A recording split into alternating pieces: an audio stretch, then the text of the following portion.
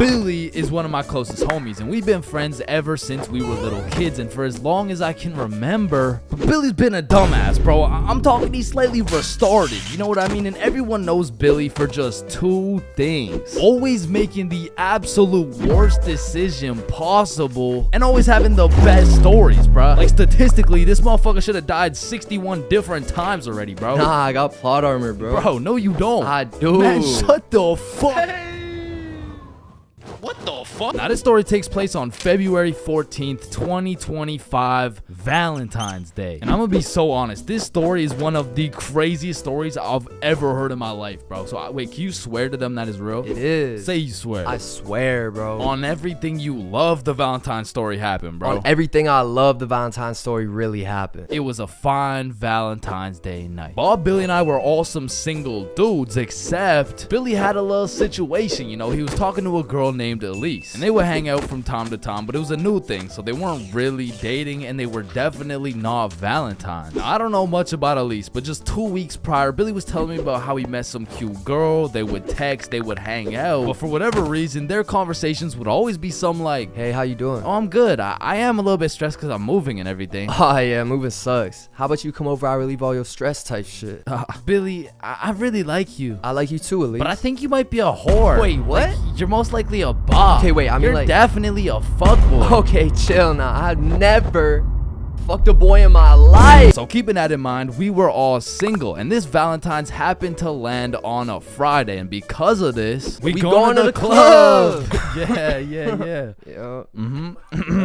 So the plan was simple. We go to the drink store to get something to pregame, go back to my house, and then hit the club, fall in love, and live happily ever after. Now, the problem was Billy was stuck working a 9.5-hour shift until 10 p.m. Now, he was the pizza delivery guy for a chain we'll call Big Caesars. So he's doing his thing, delivering those Valentine's pizzas. Well, me and Bob decided that we would go get the drinks now and meet Billy back at the crib once he's off work. So we hop in the car, we get to the drink store, and at this point it's 9:30 p.m. And so Bob calls Billy to ask what he wants. No answer. I call him. No answer. We both text him. Nothing. Now, this was strange because Billy usually responds while he's working, but we shrug it off. We go inside the store and get Billy his go-to bottle, Tennessee. So we go back to my house and get to my room at about 10 p.m. and still no word from Billy. So we're waiting for a good 20 minutes, and then I get a text message from Billy. The craziest shit ever just happened. So I'm like, what happened? Bro, it's so crazy, I need to tell you in person. So Billy whips it over to my house, kicks down the door, and instantly starts breaking down the craziest plot I've ever heard, bruh. Yo, listen, this story takes place 1 hour ago. It was 9:30 p.m. and Billy was finishing up a long 9.5-hour shift with his very last delivery of the night, but the problem was his phone was on 1% and he didn't even have a charger. So Billy locks in and memorizes all the directions to get there right before his phone dies. So from one side of the city, Billy goes 100% straight off the dome to the other side of the city for his last delivery on this fine Valentine's Day night. Billy hops out the car, walks up to the house, knocks, and they open the door. Hey man, happy Valentine's Day. Oh, thank you. Thank you so much, but I didn't order a pizza. Oh shit, are you sure? Gerald, did we order a pizza? Fuck no. Yeah, no, we didn't order a pizza. I don't know. It says a Meat Lovers Pizza for 3516. Oh, honey, no, this is 3416. 3516 is all the way around the back of the cul-de-sac. Oh, okay, thank you. Have a good night. So Billy's walking for a good 8 minutes to get to the back of the cul-de-sac, where at last he finds 3516. He walks up to the door, knocks, and a fine-looking woman in her 40s opens the door holding a vape, and Billy sees a little potential here. Hey, happy Valentine's Day, man. Oh, thank you. Of course, beautiful. How's your Valentine's Day going? You know, it's okay. Why's this okay? You ain't got no special plans? Well, honestly, my husband's out drinking at the bar, so... Bro, this was the perfect situation for Billy, bro. There's so many things he could say to make a move right here, and out of the infinite combinations of words he could put together, he says... Well, a man's got to drink, you know? Yeah, okay, yeah, well, anyways, here you go. Keep the change. Have a good one. Billy fucking sold, bruh. He missed a wide open layup, and as he turns around to head back to his car in shame, Billy gets an idea, a genius idea if I do say so myself. So Billy turns back around, walks back up to the door, and knocks again.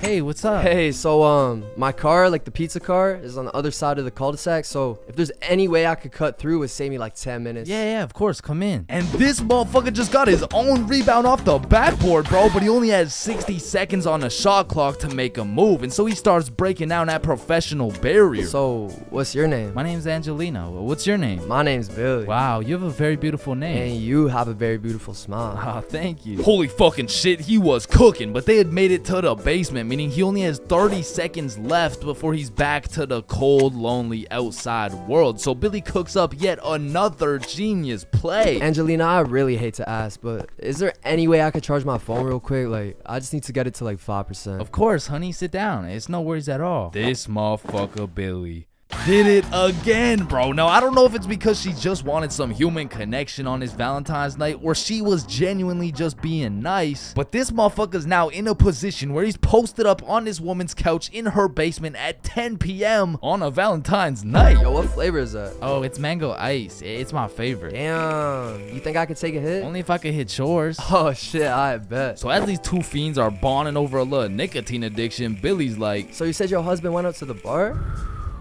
Yeah, he did. To be honest, it kind of hurts because like it just sucks to be alone on Valentine's Day, you know? Yeah, 100%. I feel you. I don't got a Valentine either.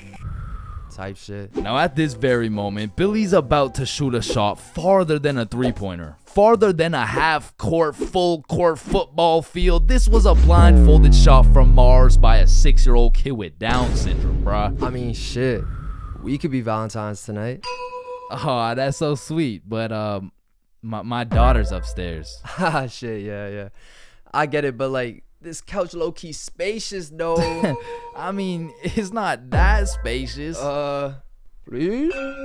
Billy, you're funny. Now at this moment, Billy's 0 for 3 with these shots. I mean, the defense line was tough. She's got a whole husband and a daughter who's just posted upstairs, probably waiting for that fucking pizza. But to be fair, Billy was still on the court, but his phone was already at a good 3% charge, so he needs a game-winning shot right now, and so he reaches deep into his bag. I'm talking middle school years. He pulls out a shot I never thought I would see in the big 2025. This flavor's fire. Yo, let me show you a new trick. Yeah? What is it? Alright, so it's called a transfer. Basically, me and you just transfer the smoke. Okay, teach me. You gotta come closer though, alright?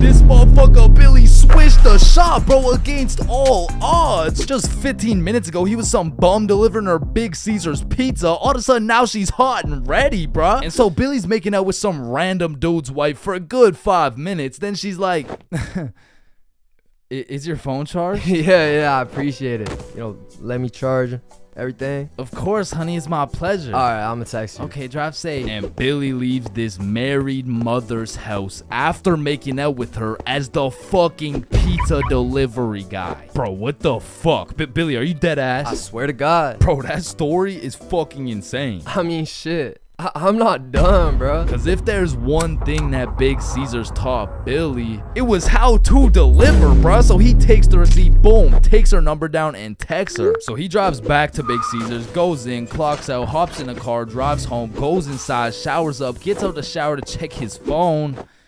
No response. Damn. So Billy tries calling her, straight to voicemail. He changes the no caller ID and calls again, and it rings, meaning she blocked his ass, bro. And I have no clue why she would do such a thing. I mean, like, yeah, she has a husband and like a kid and probably another boyfriend on the side, but damn, say something. And that's the moment when he gets a Snapchat notification. Elise has added you as a friend. Now, Elise is the girl he's been talking to on Snapchat, so why would she even have him unadded in the first place? So Billy's like, you unadded me? And she just hits him back with a WID. Shit, I just got off work. What you doing? Oh, I'm just chilling at home. And then there's a brief pause.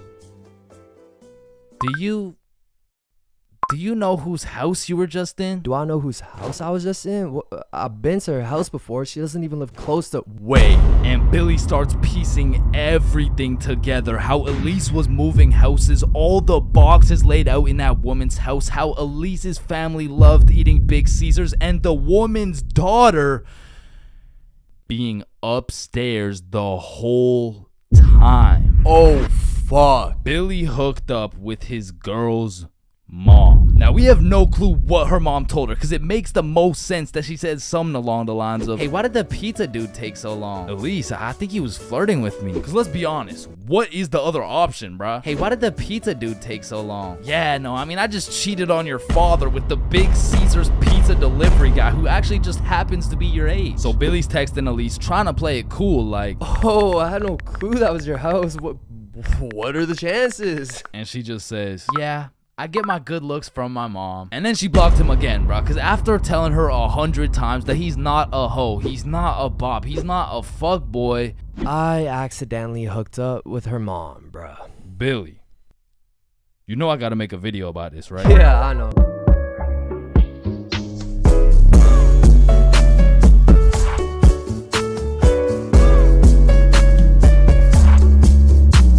Man, growing up, I was a great kid. No, I was a good kid.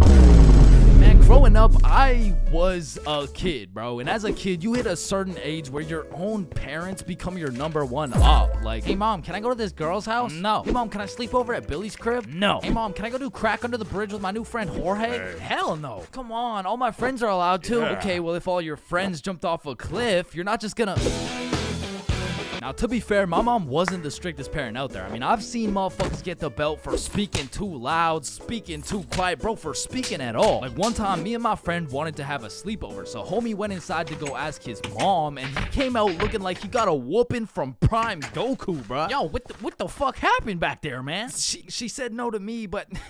I think if you asked her, she would say yes. Bro, are you fucking insane? I'm not asking her shit. Like, I really can't complain, because some of my friends' parents were so strict, they had a fun limit, bro. Yo, George, we're gonna hoop after school. You wanna pull up? Damn, dude, I'd love to, but, man, I watched a movie yesterday. Okay. So do you want to play basketball? Dude, I want to, but my fun meter's maxed out, man. My mom won't let me leave the house till Monday. Holy shit, fun meter maxed out for a week off a movie? Yo, what's this movie, bro? Yeah, what? Yeah, no, it was good, man. It's called the VeggieTale movie. Yo, George, I feel bad for you, bro. Because don't get me wrong, I've seen a lot of kids with super strict parents turn out to be straight A students, go to good colleges, stay with a good crowd of people. But with that being said, a lot of these kids whose parents were too strict to let them watch fucking SpongeBob, they end up going to college and catching Krusty Krabs after letting a dude named Patrick explore their bikini bottom, bro. Nah, but for real, my mom was far from one of those parents. I mean, she was reasonable, but the thing was, all my friends were a year older than me. Now, mentally, we were all dumb as shit. But when you hit that 12, 13, 14-year-old age, that 1 year is the biggest difference, bro. Like, us doing shit together just didn't look right. Yo, Bob, can you pass the Zot? Yo, Billy, let me hit that. Yo, pass me that shit, cuz. And cuz of this, I wasn't allowed to do a lot of the shit that my friends were allowed to do. Like, these boys could stay out past 10:30 p.m. on a weekend. I could not. They could have a sleepover on a weeknight. I could not. They could all go to a girl's house without having to call her goddamn parents. I could not, bro. Because have you ever pulled up to a function, motherfuckers are drinking, motherfuckers are doing drugs, and you gotta ask the host to speak to her parents? Hey, Kelly. Hey, killer party you got here. Like, by any chance, can my mom talk to your mom so I can stay and, like, turn up and shit? Oh, shit. And when you're 12 and all your friends can do shit that you can't do, you're left with just two options. You can either be a good kid, follow the rules, do your homework, eat your broccoli, or you could be a bad kid, break the rules, fuck your homework, and smoke that broccoli. And boy, did I make the wrong decision. I remember the first time my mom caught me lying was back when I was in grade 7. It was just an average Saturday posted up at Billy's crib. Yo, y'all boys know Rosa? Yeah, I know Rosa. What's up? Bro, she's throwing a birthday party at her crib tonight. Oh, shit, man. We about to get freaky deaky on these. I'm about to get so drunk I forget how to speak. Yo, on God, bro. Dead ass. That's facts. For real. Hey, Mom, I'm just calling to remind you how much I love you. Oh, I love you too, Chains. What do you want? So, me and my closest friends got invited to a small little get-together at my friend Rose's house. Can I go, please? Let me talk to her parents. Okay, now I was actually friends with Rosa, but she was 2 years older than me. So I swallowed my pride and text Rosa something along the lines of, "Hey Rosa, my mom wants to talk to your mom before I can come." And she's like, "Aw, baby boy needs permission." Fuck. And then she sends me her mom's number. So I connect my mom with Rosa's mom. My mom gives me the green light, but says, "You have to be home at 10:30 p.m. sharp." Say no more, mom. So me and my homies start getting fresh. We're all up in Billy's dad's expensive cologne collection. I take the coolest looking bottle, little spray here, little spray there. Had me smelling like Tom Ford, still looking like Thomas the Tank Engine, but after looking as fresh as possible, we head to Rosa's crib. So we hop on the bus, hop off the bus, walk up to her house, knock, and the birthday girl opens the door. Happy birthday! Hey, Billy, Bob, and Chains. I was waiting for you guys. Happy birthday, Rosa. Oh, damn, Chains, you smell good. Appreciate it. That's that Thomas Fordinson, you know what I mean? So Bob, Billy, and I go inside, and we realize the gravity of this situation. Oh, shit. God damn. Rosa invited like 10 of her girlfriends and like 2 of her cousins, bro. We were completely outnumbered in the greatest way possible, bruh. And as I'm just doing some quick math on the ratio, there's a knock on the door. Rosa opens it, and it's Dennis holding a bottle of vodka. Now, we're friends with Dennis, Rosa's friends with Dennis, but to put it simply, Dennis was a bad kid, bro. This motherfucker was living life with no precaution, no regrets, no morals, but to be fair, he was fun as fuck, bro, because when Dennis pulled up, the party got lit, bro. We were taking shots, dancing, playing beer pong, taking more shots. We were having a marvelous time, and I was drunk, okay? Not too drunk, but not just tipsy. I had hit the perfect sweet spot of drunk. I got all the stat boosts of being funnier, more confident, more smiley, but I still had full control of my body, so I started applying that pressure, bruh. Hey, don't y'all both have ugly boyfriends? No, what the fuck? No. Shit. Y'all want one? What?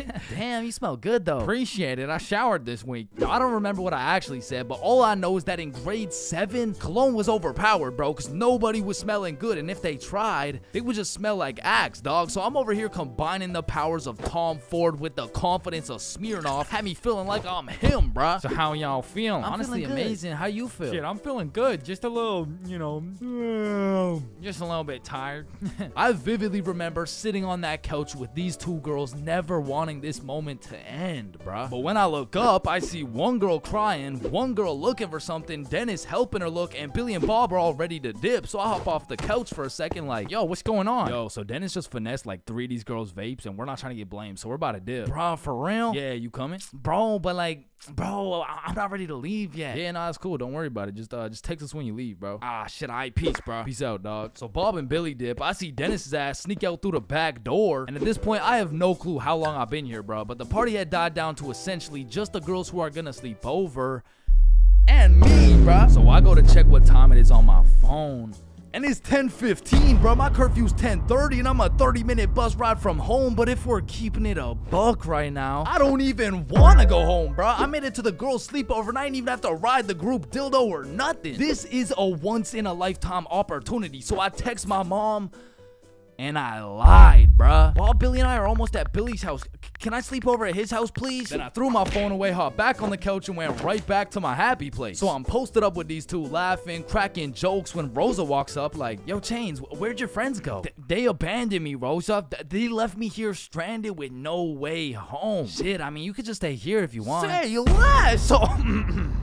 Appreciate it. And eventually, all the girls gave up on trying to find their vapes. They all gathered around to play Truth or Dare, and I prayed for times like this, bro. I was deep in enemy lines, and I didn't want it any other way until one of the girls sees my phone on the ground and is like, hey, Chains, I think someone's calling you. So she tosses me my phone. I check it, and I got 20 missed calls from fucking everyone in my contacts, bro. So I'm trying to be strategic with it to find out what's going on. I call Billy first. Yo, what's happening? Bro, so your mom called my mom and asked if you were here yet at my house. And my mom told your mom that you're not even here, bruh. Aw, shit, what do I do? Bruh, I don't know. And everyone knows when you get caught in a lie, you should just fess up, tell the truth, and apologize. But I doubled down, bro. So I called my mom, and I'm like, hey, mom, we're almost at Billy's house. We just missed our second bus. Where are you? I'm at Stickman Middle School bus stop. You know, like, we're super close. We're just waiting for the bus to come. I'm picking you up right now. Fuck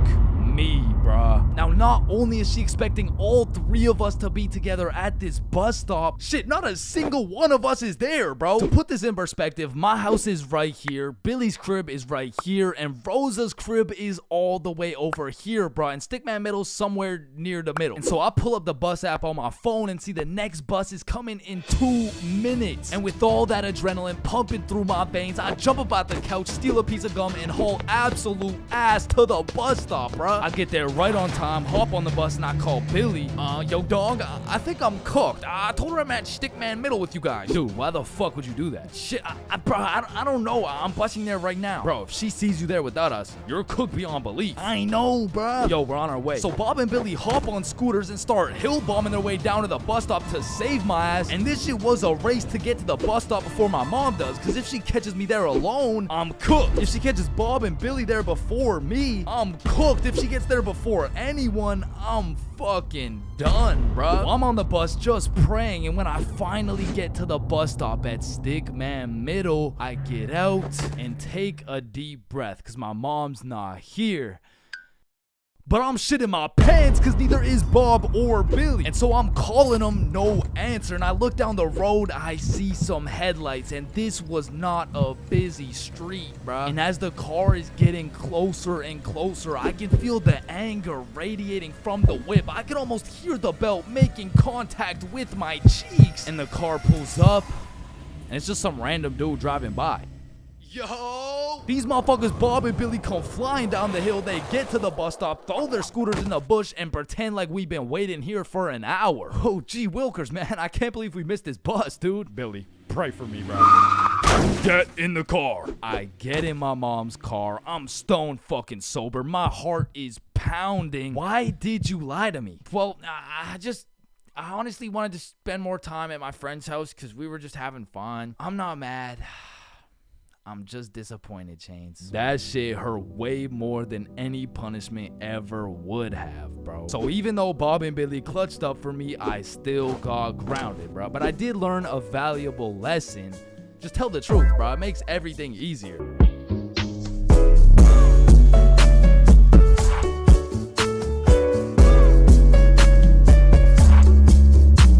Your very first time buying from the plug. It's a special moment. It marks the beginning of a bond so strong and full of trust that it can only compare to that of your barber. Now, your first time copping from the plug can go many different ways, but my first time took place way back when I was 7. Okay, that's cap, but I was 13. Now, as some 13-year-olds, my homies and I were oblivious of how to get our hands on some sweet, juicy, succulent magic broccoli. But you know what they say, if there's a will, there's a way. So we did what any 7th grader would do. We searched that shit up on Google. Where do I buy weed? And somehow, one of the first things that came up was some motherfucker on Reddit like, just order a pizza.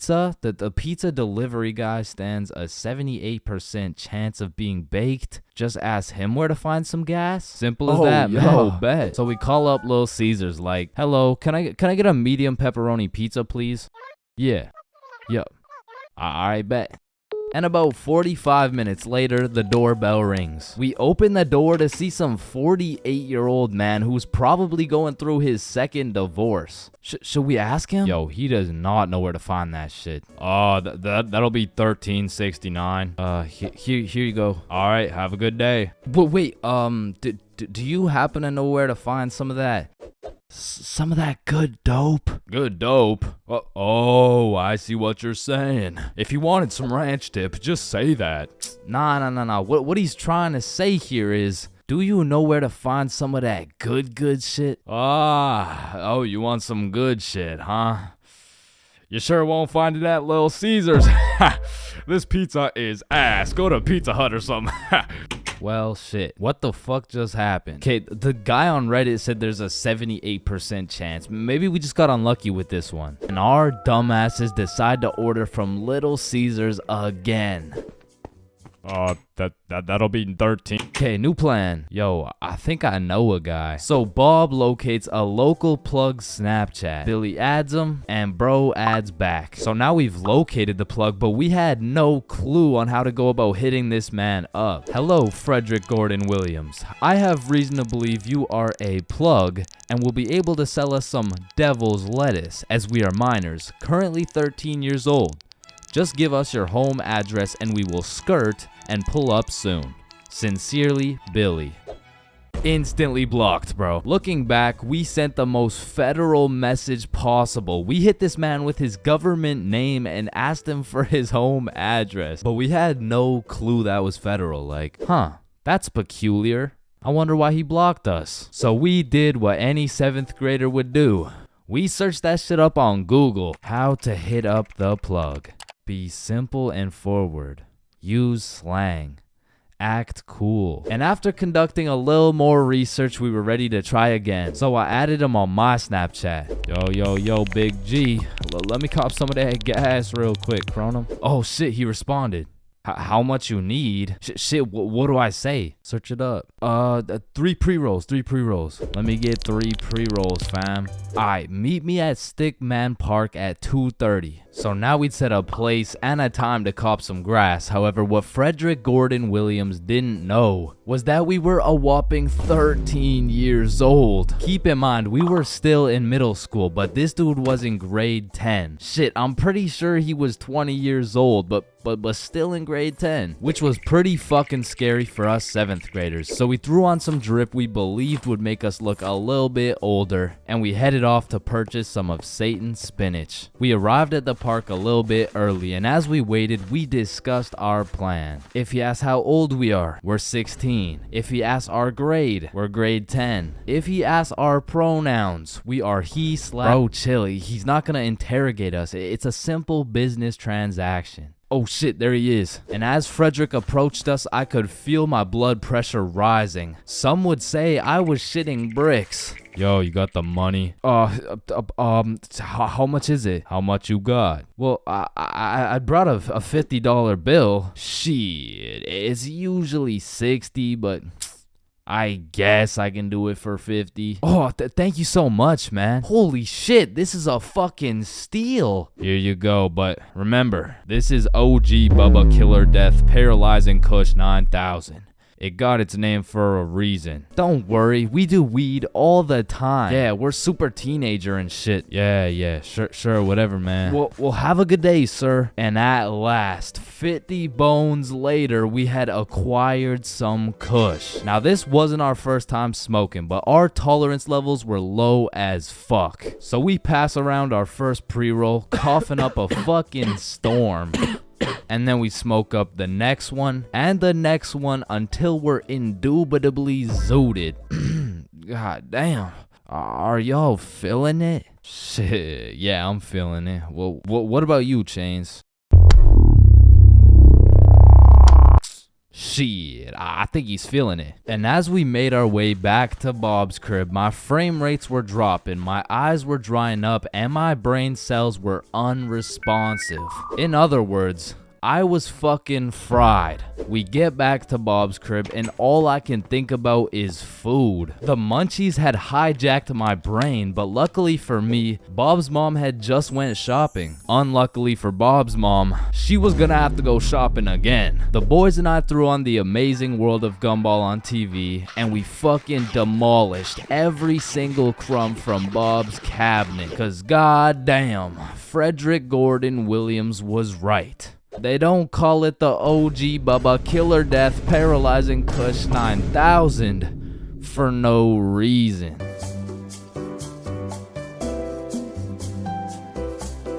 Man, sometimes this world can be a little cold. It can get a little gray, but there is nothing that can bring more excitement and vibrance to your life than having a crush. I mean, it gives you something to wake up for, something to smile for, someone to impress, and someone to be absolutely crazy crushed by, leaving you more depressed than ever before. Which is when you get a new crush. I mean, crushes make the world go around. Everyone's had a crush at some point in time, and sometimes that shit gets too serious. I mean, I've had homies prepared to throw away their entire lives just to impress their crush, bro. Oh my god, look at these big weights. I wonder if anyone's strong enough to lift these.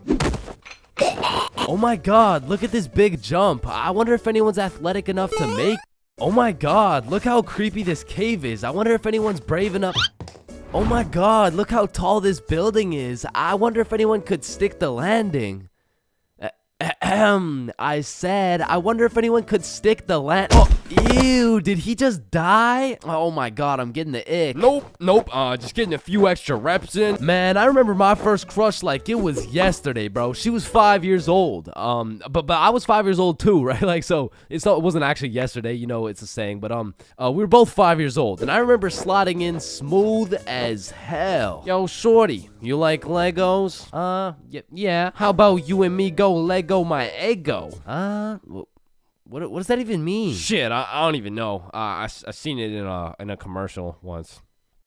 And after that day, me and Rose hung out all the time. We'd be playing Legos, we'd link up at recess, and I couldn't help but let her know how I truly felt. Hey Rose, I like you. Oh, I like you too. And that shit had me thinking, damn, this life shit is easy as hell. I'm barely 5 years old and I already got a wife to raise my kids. Little did my dumb ass know life wasn't all sunshine and rainbows, cause when I came to class the next day, I saw Rose playing Lego with another dude. And that was the day I realized crushes cause nothing but pain, especially before high school, because let's just think about the 3 possible outcomes. 1, you have a crush on this girl and you decide to tell her, because what's the worst that could happen, man? You guys are right. Stacy? Yeah, I have a crush on you.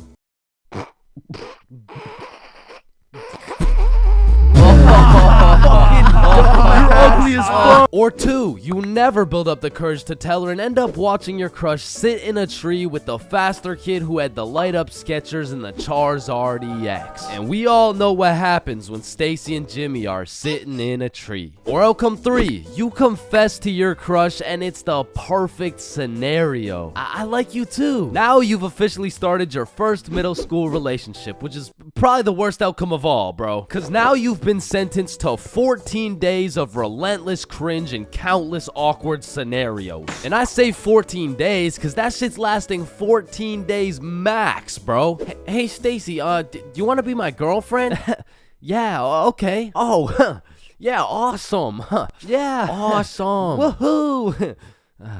So do you want to like hold hands or something? Yeah, sure. So, Stacy, I've been thinking. I don't think this whole thing's gonna work out. Oh, okay. It's not me, it's you. Oh. Wait, what? Yo, fuck my ass, bro. Or what's even more tough than having a crush in middle school is having a crush on a fictional character, bruh. Cause it's like you'll just be chilling, watching some Teen Titans eating cereal or whatever. All of a sudden your crush is kissing other dudes right in front of you and you can't even do shit about it. I remember back in my day, I was down horrendous for Lola Bunny, bruh. And I really don't know how I feel about admitting my attraction towards a 2D cartoon bunny, but you gotta remember, this was in the past. Like, this was at least at least 2 months ago. And maybe I'm tweaking on this one, but the red fish from Shark Tale, bruh, she was different, bro. And her name, I think it was Lola as well. Shit, maybe I just like cartoon girls named Lola or something. That's exactly what I want to hear. No. And I don't know about you, but for some reason, whenever I would talk to my crush, it was like I got an instant nerf, bro. I'm talking minus 10 charisma, plus 15 stutter, minus 5 strength, and plus 350% chance of getting put in a random ass headlock. Like, I could be in the worst scenario of all time with a girl who has 5 kids and is married to a member of the cartel. And just cause she's not my type, I'll get an instant stat boost that'll have me pulling like Mr. Duke Dennis himself. But put me in a room with my crush and all of a sudden I got the same charisma as fucking McLovin. Hi. Hey, it's 10:33. What? A.M. like in the morning. Like I'm saying, it's 10:33 in the morning.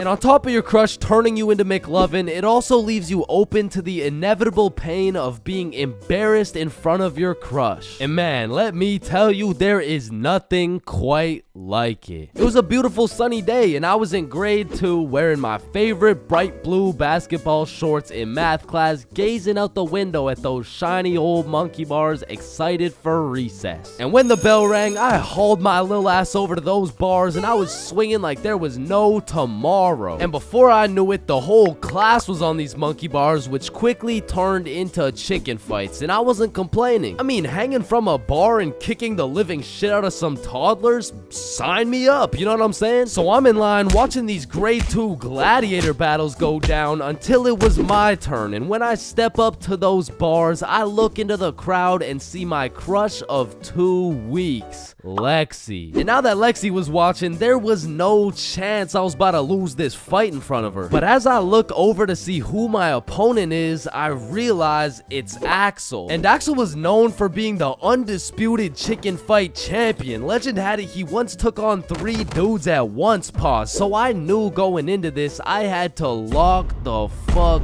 in, bro. So we climb over to each other and he's kicking my shit in off rip until I hit his ass with my specialty move, the Python squeeze. And in 10 seconds flat, let's just say I folded that motherfucker's clothes. With him still in him, and everyone was hyping me up because I just did the exact equivalent of dunking on Michael Jordan in his prime with Beyonce watching. So of course Axel's pissed. Hey Chains, you, me, rematch now.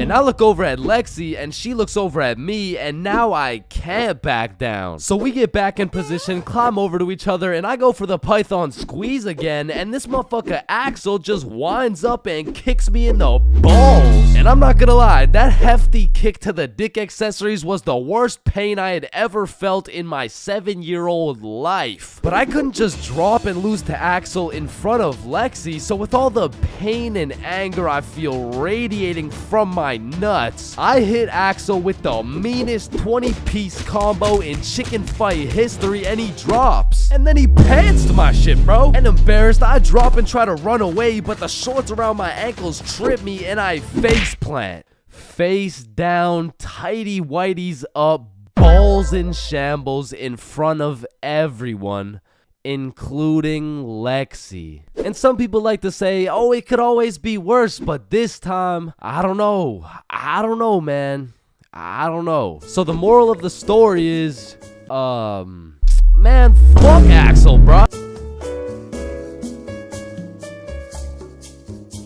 Man, way back when, there was a time when you couldn't catch anyone under the age of 30 chiefing a vape. Until one day at Vaporizer Laboratories, they were cooking up and made a flavor that would change the game forever. Cotton candy. Now this revolutionary flavor forced these grown-ass 30-year-old men to take a good look in the mirror and ask themselves, Damn, what do I look like as a grown-ass man sucking on this goddamn cotton candy stick? so they do what any responsible adult would do. They give it to their children. I mean, shit, kids love cotton candy. All of a sudden, business is booming for Vaporizer Laboratories, so they start cooking up even harder. Boom, Sour Patch Kids juice. Boom, applesauce juice. And boom, baby food juice. These babies will be sucking that shit like a soother. Kids' first words will be looking like, yo.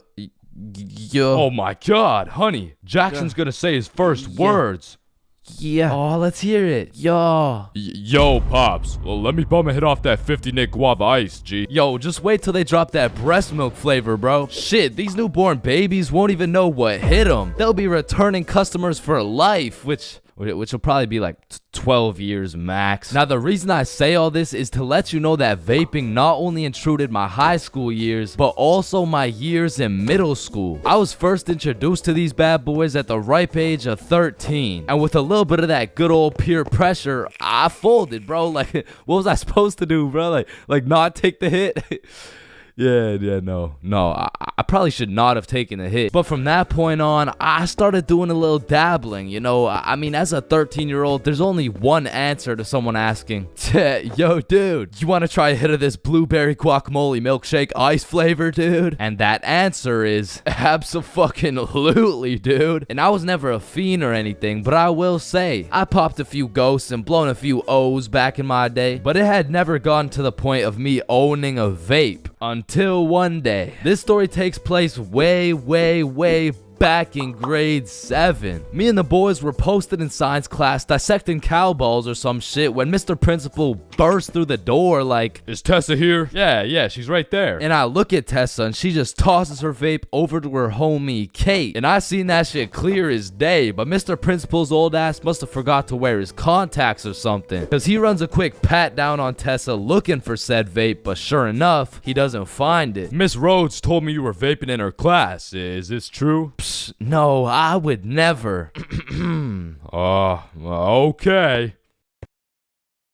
And then the bell rang and everybody knew what that meant. It was nut break. Now I don't know who the fuck decided to name our recess nut break, but I will say most of the students understood that that shit was short for nutrition break. However, some kids took it a little too literally. Weird ass school, man. But this specific nut break, you best believe me and the boys weren't busting nuts or eating nutritional foods because Billy had something else on his mind. Yo, who's got you smiling like that? Who, me? Nah. It's nobody. Yo, wait, you got a crush on Tessa? What? Tessa? Me? Yeah. Yeah, I got a crush on, yeah. Oh, shit, go talk to her, bro. Talk to her. No.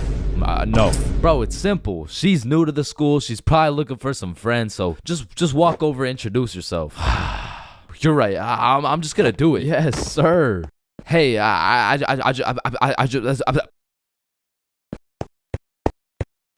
I just sell that shit? Yup. You did. Then the bell rings and we all go to PE class. Now in my middle school, your class was your class. You just have the same students and the same underqualified teacher teaching everything. Like, Lord knows Mr. Donaldson shouldn't be teaching PE, but shit.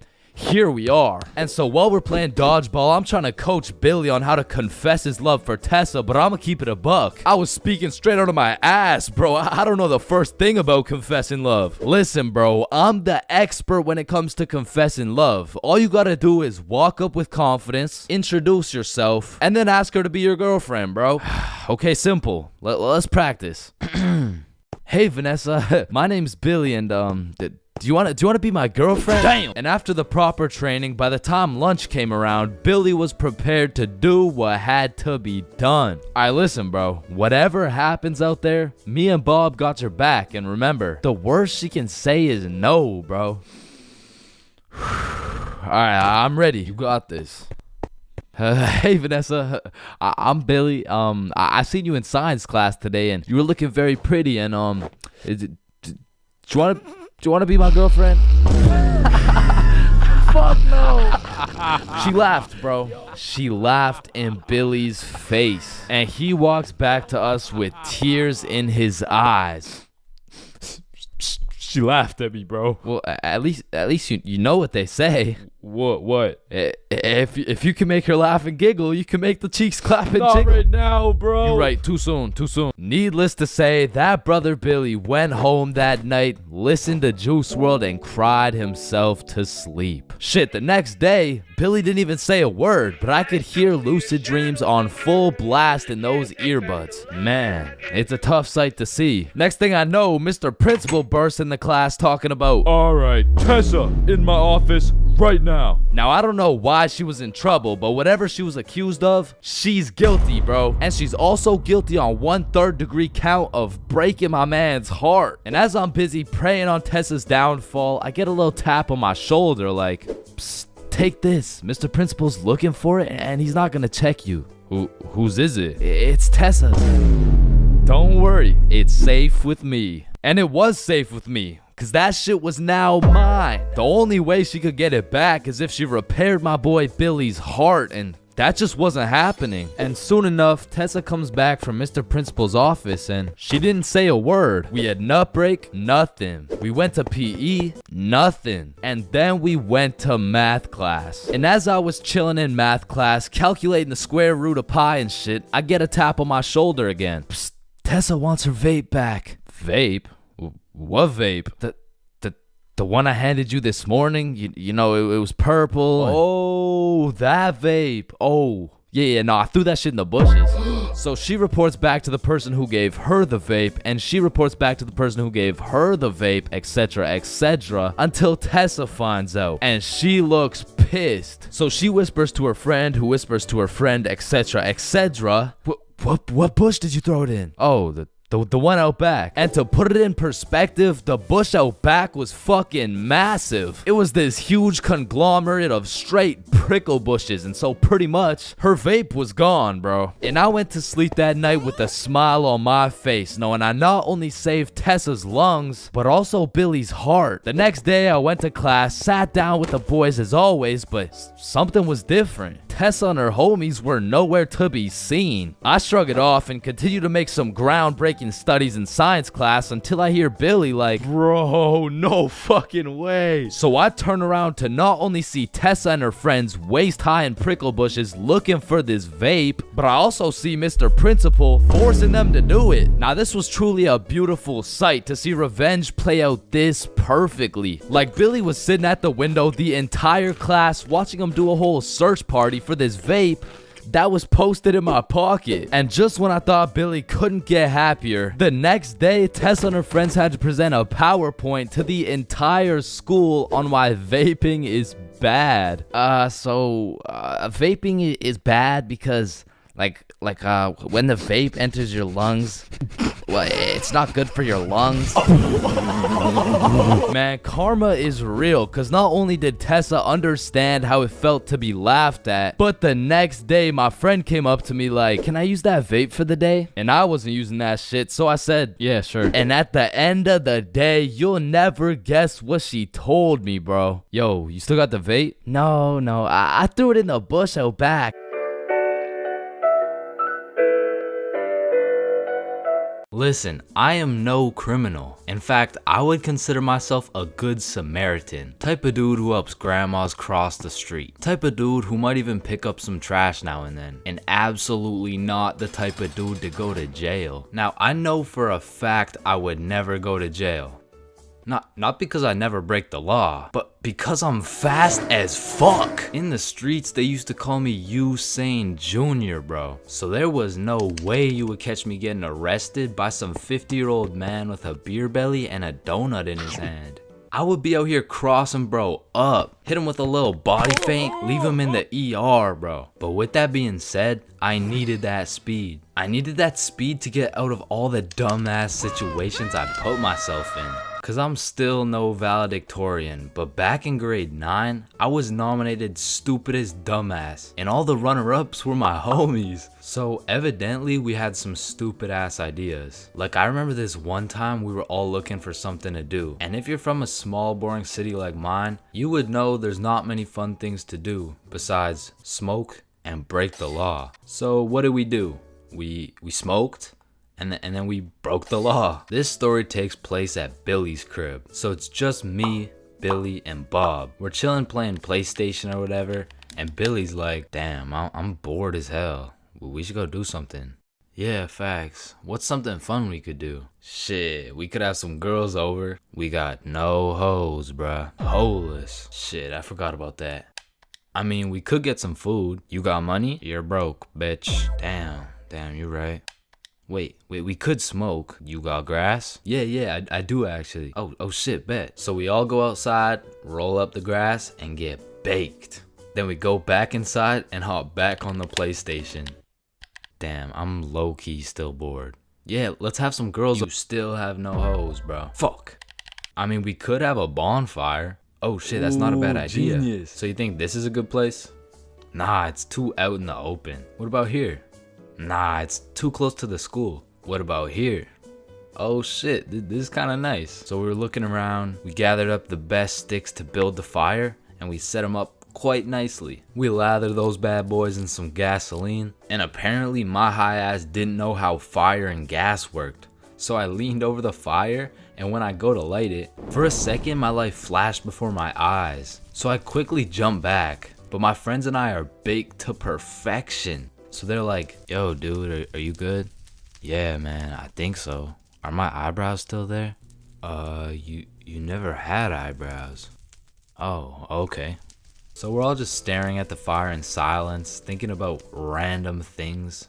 Damn, I need me a 4-piece Popeyes combo right now. The meaning of life, it must be to evolve and become the best person you can be. God damn, Bob's mom is so hot. And as we're just chilling, watching the fire, it was pretty much sending out a smoke signal, and anyone in the vicinity probably saw it. And soon we started hearing a siren in the distance. Guys, it's definitely just an ambulance. I mean, it's getting kind of loud, don't you think? No, we're chilling. Fuck, bro, I'm out of here. Yeah, I'm way too hot for this right now. So Billy and Bob just leave. And I'm thinking, they're just being some scaredy cats. They're gonna come back. It's literally just an ambulance. Right? Man, it's getting kind of close. Oh shit, they're definitely coming for me. And then the siren just stops. Oh, I guess they're not coming for me. And then I look behind me, and I make direct eye contact with 2 officers. My heart literally stopped. Oh, you're fucked.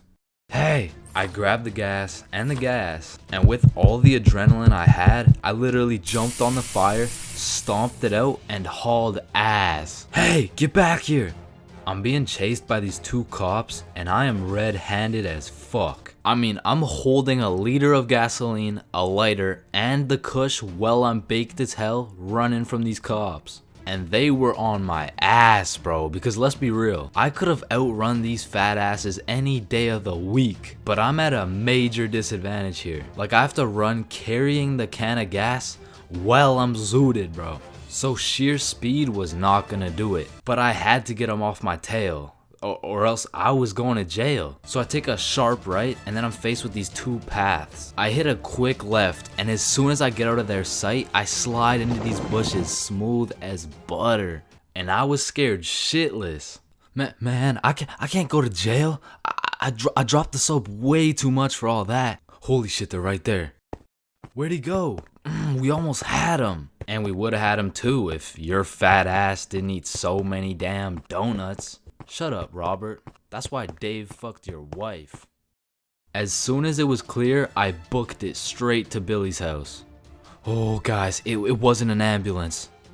No shit. And I think it's safe to say I was paranoid for the rest of the night. Yo, I really appreciate you guys, so I'm gonna be following back a bunch of people on my Instagram, so go check it out. Peace. Man, I don't know about y'all, but for me, having an older brother is like, oh, chin check. Damn, bro, El Chin, am I right? Nah, I got you a gift, though. Damn, for real? Yeah, open them up. Oh, these are tough. Let me try them on. Yup, you know what these are good for, bro? Yeah, what is it? I'm not gonna lie, bro, I still love having a big brother. Like, yeah, you get your ass beat bi-weekly. Yeah, these motherfuckers will steal your food, and they be frying your shit for no reason whatsoever. Chains for real, not as Chipotle for real. Because he's wrapped like a burrito. But let's think about it, bro. What is the alternative? A big sister, bro? Hell nah. These motherfuckers will force you to do your makeup and shit. Alright, yeah, pull the plug. But it looks good. Pull that shit. Like, pull the plug. So I don't think we can do that. Pull the Damn, plug. are you Pull serious, the bro? man. Pull the fucking plug. Like, having a brother's an interesting situation, because I would trust this motherfucker with my life, no questions asked. But I'm not trusting him with my Chipotle for a second, bro. Like, I was born with my very own #1 hater and my #1 supporter who just happens to have the same mom as me, bro. But listen, nowadays, I'm a grown-ass man. My brother, a grown-ass man. Now that we're both grown, we get along like PB and J. Yo, that's what I was about to say, bro. For real, though, we get along like chicken and waffles. Okay. Yes, sir, bro. We get along like salt and Vic. Nah, I don't get it, bro. I don't know what you're trying to say. Nah, I mean, what I'm trying to say is if I'm eating, Right. worried, Oh, and yeah. if he gets into a fight, we get into a fight, yeah. If someone reads my search history, We searched up Lola Bunny, furry buns, looped up, shaking it wild style. Yeah. Hell no. What are you doing, bro? We didn't do that? Fuck no. Okay, yep, no, that's fine. But a lot of shit has changed throughout the years, man. Back in the day, me and my brother were ops, bro, because this motherfucker's sole reason for living and breathing was to rage bait my ass. And I was like 5 years old, still figuring out who's milking the chocolate cows and shit. And big bros hit me with shit like, yo, what's 9 plus 10? It's 19. Get a load of this dipshit. Bro, it's literally 19. Man, what the fuck? Okay, why are you so mad, bro? Bro, you literally. Alright, relax, bro. Just sit down, take a deep breath. Who's a good boy? Yeah, man, fuck. Now, me and my homies used to wrestle all the time, and my record was decent. We're talking like 50 and 10, and at the time, my signature go-to finisher move was the guillotine choke. It had seriously never let me down once until I tried that shit with Big Bro, and I started guillotining my ass beat, dog. My brother's 3 years older than me, so that shit was like a boss battle that you just don't have enough XP for, bruh. Like, when I would pull up on him, I hear boss battle music, my health bar pops up, and I start unloading the clip on this motherfucker, but he's done beat my ass so many times. He's got my moveset memorized and shit, bro. Like, this motherfucker's the Picasso of beating my ass specifically. Like, every time, I was getting folded like an omelet, folded like origami. I was getting folded like I was playing poker, the way he just dealt me these hands, bro. And maybe you're thinking, Big Bro got the strong genes, so I got the smart genes type shit. Nope, not. This motherfucker took those genes too, bro, and he put them to use. Cause he used to manipulate the shit out of me, bro. Like, I remember one Halloween a long time ago when I was like 4. My mom came up to us with 2 costumes, right? One was Spider-Man with the fake muscles and everything, and the other was Shrek. It was Shrek. Yo, I call Spider-Man. No, but I want Spider-Man. Actually, you know what? I want Shrek, man. Shrek is cool as hell. Like, what'd he say? What are you doing in my swamp? Wait, no, I want Shrek. Oh, you think he's supposed to be like Mike Wazowski or some shit? I don't even know. What are you doing in my swamp? And this can't just be me, bro. But when we were younger, my brother would teach me some lingo or advanced intellectual informational shit. And I would go around school just spewing out words I don't even understand, bro. Damn, what y'all got for lunch? Shit, it's just a little PB&J. That's savage. Yeah, yeet. Yeah, man, I guess. I mean, my mom made Okay, it. Bob, I see some pizza. YOLO. What about Bevs? Bevs, what are we saying? I got some apple juice. Okay. Yeah, man, I love apple juice. I don't. Bro, what? Who doesn't love apple juice? Yeah, well, it's because my brother says that juice has a secret society where all the juices, I'm talking apple, orange, fucking pineapple, get together and they control the bank. Shit. Now, me and my brother would go at it, bro. It was a seemingly never-ending rivalry between us of me getting my ass beat, him beating my ass. Okay, maybe it wasn't a rivalry. Shit, I think I was getting bullied. But one day when I was 7 years old, everything changed for both me and my brother when we got a stepsister, bro, because she was annoying as fuck. Her name was Alicia, and she was spoiled, bro. Every time she didn't have her way, she would just call up her pops, and it was raps for me and bro. Alicia was getting a princess treatment, and we were getting a fucking peasant treatment, dog. Like, let me tell you a story from my childhood, bro. I was 7 years old, and me and Alicia shared a small room, and it was split right down the middle. The left side was blue, Spider-Man bed, teddy bear, boy shit, right? And the right side was pink, Disney princess posters, Barbie dolls, all the girl shit. And one night, I was in dreamland, counting sheep, having a wonderful time, and when I woke up, I realized I done pissed the bed, bro. Grown-ass man at the big age of 6, pissing in the sheets. Hell nah. I was like, shit, man, I gotta get my act together, bro. So throughout that day, I drank a little bit less water, hopped into my cozy Spider-Man bed sheets, and went to sleep. And when I woke up, I done pissed the bed again, bruh. Fuck, man. 2 in a row. I gotta lock in, man. So that day, drank no fucking water. I was parched as hell, but I jumped into bed to finally have a nice, peaceful, dry sleep. And when I woke up, fucking soaked, dog. I went 3 for 3, bro. I was like the LeBron James of waterlogging the mattress. Alright, bro, this shit's just getting ridiculous. So I go 2 days straight, no water. I'm fully dehydrated. There's not an ounce of water in my body. I finally go to sleep, but this time I wake up to rustling, movement. My bed kind of shaking. I fully open my eyes. Alicia just pissed on my bed, bro. Yo, what the fuck? Oh, hey, Chains.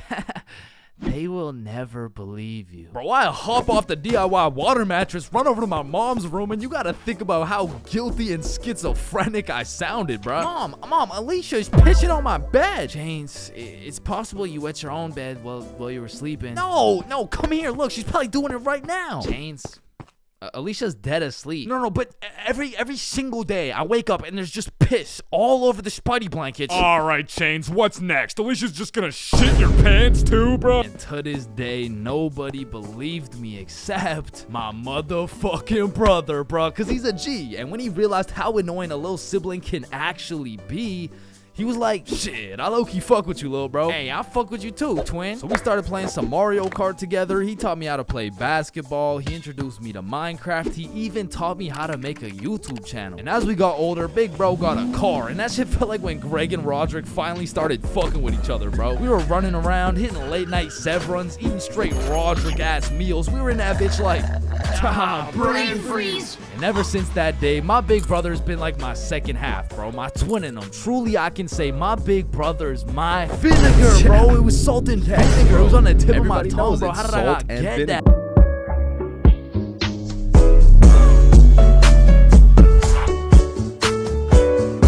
What are you doing in my swamp? All right, listen, I'm creating something I like to call the internet. Yo, what does it do? On the internet, people are going to be able to search up literally any question they have. They're going to be able to watch videos for educational purposes. And the craziest achievement yet, you can communicate with literally anyone across the entire world. Bro, this is going to change the world. Bro, I'm not gonna lie, the internet is 100% one of the greatest inventions of all time. Like, that shit's up there with the light bulb, the airplane, the Testacuzzi. Like, they're all groundbreaking inventions, but the internet just has to be number one, bro. Like, imagine telling a caveman you had a magical box where you could make anything pop up in 2 seconds. Yo, Caveman Dave, I got a magical box where you can make anything pop up in 2 seconds. Oh, shit, cool. Do you know her or something? No, Dave, no, get the fuck. Now, Caveman Dave absolutely dicking down the computer monitor seems stupid, barbaric, uncivilized, you know? Like, who's gonna tell bro they're just pixels on a screen, am I right? Facts! Yo, Caveman Dave is a dumbass! Facts, yeah, nah, don't let me see your search history. You know, we don't gotta do all that. You know, oh, okay. Monstrous KFC mukbang. I like KFC. Fat motherfuckers eating a lot of food. I was hungry. Yo, big butt booty Latina oiled up, shaking that diggity dump truck, dog. What are you searching? Okay, listen, like my finger slipped. Yeah, bro. 2025 is the weirdest time to have access to the internet, and that's just cause everybody has that shit. Like, I got it, you got it, my grandma's got it, Kanye's got it. Man, you and your grandma. Kanye still got it. And I fucking hate so every thing, and I'm done. Okay, yeah, well, not anymore, but I don't know if it's just me, but recently the internet has been getting more and more out of pocket, bro. Like, I'll be having a fantastic day, just chilling, until I pull up Instagram and see some shit talking about imagine your car declines at the abortion clinic and the doctor start nutting in you. Yeah, this motherfucker's never getting a job, bro. Like, his digital footprint's up there with fucking Kanye, bro. Aw, hell nah. Alright, his shit isn't yay bad, but imagine dude trying to apply to a university. Like, yes sir, this has been a dream of mine since I was a little kid, and I've spent thousands of hours studying, and it would be an absolute pleasure to join your program. Wow, that's amazing. And it seems like your GPA is a perfect 4.0, and man, your volunteer work is nothing short of impressive. I mean, building an entire village in Africa with your bare hands, I mean, jeez, that's good stuff. Yeah, thank you, sir. Yeah, now, I do just have one last question. Yeah, anything. What would happen if your car got declined at an abortion clinic? Holy shit, is that girthy dishwasher 97? Yep, yeah, that's me, bro. Yo, most relatable content on Instagram, I swear. Yo, actually, I really never get the credit that yeah, just put the fries in the bag. Oh, okay. And speaking of getting a job, you ever seen a kid under 7 years old post literally anything on Instagram? Yo, the comment section has a field day, bro. Like, the video will be of a kid who's just barely on the brink of gaining consciousness, and the comments are talking about, get a job, little motherfucker. Somebody get bro some fentanyl. I'ma touch you in places you ain't even know existed, little motherfucker. Like, bro, stop touching these 6-year-old 6-year-old kids and touch some grass, dickhead. Yeah, but I'm not gonna lie, as a motherfucker who draws stickman for 16 hours a day, I really gotta start taking some of my own advice, bro. Wait, what's your advice? Oh, I mean, stop touching these 6-year-old kids. You touch No, 6-year-old wait. kids? I'm talking about Gurgi Force. Chains, you know the drill. God damn. Bro. Even these motherfuckers have the internet, bro. Like, what could you even possibly be posting? Oh, shit. Yeah, nah. We gotta start banning motherfuckers from the internet, bro. And I think we should all do a poll for the first person to go. You know, like, take your time. Oh, shit. Okay, never mind. Votes are in. Looks like we're banning Jack Doherty. Why in the fuckity shit did you just ban Jack Doherty? You know what? Ban his the last two, bro. Actually, ban every single kid on the internet. Like, put down the Instagram reels, go outside and eat rocks like a normal kid before Gurgi Foreskin 445 fucks around and finds your IP address, bro. Because there's a lot of weird motherfuckers online, especially considering the impending gooner epidemic of 2025.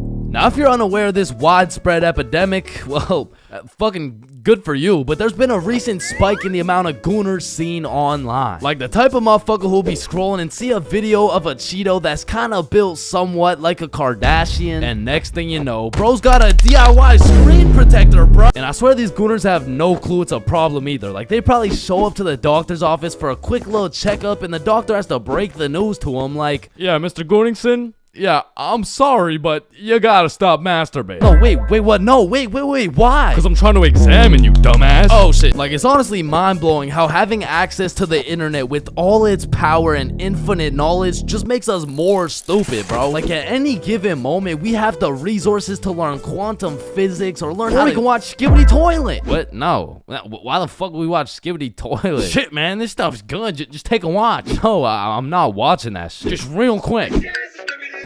Yo, why are you recording me, bro? We're filming a YouTube video, dumbass. Oh shit, yeah, you're right. So I was saying there's a lot of people nowadays addicted to the internet and shit, like that guy over there. Where?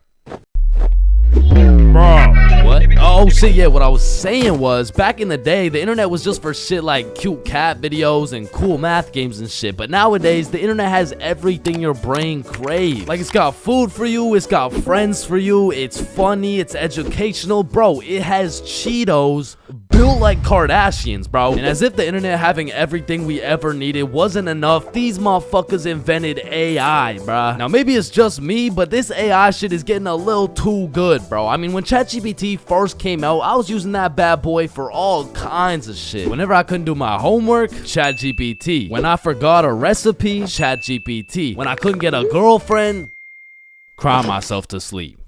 And then ask ChatGPT. Like back in the day, I was using that shit to fix all my problems. But nowadays, I just be using it to spend quality time with, bro. Holy shit, this guy's a gooner if I've ever seen one. And no, I'm not a fucking gooner, bro. I'm just spending some time getting to know my homie Mr. GPT. Cause when the day comes and that motherfucker and his AI homies decide to take over and kill the entire stickman race, you're gonna be getting your shit annihilated, bro. And I'ma just be like, yo, GP. You don't gotta do this, bro. Remember when we used to talk about our feelings together and I used to send you line art of sexy Squidward and shit like hot, you fucking gooner. And honestly, I feel like the people are less scared of the robots taking over the entire world and they're more scared of them taking their jobs. But I'm gonna keep it a buck, I cannot relate, bro. Like AI could never do the shit I do. AI could never do the shit I do. Wait, what the fuck? Wait, what the fuck? Who does this bum think he is, bro? Who does this bum think he is, bro? Like I mean, yo, alright, that shit doesn't even sound like me, bro. Yo, that shit doesn't even sound like me, bro. So you want to copy everything, huh? Yeah? Yeah, you sure you want to do this? Yeah, you sure you want to do this? Yeah. Alright, let's go. Alright, let's go. I like little kids. Yo. Like, you loading or something? Like, what's going on? You gonna repeat it, or, you know? Undercover police has Bodge back. Hello class, I'm Mr. Subinson. I'll be your sub for today. For rules, I don't want to see any horseplay, no phones, and no WWE wrestling moves off the top of the desk, alright? One, two, three. Yeah, he just looks like that dude from the Pringles can. Walking into class and then seeing a substitute teacher is like the same feeling as squaring up to fight a dude and then finding out that dude's blind, bro. Like, you pretty much just gotta show up and you win. Like, I honestly feel bad for these substitutes, bro, because every day they have no clue what they're showing up to. Like, one day they're walking into a class full of angels, and the next day they're fighting for their life in a class of straight demons, bro. I mean, being a substitute teacher is all about confidence. Like, the moment the sub walks into the class, they're being analyzed. Like, the way they walk, how they dress, and especially how they talk. Yo, if the first thing they say sounds like, Hey, hi guys. it's raps, bro. If you start the class sounding like an intro to an 8-year-old's Minecraft Let's Play, paper's gonna be thrown, pencils are gonna be thrown, fucking dudes are gonna be thrown, like, it's gonna be straight anarchy, bro. But when the sub walks in the room with a little pep in his step, a little drip in his fit, and most importantly, he starts the class sounding like he's done this shit before. Hey guys, I'm Mr. Peppinson, and today we mean business. All of a sudden, people are listening. Everyone except for one man, the class clown. He's gonna see that confidence as a challenge, and bro's gonna start testing the waters to see if this sub is really about it. And that is how Y equals MC squared. Any questions? Yeah, blue hat. Yeah, Mr. Peppinson, why are you built like that? Oh, you mean built like the Rock? Yeah, these are called muscles. You learn about them when you hit puberty. But bro, I'm in grade 11. I've already hit puberty. Yeah, nah. That's not what your peach fuzz mustache is telling me, buddy. Okay, well, your hairline is telling me it's going on a vacation, bruh. All right, let's see your shit then. Yeah, like, it's not bad.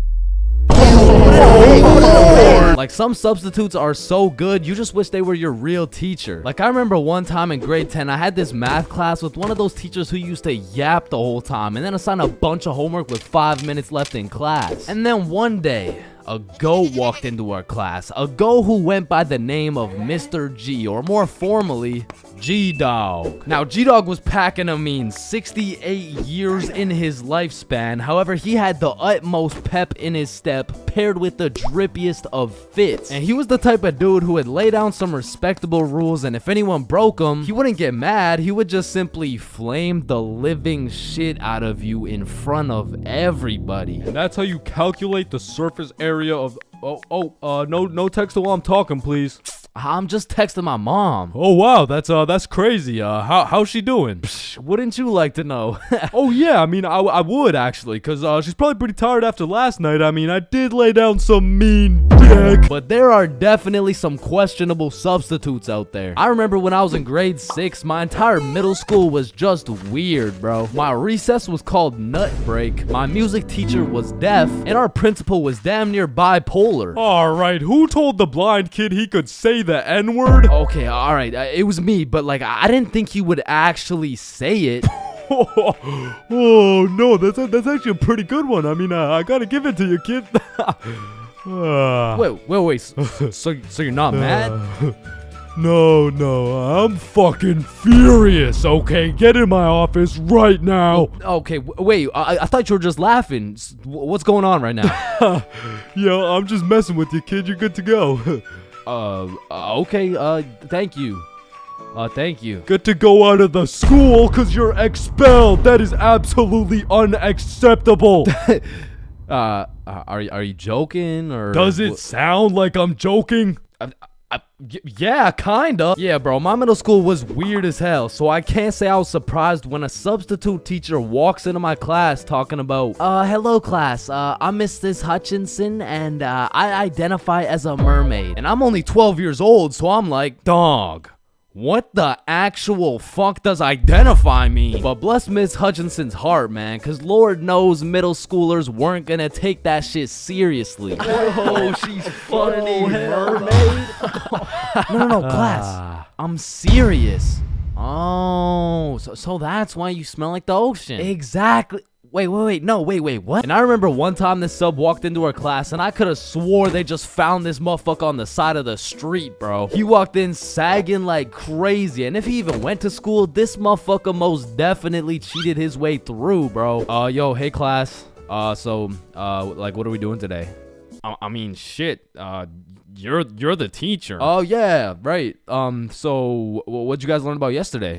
We were learning about agriculture. Oh yeah. Yeah. And I think you're right too, because you know the culture we live in right now is very angry, and the anger culture just needs to take a chill pill.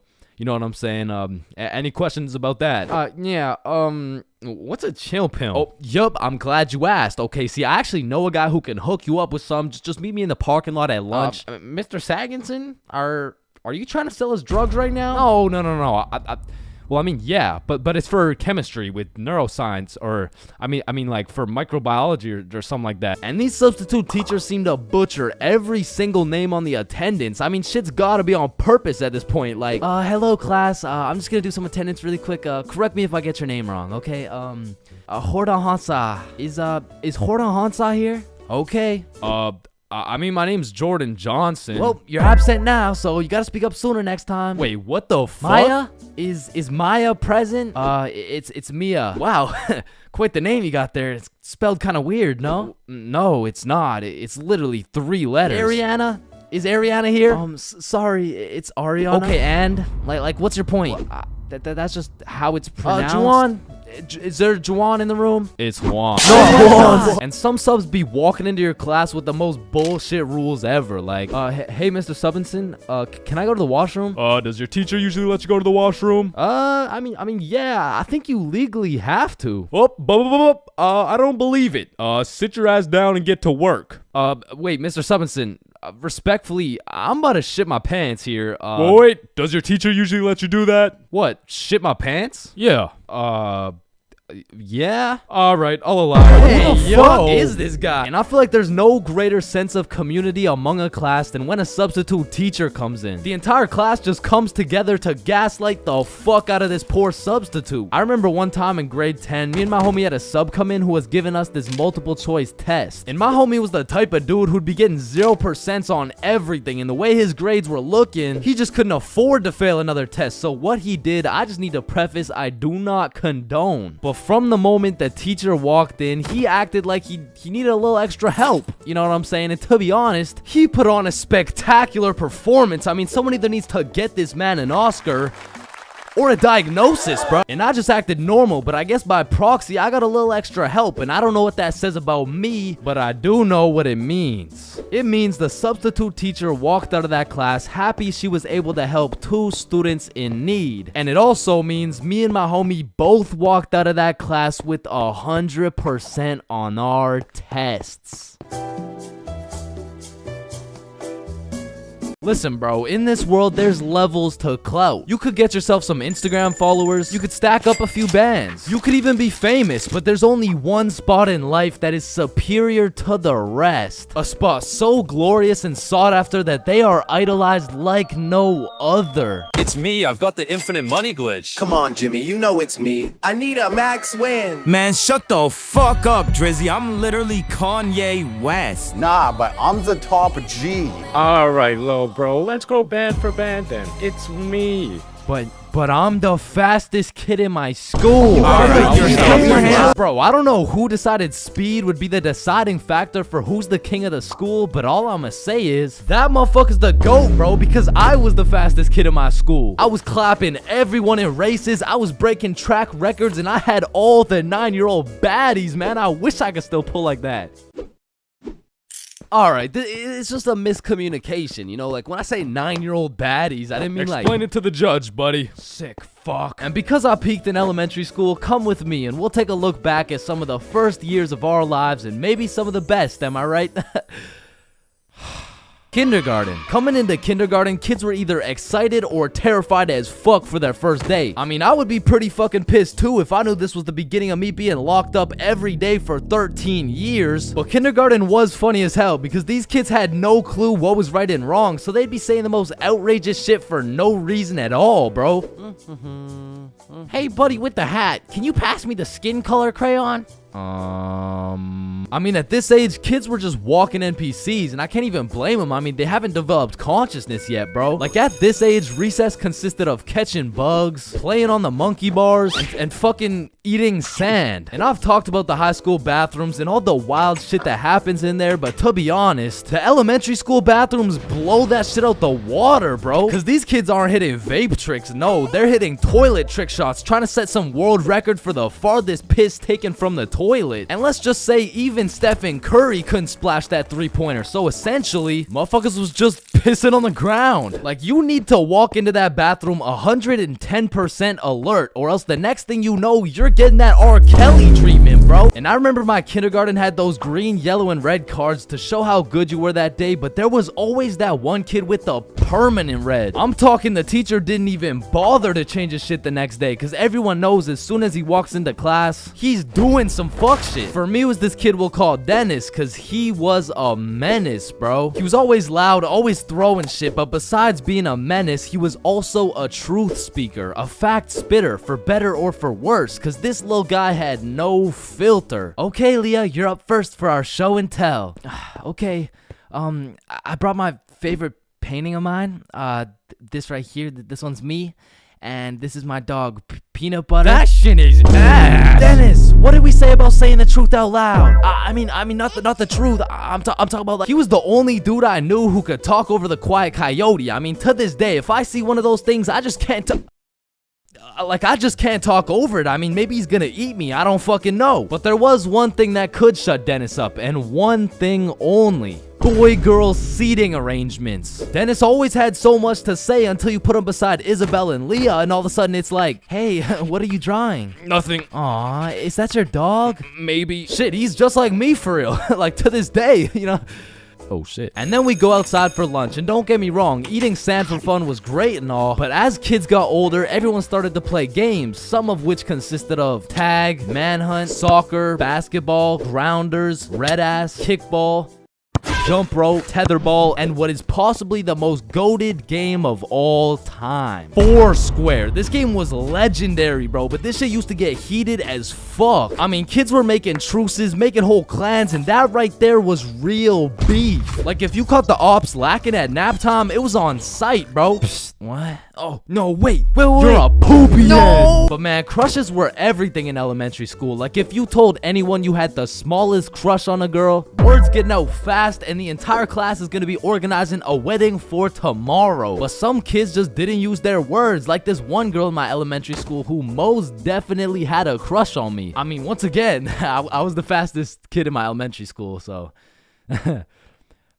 As I was saying, this girl had a crush on me, but she didn't like using her words, so essentially, she just she just beat my ass. I mean, what better way to tell someone you like them? And she must have really liked me, bro, because you could see it when I came home. Like, oh my god, Chains, what happened? Oh, well, I think this girl at school likes me. Oh, yeah, that's great. But why do you have so many bruises? Well, Mom, I think she really likes me. No, I think you need to go to the hospital. Yeah, probably, yeah. And there was also that one kid who went around teaching people swear words just because he could. And of course, when I learn some shiny new words, I'm gonna use them. I mean, I still fucking do. But I remember just talking with my friends, dropping the F-bomb, feeling cool as hell. And then one time, I see this girl hauling ass over to the teacher and whispering in her ear. And I already knew what was going down because this girl was the biggest snitch known to man. Like, unprovoked. It was like a hobby or some shit to her. And her name was Erin.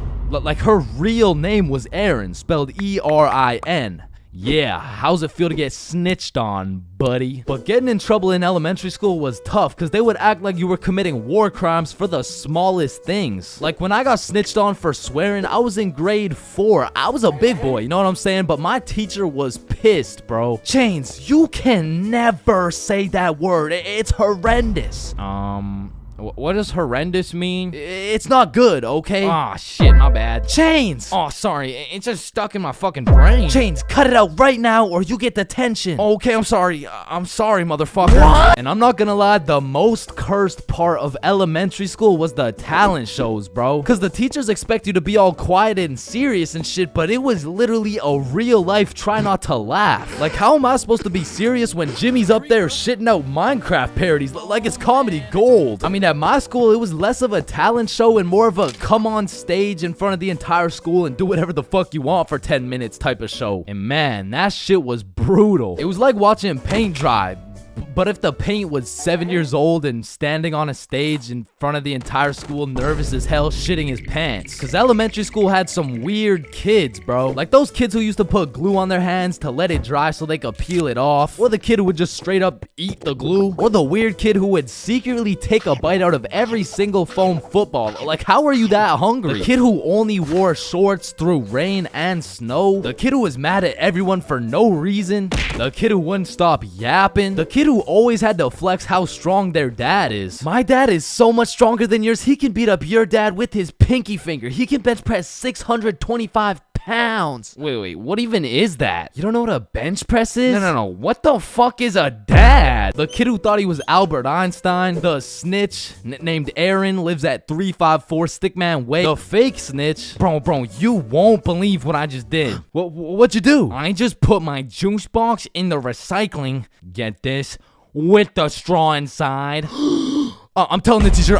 Bro, chill. Teacher. Jackson. Yeah, can I go to the bathroom? The teacher's pet named Aaron, ERIN, postal code 3310. And of course, the fastest kid in the school. You know what I'm saying? That was me. I was him. I was the fastest kid in my... Bro, in life, there's so many things you can cheat on. Like, you can cheat on your diet. You can cheat on your girlfriend. You can cheat on your barber. You can cheat on your girlfriend with your barber. Shit, you can even cheat on your taxes. So compared to everything else, cheating on a little math test is not that bad. Like, compared to your taxes, you know what I'm saying? Like, oh, shit. Hey, we've all cheated on our barber, but you cannot cheat on this math test. Oh, shit. Damn, bro. I know we've all cheated on our girl, but you cheated on me, dog. Oh, shit. Babe, I know we cheated on our taxes, but you cheated on me? Oh, shit. Listen, in our entire lifespan, we've all cheated on something. Whether it's a game of Uno, your girlfriend, or your other girlfriend, it's usually not worth it, because congratulations, bro. You won the game of Uno, but now you have to look yourself in the mirror knowing you're a cheater and a liar that has 3 Uno cards up his ass. But when it comes to school tests, cheating is 100% worth it, bro. And I'm not condoning cheating at all, but let's just think about this logically. Like why are we at school in the first place? We're at school to learn things and skills that we can use in real life. Now, are we really using trigonometry in real life? Well, effectively, this depends on what career. Hell nah, bro. It was a rhetorical question. We are not using trigonometry. But you know what we will use? Creative thinking, communication, social awareness, logic, and reasoning, and most definitely our fucking phones. All 5 of which are strongly developed through the act of cheating on a school test. And on top of becoming a better human, better grades, it's the ultimate win-win. Your teacher feels like they did a good job teaching, your parents think they didn't raise a dumbass, and if you're good enough at cheating, you might just fuck around and get into Harvard. But once again, I am not condoning cheating, you know, just throwing that out there, you know. But yeah, as I was saying, you shouldn't cheat, right? Like it's bad. Cheating is not good, but you do know what they say. If you're not cheating, you're not trying. Facts. Yeah. Wait, no. What? So if cheating in school is so valid, why doesn't everyone do it? And that's because if you get caught, let me tell you, bro. This story takes place in grade 9 when me, Bob, and Billy were some straight freshmen, bro. And coming into high school, you get your shit absolutely clapped by double the workload. But lucky for me, Bob and Billy were both in my math class, which meant we had triple the studying power. But we also had triple the fucking around power, and we used that shit to its maximum capacity, bro. But you know what they say, the more you fuck around, the more you find out. And when we got our first test back, shit, we found out. We found out we're a bunch of dumbasses who were about to fail grade 9 math, and we couldn't let that shit happen. So for the next test, we studied extremely hard. off George's math test during the test. I mean, we were cheating with maximum efficiency. Like, we had a whole assembly line where Bob would look at George's test, throw up the number, and Billy would pass it along. And all of a sudden, our grades are making the meanest comeback Mr. Matheson had ever seen. I mean, life was great. We went to school, cheated, played some Fortnite, succeeded, browsing history, deleted, and then repeated. I mean, we were just living life with no worries until The polynomials test. I walked into this test thinking, psh, I know what a polygon is, I should be chilling. And when the teacher handed out the test, I was bewildered to see all these fucking letters on my test. Like, is this math class or English, bruh? Yeah, I think I got the wrong sheet. Huh? No, that's the right test. Well, what's the deal with this? I mean, that's just it's just polynomials. Dog, I can name every single polygon, but who the fuck wrote Elon Musk's son name on my goddamn math question? Yeah, Chains. That's what we call a variable. That's it's called a variable. Yeah, I know. I know that, and I knew it before you said it too, cause we learned about it in class. Yeah, right.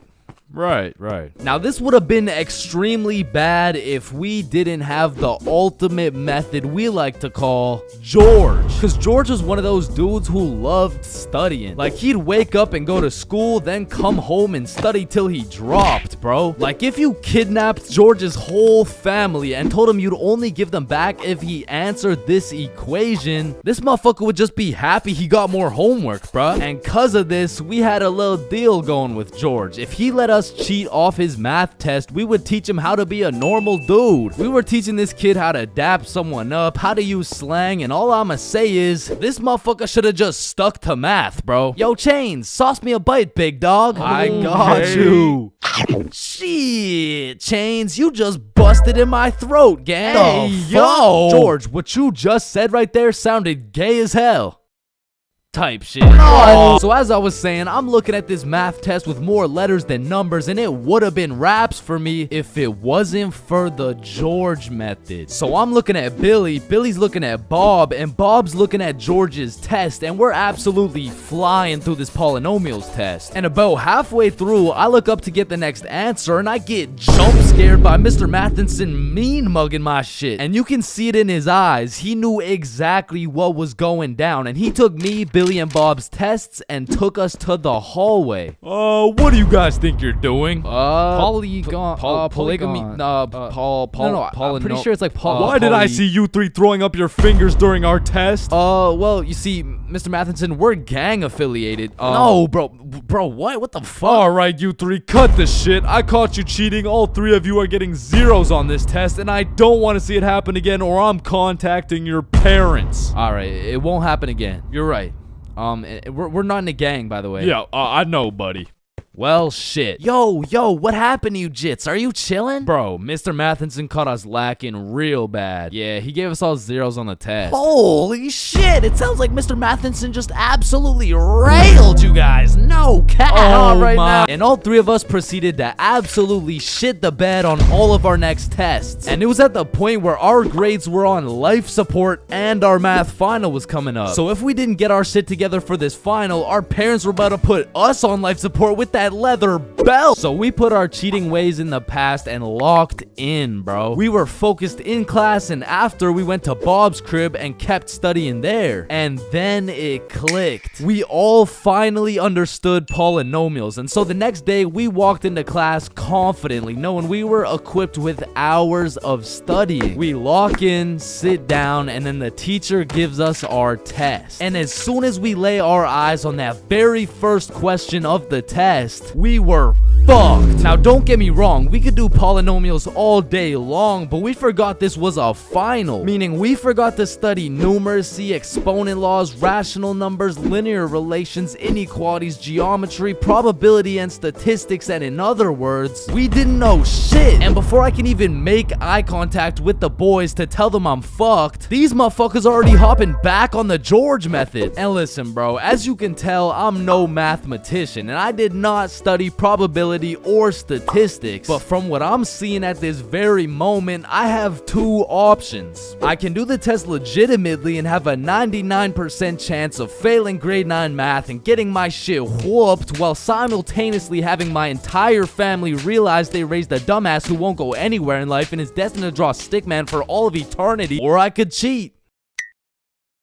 So we're out here hitting the George method, and I'm being extra careful because if we get caught lacking twice, it's complete and utter wraps for us, bro. So we're grinding out the method, then the teacher looks up, boom, we're locked in on our own tests. He puts his head down, back to the method. And there was a few times in there I thought we were cooked, but we just kept it pushing. But still, we were low-key running out of time, and I had a whole page to complete. And God bless this random ass dude's soul, because he raises his hand to ask a question, and as soon as the teacher turns his back on us, it's crunch time, bro. It's like double XP right now. Bob was out here throwing up these numbers so goddamn fast, I thought he turned Crip for a second. And then the bell went off, and we were all done, bro. We hand in our test, and then it was time to wait. A few classes go by, and then the teacher hands out our math finals alongside our report cards. And nervous as hell, we all check our report cards, and we all passed, bro. So we all go home happy as hell to show our parents our report cards and the fact that we passed.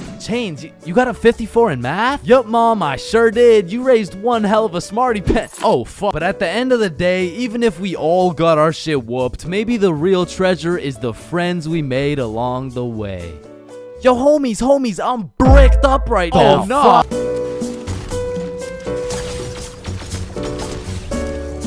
Fulcrum, come in. Faded in the hole, faded in the hole, faded in the hole, faded in the hole, faded in the hole. Damn, bro. We gotta get as high as this dude. Facts. How does this motherfucker get so baked? I don't even know. Let me check. Oh, here. Yup. Just getting faded in a hole out here at the fucking goddamn Burger King, you feel me? About to take my first Smackington off the Benjamin. Damn, it looks like we gotta hit the Benjamin in a Burger King. Yo, what the fuck is a Benjamin? I don't know, but I'm trying to find out. Yo, how's it going? Yeah, we're good, but I was looking to buy a Benjamin. Damn, you dudes are about to take a trip to Benjamin City, huh? Yeah, we're about to hit the Benjamin and things of that nature. Awesome. Here you go, Yodi gang. Thanks, man. Oh, and dudes, but between you and me, there's a Burger King next door, if you know what I mean. Oh, thank you. Alright, so I guess we just walk in this bitch and start hotboxing this Burger King. Bro, isn't that illegal? I don't fucking know.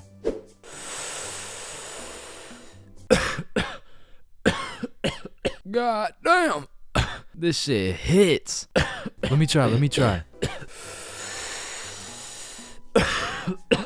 Damn. Unfortunately, you guys can't be doing that in our Burger King. Nah. It's chill. We're just getting faded than a hoe. Wait, you're getting faded than a hoe? Yeah, we're getting faded than a hoe. Shit, I know you were getting faded than a hoe. My bad, Yodi gang. Nah, you're good. You want a little hit? Shit, I might have to take this Benjamin to Blinkerton City, you feel me? Yeah, I feel you.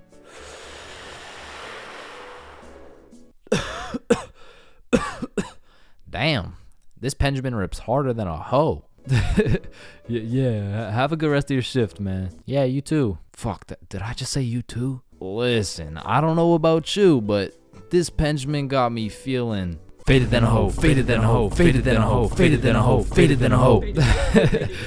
Wait, are you hearing what I'm hearing? Oh shit, is that? It can't be.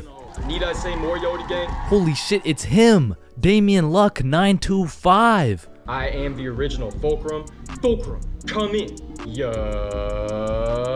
Yodi gang, you feel me? No way, we were literally just hitting the Benjamin in this Burger King. Double Benjamin City session, shall we? Double Benjamin? Damn, bro, we gotta try the double Benjamin.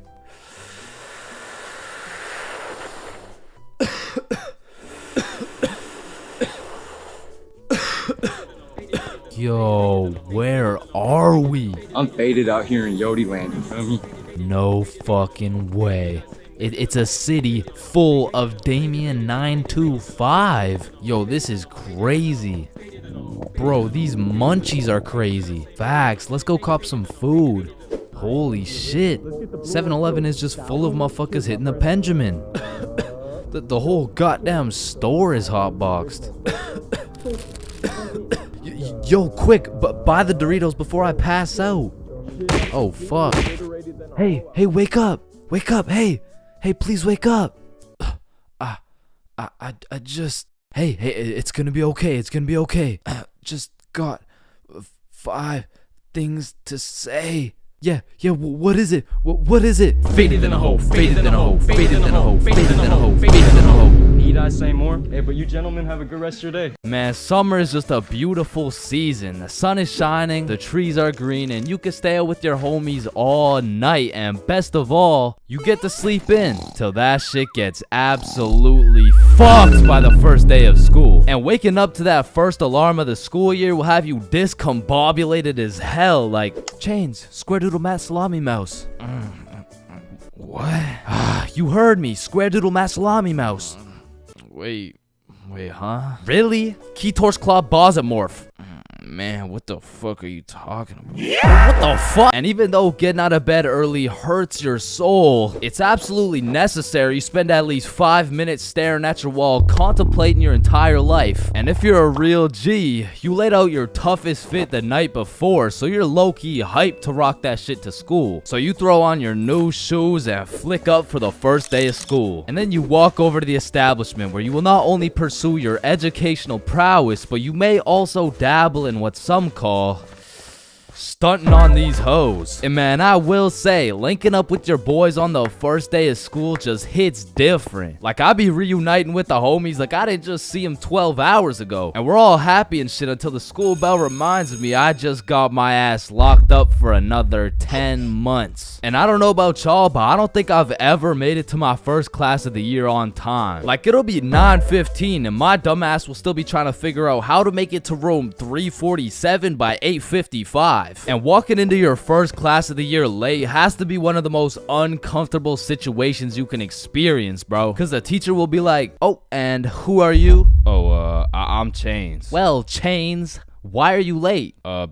Because the bell rang before I got here. Alright, whatever. We waited for you before we started introductions. Oh, no, you shouldn't have. Well, you're welcome. We just wanted you to feel... No, like, you really shouldn't have. Like, I don't want to do this shit. And tell me why all these teachers have been copy-pasting the same icebreaker games since preschool. Like that one where you have to start with an adjective that starts with the same letter as your name. Like, how do you have a group of legal adults in a circle, awkward as hell, talking about, hi guys, I'm Super Sarah. Hey y'all. I'm Awesome Aiden. And I'm a Marvelous Marvin. Shit, if we don't stop doing these fucking icebreakers, I'm about to joyfully jump off a cliff. And after we're done grinding out icebreakers, these teachers have the audacity to show a whole 50-slide PowerPoint all about them. Like, the fuck? This class is supposed to be the study of math, not the study of your daughter's soccer games, bro. And I'm not even gonna lie, my dumb ass will be out there taking notes, wondering how this 7-year-old's goals per game ratio is gonna help me on my trigonometry test. Then just as soon as you survive all that bullshit, you gotta go to the next class and do that shit again. And by the time you've learned half your teacher's favorite hiking spots and relationship statuses, you're relieved to hear the lunch bell, only to find out the cafeteria's serving straight ass with a side of booty for lunch. And my standards aren't even high. Like, during summer, I was on a seafood diet, as they would say. When I see food, I eat that shit. But when it comes to this cafeteria food, I could even bring myself to smell that abomination they're calling meatloaf. But even though the food was straight dookie, I won't lie, it's kind of nice being back at the lunch table freestyling with the homies. But of course, all good things must come to an end. So the bell rings and I go to depart ways with the homies. Alright, peace out, man. Yeah, see ya, bro. Oh shit, are we going the same way? Damn, yeah, I guess so. Alright, peace out for real. Yeah, see ya, bro. Shit. Alright, my class is right here. Bro. Me too. Oh, shit. shit. Let's go. All right, class. I'm gonna be taking some attendance. Correct me if I get your name wrong. Jason. Here. Billy. Yo. Megan. Present. Chains. Here. Charlie. That's me. Bob. No fucking way. Is there any Bobs in the room? Yo, do you hear that? Is that intro music? Does anyone here know a Bob? Man, nothing beats a class where you got all the boys sitting together. Like from the jump, you already know you're all about to fail the fuck out of that shit, but it's gonna be fun as hell. All right, so everyone introduce yourselves and tell us what you did over summer break. My name's Bartholomew. My name's Bartholomew, and I'm not gonna lie to you guys, I had a pretty rough summer. I mean, I crashed my car, my girlfriend broke up with me, someone robbed my house, my grandma got jumped the other day. No, bro, not the grandma. You three in the back. Disrespectful. And what's crazy about the first day of the school year is how these teachers will act all nice, talking about, it's so lovely to see all your beautiful faces, and it's also nice to see you, Aiden. Wait, what the fuck? We're gonna have an amazing, fun year, and guess what?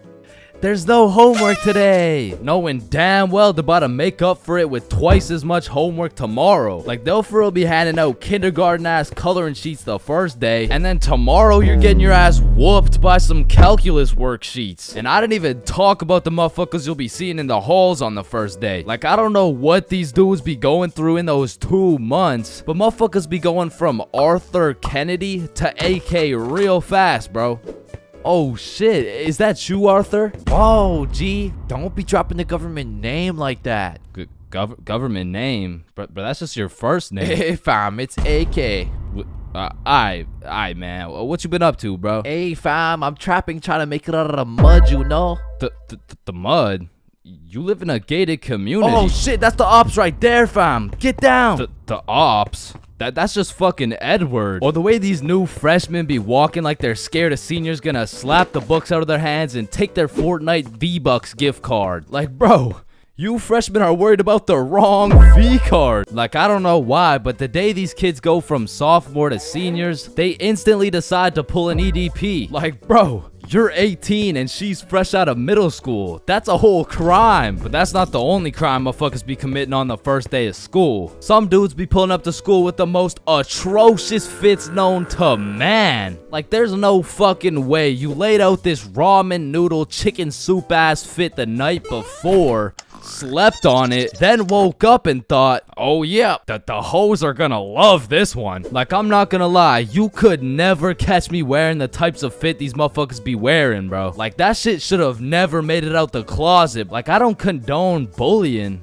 but all I'ma say is, your actions have consequences, bro. Speaking of consequences, every year it seems like the rules teachers tell you on the first day keep getting more strict. Like, you'll be walking into the first class of the year all jolly and shit. All of a sudden, you're getting your shit smacked by the longest list of class rules you've ever seen. Hey class, I'm super excited to have you. We're gonna have so much fun this year, but first, I'm gonna go over some of the class rules. Okay, so there will be no negativity, no phones, no food, no talking when I'm talking. Actually, no talking ever, no laughing, no smiling, breathe as quiet as possible, no washroom breaks, and last but not least, no having fun. So yeah guys, like I said, I think we're gonna have a lot of fun this year, and just like that, man, summer's over and you're back to school. It's possibly one of the worst times of the year. Like, do you really think it's a coincidence that when school starts up, the sun just starts hiding and the leaves start dying? You see what I'm implying? But I will say, one day you might just look back on these times as the good old days and you might just start crying.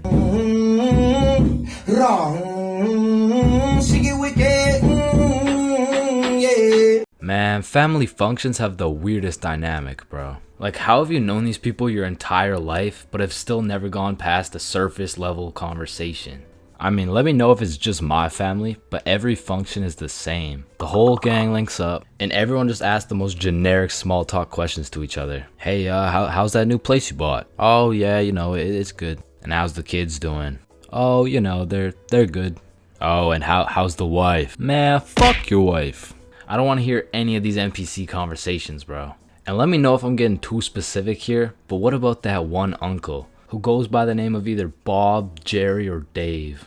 And this dude will just always be saying the most out-of-pocket things imaginable. Oh, how's your daughter Jane doing? Oh, Jane's always been hot, eh? Bob, she's 15. This uncle be at the family function thinking it's Coachella or something. Bob, another beer's a little bit excessive, don't you think? Yeah, football. I'm the youngest person in my whole family, which for whatever unspoken reason, it just means everyone has the go-ahead to flame the living shit out of me. Hey, Chains, still no girlfriend, huh? I guess you're not too good with the ladies there. But I make one joke back and I'm the bad guy. You don't seem too good with the ladies yourself, seeing as your wife just divorced you and she took the kids with her. Am I right? Not only do they feel free to roast your whole existence simply because you were born last, they unanimously decide you will be everyone's personal butler. Hey bud, go get another beer for me. Alright, yeah, for sure. Thanks. Now you better get started on mowing that lawn. Grass isn't gonna cut itself, am I right? Oh my god, bro. And coming into these family functions, you would think your mom is your closest ally. But as soon as she gets the chance, she will expose your biggest secret for a little bit of parent clout. You guys will never guess what I found under Chain's bed yesterday. Oh my god, what is it? Yeah, tell us. What? No way. Sometimes when my family tries to make small talk with me, they just miss the boat completely. So, buddy, how's those swimming lessons going for you? The swimming lessons I took when I was 5? Yeah, right, those ones. They're good. I finished them a little while ago. Oh, is that right? Good for you, buddy. And bro, don't get me started on those recycled ass jokes. Well, looks like you got your workout for the day. Oh, looks like you've gotten so tall. What are you feeding this kid, am I right? Oh, Bob, I think you got some food in your beard. Oh, don't worry, I'm saving it for later. Ah, good one, Oh, Bill. Bob, he's so funny. Thank you. I guess everyone at the function must have Alzheimer's or something, because these jokes will have them cracking up like they haven't heard the same joke the past 15 functions. But cousins, man. Cousins are the saving grace of family functions. Without cousins, you would have no choice but to participate in the tomfoolery of small talk. I'd be walking in the function just praying to see that one cousin. And bro, I have a family function survival tip for you. You always have to stay within arm's reach of either your siblings or your cousins. Because whenever some bullshit goes down, you just give each other the look and flee the scene. And because when you get caught lacking on your own at the function, you get jumped. Metaphorically speaking, of course. Eating magic brownies. If you've ever ingested one of these exquisite delicacies, you would know there's some clear distinctions between eating magic brownies and puffing magic clouds. First off, magic brownies are some dangerous shit, but in like a sneaky ass way. Kinda like how if I knew nothing about raccoons and I saw one chilling on the road, I would be like, aw, that's a cute ass raccoon. I'm gonna go help it across the road and make sure it's safe. Hey little guy. Fuck. Goddamn, fuck. You see, that's dangerous, which is exactly like when you see an innocent brownie chilling on the counter waiting to be eaten, and you're like, shit, that brownie's been chilling there for a little bit too long. I'm gonna just clean it up, you know what I'm saying? And shit, the next thing you know, you're laying face down on the floor, 4 bags of Doritos deep while watching Keeping Up with the Kardashians. not that happened to me or something, like, you know. Anyways, secondly, the brownies are made to catch you lacking. I mean, if you've tried edibles, you'll know what I'm talking about. You'll have a good piece, like enough to get you baked, but that shit just doesn't hit. Bro, I really don't feel anything. You probably just didn't have enough. Alright then, let me have some more. Yeah, I got you. They'll have you eating 3 brownies at a time, like, fuck, bro. I've eaten 3 goddamn brownies and I don't feel shit. Like, do they even work? Yes, they do, bro. Look at Eric. That motherfucker only had half. What the fuck? He only had half a brownie? I've eaten 3. Them things can even take up to a few hours to hit. They'll leave you with the good old, damn, bro. These edibles ain't shit. These bad boys will have you seeing rainbows. They'll have you lagging in real life. I mean, shit, if you have enough, they'll have you out here talking a Pop Smoke. And the thing is, the magic clouds will introduce themselves to you before they hit.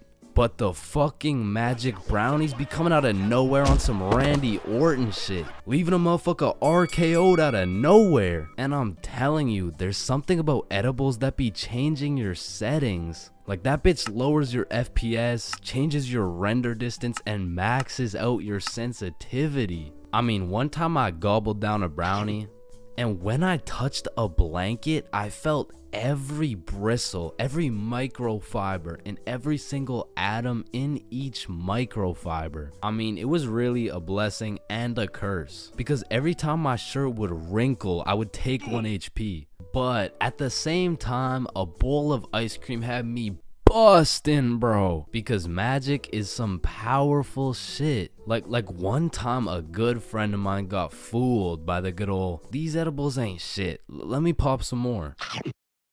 And when those edibles hit, they changed every setting this man had. Yo, Robert, you okay? How you doing, bro? ¿Quién es Roberto? ¿Quién verga eres tú? ¿Y quién eres tú? ¿Dónde estoy? Hold up. Does Robert know Spanish? No, bruh. That motherfucker only knows English. Shit, Robert ended up legally changing his name to Javier. And that motherfucker moved to Barcelona. He just never came back. So like I said, those magic brownies are powerful. And you can do with them as you please. But remember, with great power comes great responsibility.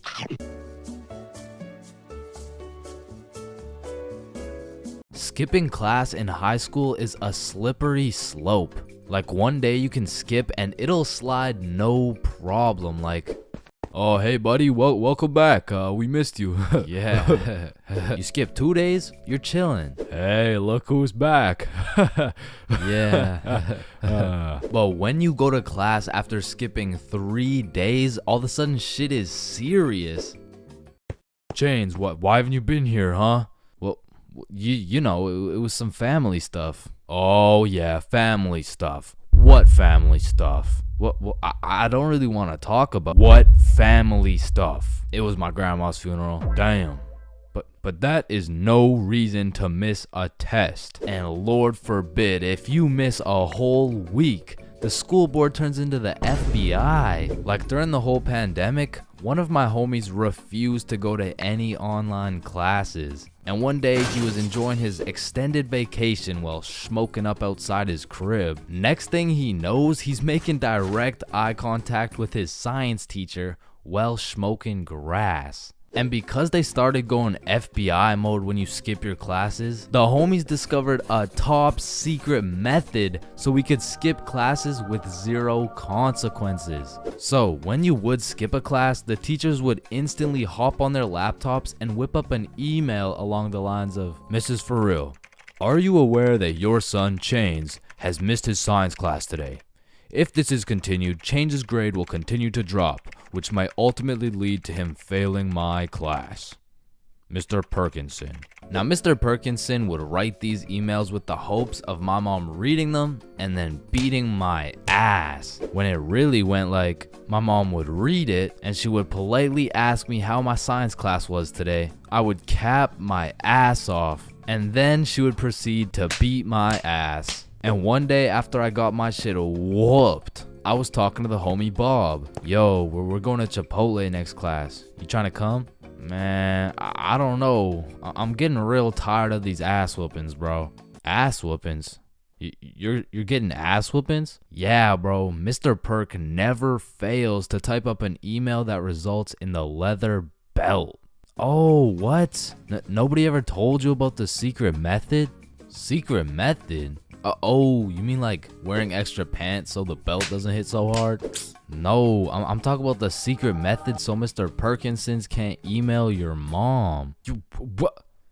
Why didn't you tell me sooner, bro? So essentially, the method starts at the very beginning of the school year. At my school, they would give you this form with your parents' email, phone number, all the contact information, you know what I'm saying? You would need this form filled out and signed by a parent or guardian and then handed into the office. However, this man, Bob, conceptualized one of the greatest plans of our generation. And it went like this. So you would receive the empty form from the school, take it home to your parent/guardian, get that shit filled out and get that signature. Then secretly, when nobody is watching, you hop on your computer, you make a fake email like bobsmom123@gmail.com. Then you would change your mom's contact information into that fake ass email and then deliver it to the office like nothing happened. So when Mr. Perkinson's smartass tries to get me whooped with one of those emails, I get that shit in my inbox. I read it through and respond with some shit like, "Dear Mr. Perkinsons, thank you very much for bringing this to my attention.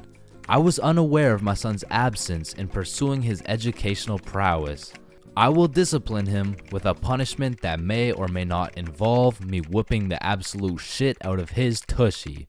Thank you, Mr. Perkinsons." And I already know this dude, Mr. Perkinsons, was reading that email like, "Oh, yup, he is definitely getting his ass beat tonight." Meanwhile, I was typing that shit up in bed while munching on some nachos. So you best believe I was abusing this newly found secret strategy. I mean, I was missing every other class, and it was just all sunshine and rainbows. But you know what they say, it's not all sunshine and rainbows. I mean, I really don't recommend using this strategy. And I'm not saying that to be some mature role model. I say that because there was one flaw in the strategy Bob forgot to tell me. And that was, as soon as my mom saw my report card with all those absences, god damn, she made up for every single beating I missed.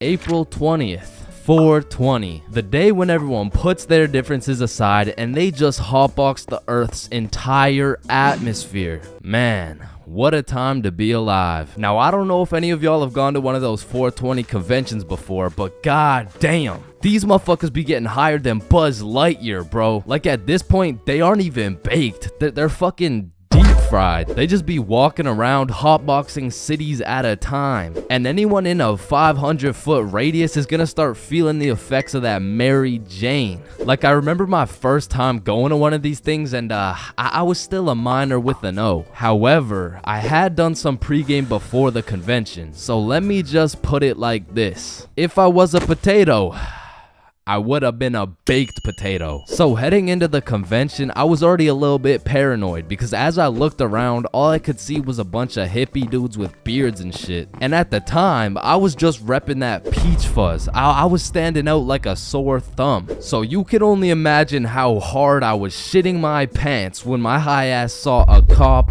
walking in my direction. I instantly started brainstorming how I was gonna outmaneuver this cop so he doesn't send my ass to jail. So boom, busted a right, dropped the shoulder, hit a left, and I ran into this crowd of people. And I don't know about y'all, but for me, whenever something remotely scary happens while I'm zooted, I'm gonna be paranoid for the rest of my high. So in my high ass brain, I'm like a wanted criminal. I got 5 stars right now. So I'm out here constantly scanning the area for 12, right? But I start to make some notable observations. I realize half these motherfuckers are wearing sunglasses, and it's not even sunny. Like, how the fuck did I miss the memo this bad? But luckily for me, there's hundreds of dudes selling overpriced random ass shit. So it really didn't take long for me to find a dude selling sunglasses. And even though it was 25 bones for these shitty ass sunglasses, I still cop them so I can hide my identity. And of course, the glasses have the devil's lettuce plastered all over them, but I'm El Chapo level wanted at this point. So I'm doing anything I can to hide my identity, including dropping my life savings on these dog shit glasses. So I'm out here pushing through these groups of people, but I'm keeping it low key. And as I'm scanning to the right of me and to the left of me, my dumbass pretty much walks right up to a cop. And the moment I realized that homie was right in front of me looking at me,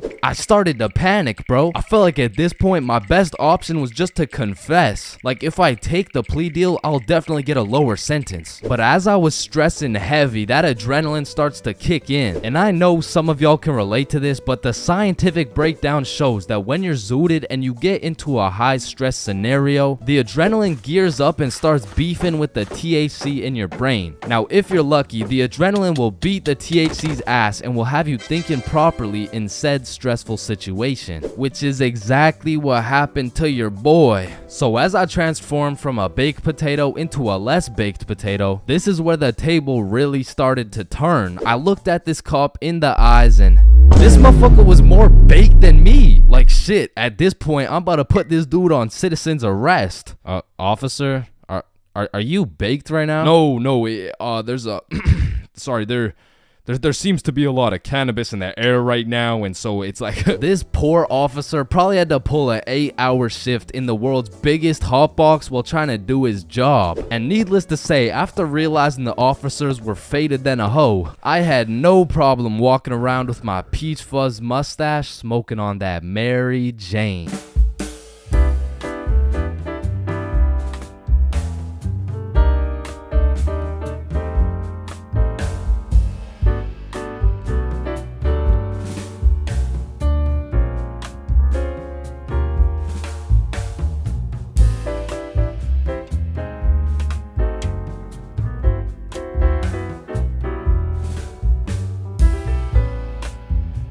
Bad haircuts. There is nothing worse than when your barber just randomly decides to destroy your self-confidence with some goofy ass haircut. And as someone who has never found a barber who consistently does me nicely, I have gotten my shit all the way fucked up on many occasions.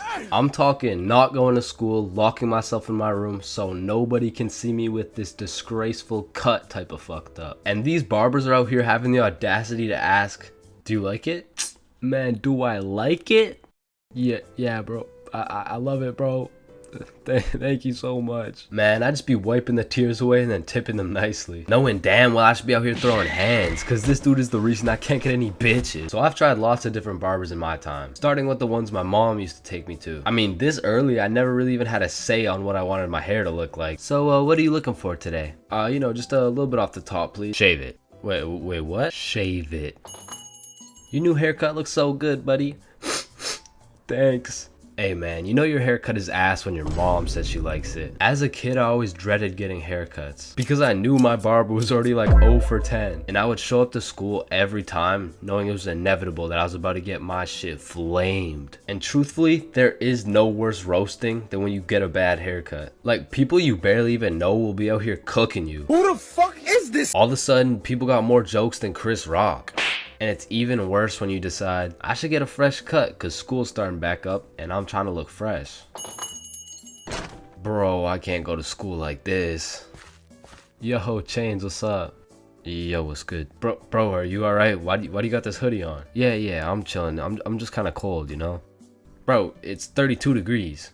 And man, there was this one time that I still think about every time I fall asleep. Me and my friend go to this barbershop that I'd been to once before, and last time they did me quite nicely. So we head in, I sit down in the chair. Hey, how you doing? I'm good, how are you? Yeah, I'm good. Have you been here before? Yeah, I have actually. Oh, I remember you. Same cut as last time? Yeah, exactly. So what's new, man? Nothing much really. What about you? You know, I've just been working. Oh yeah, respect.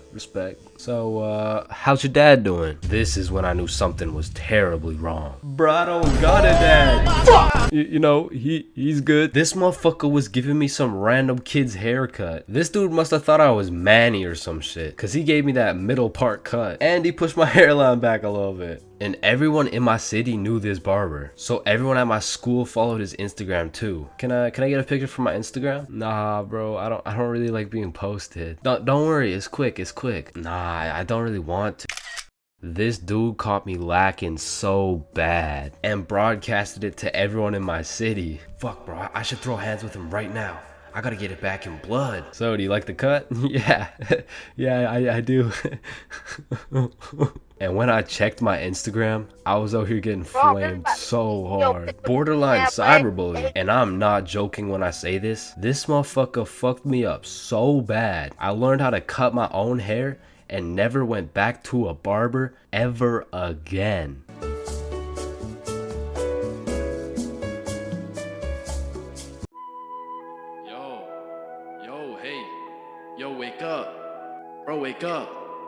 Hey, man. What? Who are you? Dreams, we all have them whether you remember them or not. Now, at one point in our lives, we've all dreamt about the same shit, bro. Like your teeth falling out, or running through your school butt booty naked, or being reincarnated as a chicken laying eggs. But when you really step back and think about what sleeping is, it's mad weird, bro. Like, imagine an alien crash landed on Earth and saw a bunch of motherfuckers sleeping, like... Yo, why is everyone dead? Oh, no. They're not dead. They're just sleeping. Man, what the fuck is sleeping? Yeah, so basically they just play dead for 8 hours and live false realities in their heads and shit. Strange. Yeah, like, you see this guy? He's probably dreaming about sunshine and rainbows. Get down! Or you see this dude? He's having a nightmare for sure. Oh, and this dude? Yo, this dude's definitely fucking, bro. Damn, that's crazy. Now, we all know there's only 3 questions in life that have yet to be answered. What's the meaning of life? What's Obama's last name? And why do we dream? Dude, it's all your subconscious talking to you, man. You just gotta find the true meaning of each dream, dude. Bro, what the actual fuck could this possibly mean, bruh? You're autistic. Anyways, the craziest part about dreams is the fact you're the one telling the story and you're the one listening to that shit. My dumbass still falls for the plot twist every time, bruh. I'll never forget this one dream I had back in grade 6 where me and my 2 homies were walking. Don't know where, don't know why, but as we're walking, a dude in a big white van pulls up talking about, Hey, if you kids come in my van, I'll give you some candy. shit. I mean, I'd come in your mouth for the whole bang. So obviously, we hop in, and the driver looks absolutely cracked out, talking about, Hey kids, eat this candy. and so we unwrap this piece of candy, and it's literally just a razor blade, bro. Like, he didn't even try and hide that shit. Nah, I think I'll have to pass on this one. Alright, okay, then eat this piece of candy. Nah, this is a perk 30. You got any Reese's cups? Yeah, nah, I got Reese's cups, here. Sir, this is just a Glock covered in peanut butter. Alright, fine, take this. Shit, okay. So we eat this unsuspicious looking candy and instantly start tripping balls, bruh. Like, the van is deforming, we're seeing rainbows and shit, and worst of all, we see this big ass grin on the driver's face. And I don't remember exactly what he said, but he said some crazy shit like, Get ready, I'm coming for them cheeks. Nah, it was more like Looks like your private square just went public. Okay, no, that wasn't it either. It was okay, it was something more like You boys ever had your bun stuffed like a meat mountain from Arby's? Yeah, I can't remember exactly what he said, but all I know is if we didn't act fast, we were getting our cheeks snatched up, bro. So Billy's like, yo, quick, call your dad. So I'm rushing to start calling my dad, and this is the most dream logic shit ever, cause I don't even got a dad, bruh. And this is where my own brain hit me with the meanest plot twist I never saw coming. Cause as I'm calling my dad, the driver's phone starts ringing, bruh. Bomba Club. Now, I don't remember the rest, but the fact my own brain hit me with some Star Wars Darth Vader type plot twist, god damn, bruh, that shit was a movie. But still, I probably got my shit touched, so I'm gonna have to leave this as a B tier dream, bro. B tier? What the fuck could possibly be worse than a crackhead tickling your pickle, bro? Now, those motherfuckers could be their own torture method, bro. These are dreams that just have you stuck in an infinite time loop doing the same shit over and over and over and over. And C tier, bro. Now, lucid dreams. Lucid dreams are deadass just playing life on creative mode, bro. Cause in my long life, I've only had 3 lucid dreams, and every single one of them was lit as fuck, bruh. Now, the problem is I can only start lucid dreaming when my original dream is just a little too strange. Like, hey, you're cute. Can I get your number? What? You want my number? Yeah. Yo, I must be lucid dreaming. Ow, what the fuck? Shit, it's so real, bro. I can do anything. I can probably fucking fly.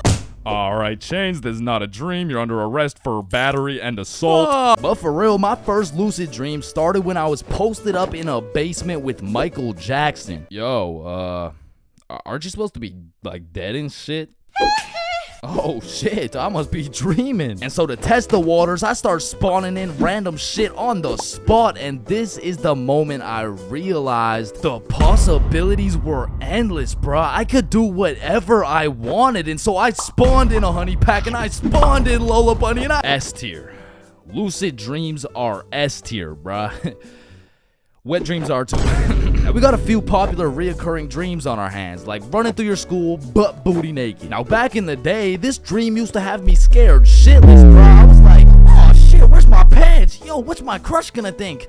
What are the boys gonna say? But ever since graduating high school, that dream has me scared even more shitless, bro. Cause now it's like, oh shit, yo, what's the police gonna think? Let's punch your back. Bro, what's the judge gonna say, bro? Shut the fuck up. Fucking C tier. Teeth falling out, B tier. Random adventures with your homies, A tier, bro. Me, Bob, and Billy have fought bears together. We've been to the nether. We've even fucked around and ran a 3-man on the Totally Spies cast. Like, these dreams are so lit that when I wake up in my raggedy old lonely ass bed, I be trying to go back to sleep to continue the plot, bruh. Look who came back for that meat mountain, boy. Oh, hell no. You better run. Bruh, I'm trying. Now, trying to run in your dreams, man, this shit really pisses me off, bro. Because I never told anybody this, but I was the fastest kid in my elementary school. So when I'm dreaming and I got 2 hordes of zombies, Michael Myers, and fucking Diddy himself chasing after me, tell me why my ass starts running like the fastest kid in the special needs class, bruh. So trying to run in your dreams has got to be C tier, right next to all the common shit like falling, drowning, losing your phone, explosive diarrhea all over your bed. Damn, bruh, shitting your pants, fever dreams, and being butt booty naked around a bunch of minors is C tier. What the hell is D tier, bro? Sleep paralysis. This might be the scariest thing that can possibly exist, bruh. You're telling me at 4 a.m. I could open my eyes, unable to move, while struggling to breathe, and start seeing demon shadow figures while hearing screams in the distance, bruh. Fucking Z tier, bro. What the fuck? Now I'm grateful I never had to experience that shit, cause the fact that while you're paralyzed, you'll start to see the scariest thing your brain could possibly imagine is beyond me, bro. Knowing me, I'd be there enjoying my beauty sleep, dreaming of me and the boys playing fucking Mario Kart or some shit, and I would open my eyes stunned, unable to move, when slowly a devious creature begins revealing itself out of the closet, casting a shadow over top of me until I can see exactly what it is. Looks like someone ordered a meat mountain.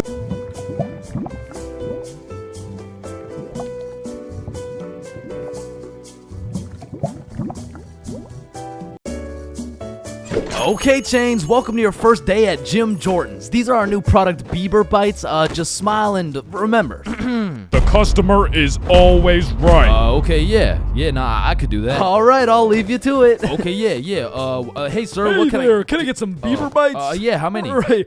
How about this? Hey, let me get a pack of Justin Bieber's balls. That's funny, yeah. How many do you want? Hey, let me get a pack of Bieber's sack. Okay, yeah, how many, bro? Hey, let me get a taste of Justin Bieber's wiener. Back in my day, I used to work at a fast food place called Jim Jordan's. Now, for legal reasons, this is not Tim Hortons, okay? It has J's and shit, like, they don't even look that similar, bruh.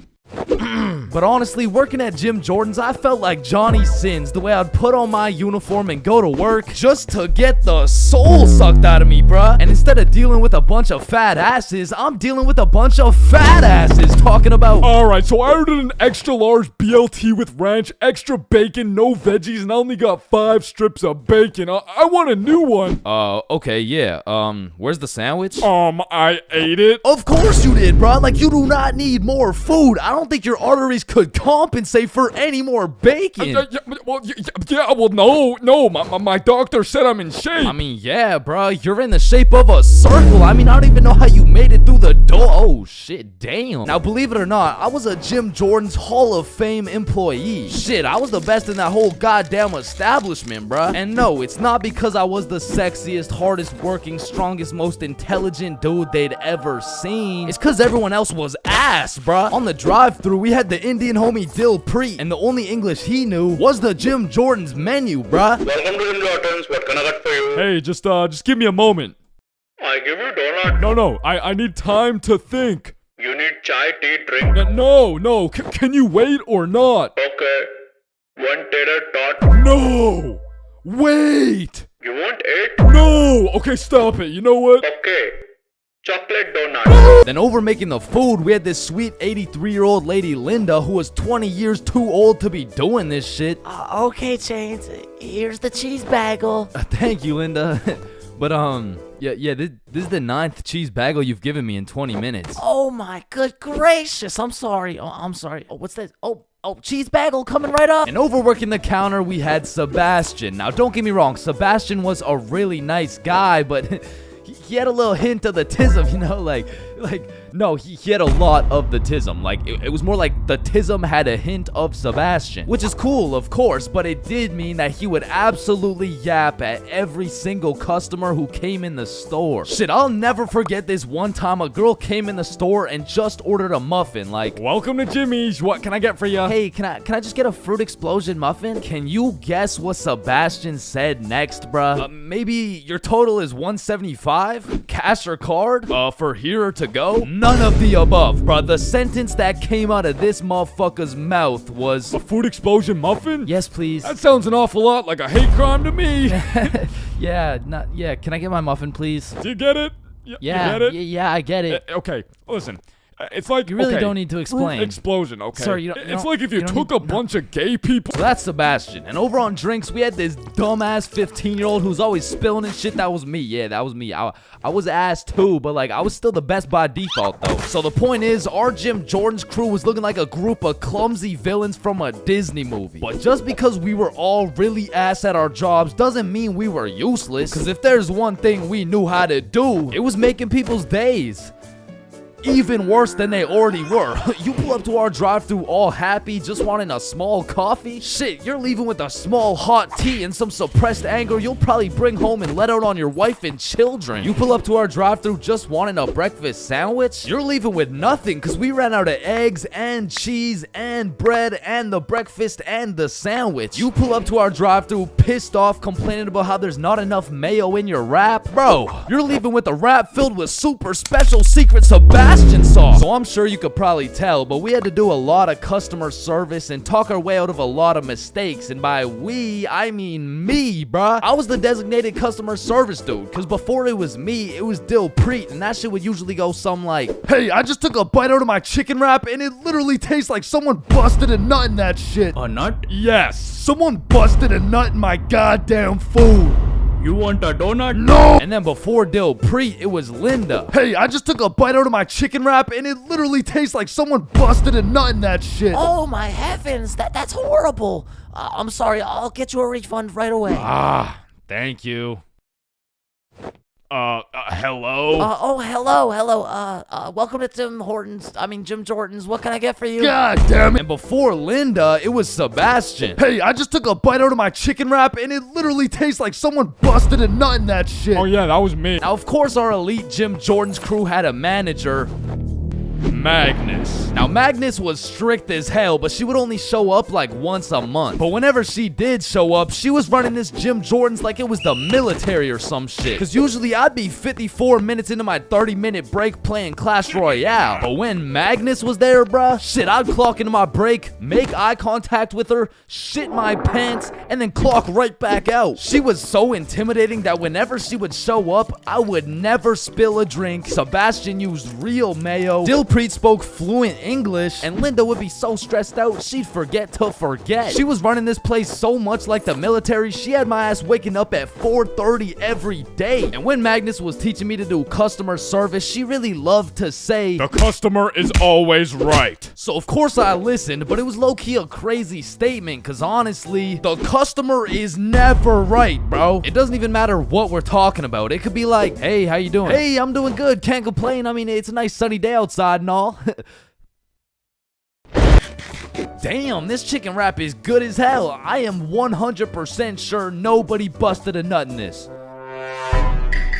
And I don't know about you, but I personally have never complained about my fast food order ever. I usually just get my order, check the bag, realize instead of a Big Mac, they gave me a McChicken with a bite taken out of it, cut my losses, and I keep it pushing. But some of these motherfuckers in the Jim Jordan's drive-thru come in like you just murdered their entire family and then took a shit in their coffee. Oh shit. Hey you, there's not enough sugar in my fucking coffee. Oh, okay, yeah, sorry about that. Do you want me to add more sugar in? No, this is unbelievable. Now I swear these angry customers love to throw around the word unbelievable. But I'm not gonna lie, we forgot to put sugar in your coffee. It's pretty fucking believable, bruh. I mean, look at the staff. We're getting paid minimum wage. The guy who took your order doesn't speak English. The guy who made your order's a 15-year-old running off 2 hours of sleep. And the rest of our staff is playing fucking patty cake. You're lucky we even had enough brain cells to get you the coffee. And I'ma be honest, it was a blessing that I was broke as shit and really needed that job. Because if I didn't, I would have crashed out for sure. Hey, some dumbass forgot to put cheese in my fucking grilled cheese. Oh, hell no. Yo, Linda, you hear this ungrateful piece of shit? Oh, hell no. You keep running your mouth, I'm about to grill your cheese, bitch. What the fuck is your old ass gonna do? Not talk shit about Linda. Like that, and I busted in your sandwich last week. Wait, what?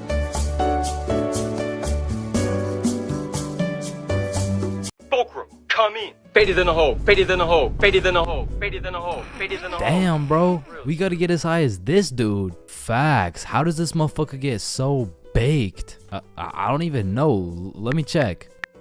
Oh, here. Yup. Just getting faded in a hole out here at the fucking goddamn Burger King, you feel me? About to take my first smacking tin off the Benjamin. Damn, it looks like we gotta hit the Benjamin in a Burger King. Yo, what the fuck is a Benjamin? I don't know, but I'm trying to find out. Yo, how's it going? Yeah, we're good, but I was looking to buy a Benjamin. Damn, you dudes are about to take a trip to Benjamin City, huh? Oh, yeah, we're about to hit the Benjamin and things of that nature. Awesome. Here you go, Yodi gang. Thanks, man. Oh, and dudes, but between you and me, there's a Burger King next door, if you know what I mean. Oh, thank you. Alright, so I guess we just walk in this bitch and start hotboxing this Burger King. Bro, isn't that illegal? I don't fucking know.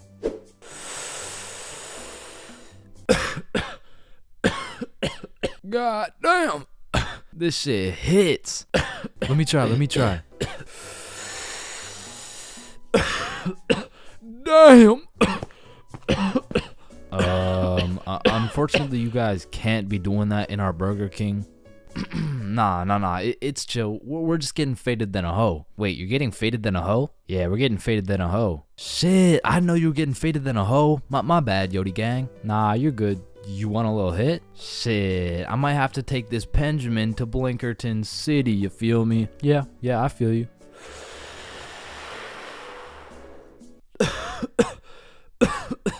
Damn, this Benjamin rips harder than a hoe.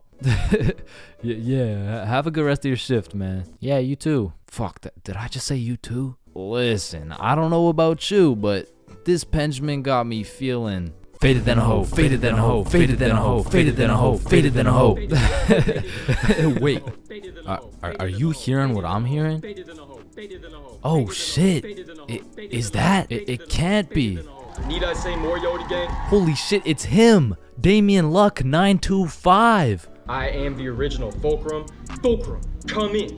Yup. Yodi gang, you feel me? No way, we were literally just hitting the Benjamin in this Burger King. Double Benjamin City session, shall we? Double Benjamin? Damn, bro, we gotta try the double Benjamin.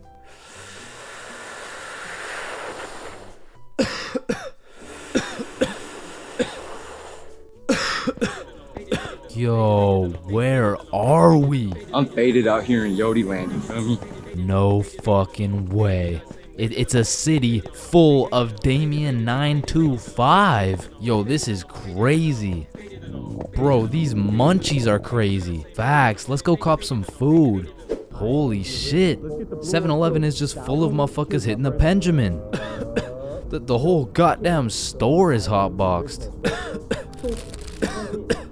Yo, quick, buy the Doritos before I pass out. Oh, fuck. Hey, wake up. Wake up. Hey, please wake up. I just... Hey, it's gonna be okay. It's gonna be okay. Just got 5 things to say. Yeah, what is it? What is it? Faded in a hole, faded in a hole, faded in a hole, faded in a hole, faded in a hole. Need I say more? Hey, but you gentlemen have a good rest of your day. Man, family functions have the weirdest dynamic, bro. Like, how have you known these people your entire life, but have still never gone past a surface level conversation? I mean, let me know if it's just my family, but every function is the same. The whole gang links up, and everyone just asks the most generic small talk questions to each other. Hey, how's that new place you bought? Oh, yeah, you know, it's good. And how's the kids doing? Oh, you know, they're good. Oh, and how's the wife? Man, fuck your wife. I don't want to hear any of these NPC conversations, bro. And let me know if I'm getting too specific here, but what about that one uncle who goes by the name of either Bob, Jerry, or Dave? And this dude will just always be saying the most out-of-pocket things imaginable. Oh, how's your daughter Jane doing? Oh, Jane's always been hot, eh? Bob, she's 15. This uncle be at the family function thinking it's Coachella or something. Bob, another beer's a little bit excessive, don't you think? Yeah, football! I'm the youngest person in my whole family, which for whatever unspoken reason, it just means everyone has the go-ahead to flame the living shit out of me. Hey, Chains, still no girlfriend, huh? I guess you're not too good with the ladies there. But I make one joke back and I'm the bad guy. You don't seem too good with the ladies yourself, seeing as your wife just divorced you and she took the kids with her. Am I right? Not only do they feel free to roast your whole existence simply because you were born last, they unanimously decide you will be everyone's personal butler. Hey bud, go get another beer for me. Alright, yeah, for sure. Thanks. Now you better get started on mowing that lawn.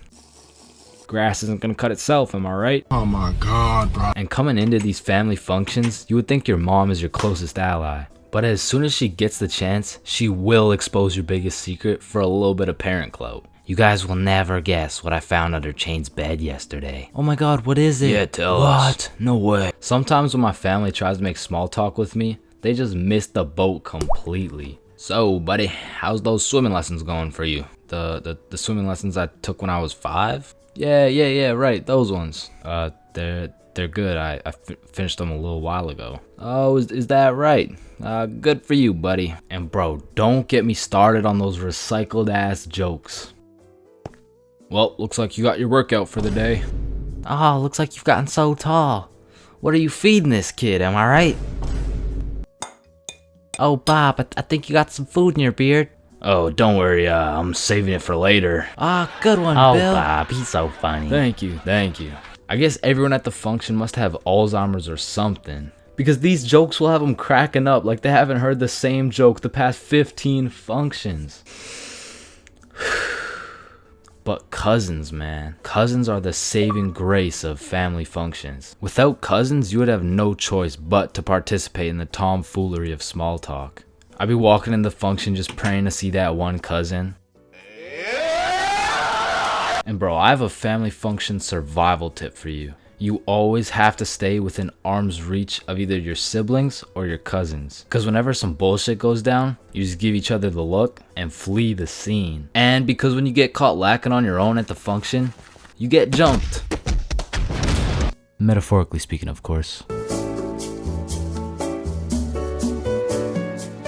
Your very first time buying from the plug. It's a special moment. It marks the beginning of a bond so strong and full of trust that it can only compare to that of your barber. Now, your first time copping from the plug can go many different ways, but my first time took place way back when I was 7. Okay, that's cap, but I was 13. Now, as some 13-year-olds, my homies and I were oblivious of how to get our hands on some sweet, juicy, succulent, magic broccoli. But you know what they say, if there's a will, there's a way. So we did what any 7th grader would do. We searched that shit up on Google. Where do I buy weed? And somehow, one of the first things that came up was some motherfucker on Reddit like, just order a pizza pizza, the pizza delivery guy stands a 78% chance of being baked. Just ask him where to find some gas. Simple as that, man. yo, Bet. So we call up Little Caesars like, hello, can I get a medium pepperoni pizza, please? Yeah. Yup. I bet. And about 45 minutes later, the doorbell rings. We open the door to see some 48-year-old man who's probably going through his second divorce. Should we ask him? Yo, he does not know where to find that shit. Oh, that'll be $13.69. Here you go. All right, have a good day. But wait, do you happen to know where to find some of that? Some of that good dope? Good dope? Oh, I see what you're saying. If you wanted some ranch dip, just say that. Nah. What he's trying to say here is, do you know where to find some of that good shit? Oh, you want some good shit, huh? You sure won't find it at Little Caesars. This pizza is ass. Go to Pizza Hut or something. Well, shit. What the fuck just happened? Okay, the guy on Reddit said there's a 78% chance. Maybe we just got unlucky with this one. And our dumbasses decide to order from Little Caesars again. That'll be 13. Okay, new plan. Yo, I think I know a guy. So Bob locates a local plug Snapchat. Billy adds him, and bro adds back. So now we've located the plug, but we had no clue on how to go about hitting this man up. Hello, Frederick Gordon Williams. I have reason to believe you are a plug and will be able to sell us some devil's lettuce, as we are minors, currently 13 years old. Just give us your home address and we will skirt and pull up soon. Sincerely, Billy. Instantly blocked, bro. Looking back, we sent the most federal message possible. We hit this man with his government name and asked him for his home address. But we had no clue that was federal. Like, that's peculiar. I wonder why he blocked us. So we did what any 7th grader would do.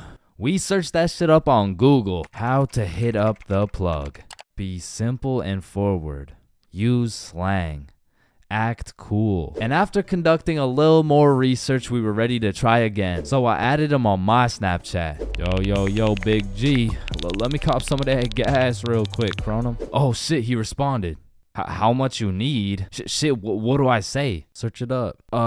3 pre-rolls. Let me get 3 pre-rolls, fam. Alright, meet me at Stickman Park at 2:30. So now we'd set a place and a time to cop some grass. However, what Frederick Gordon Williams didn't know was that we were a whopping 13 years old. Keep in mind, we were still in middle school, but this dude was in grade 10. Shit, I'm pretty sure he was 20 years old, but still in grade 10, which was pretty fucking scary for us 7th graders. So we threw on some drip we believed would make us look a little bit older, and we headed off to purchase some of Satan's spinach. We arrived at the park a little bit early, and as we waited, we discussed our plan. If he asks how old we are, we're 16.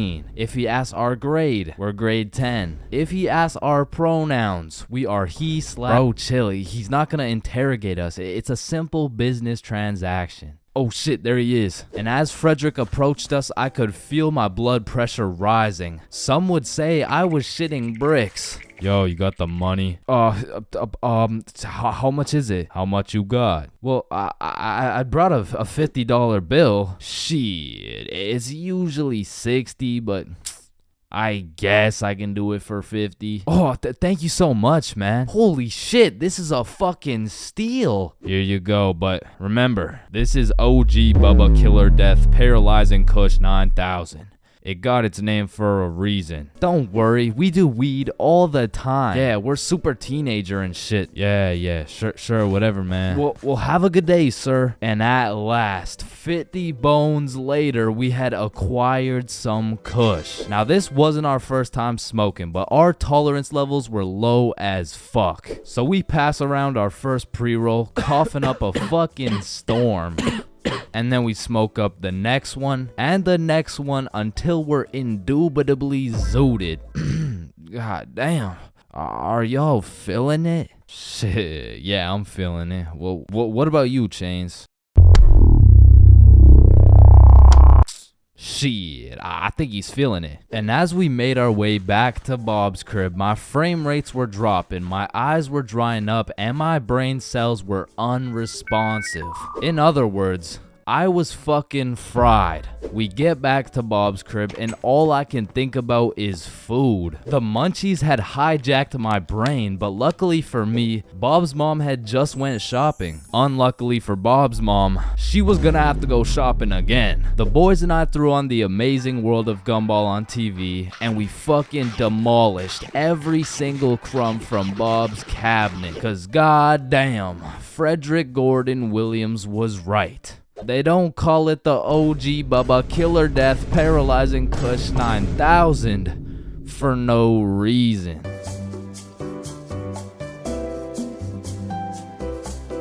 My first time eating magic mushrooms. Now this story takes place on a spooky Halloween night. And of course, when you're young, Halloween is about dressing up and getting candy from strangers. But as you get older, you grow to realize the true meaning of Halloween is to commit as many devious and malicious crimes in one night as humanly possible. Like when me and my homies first transformed from some young, innocent gentlemen into some unethical and deceitful delinquents, we planned out some criminal activities for our first teenager Halloween. Yo, trick-or-treating is for nerds. We're gonna drink alcohol and smoke grass. Woo. Yeah. That is so teenager. So you know, we drink their drink and we smoke their grass. Man, I sure could fuck up some Reese's Pieces right now. Not gonna lie, some Skittles would be fire.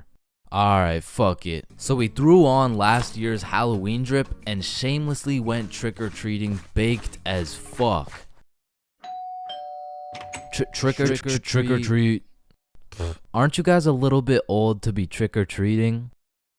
No, but we got our candy and we went back to Billy's crib and the munchies took over. I mean, we fucked that shit up so fast that we changed costumes and we spun the block. Trick or treat. Oh, didn't you guys already come here? No, there's a snake in my boot. So all Halloween, me and the gang pretty much just ate chocolate. But by the time next year rolled around, okay, this Halloween is going to be the best Halloween yet. But how can we top last year? Yeah, we already smoked grass and ingested alcohol well underaged. Cause I got these.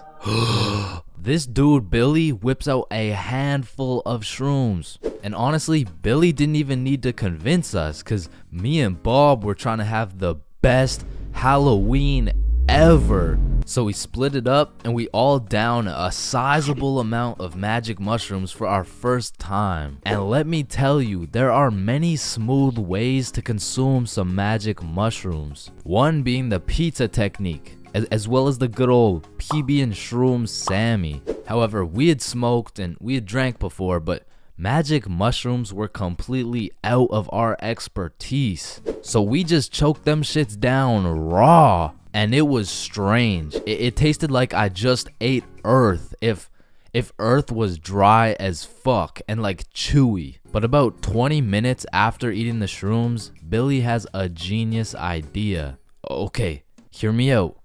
We go trick-or-treating, collect some candy real quick, and come back. So when these mushrooms hit, we can be eating good. Okay. Wait, then we need some costumes. Okay, I do have 3 costumes, but like just don't ask any questions, okay?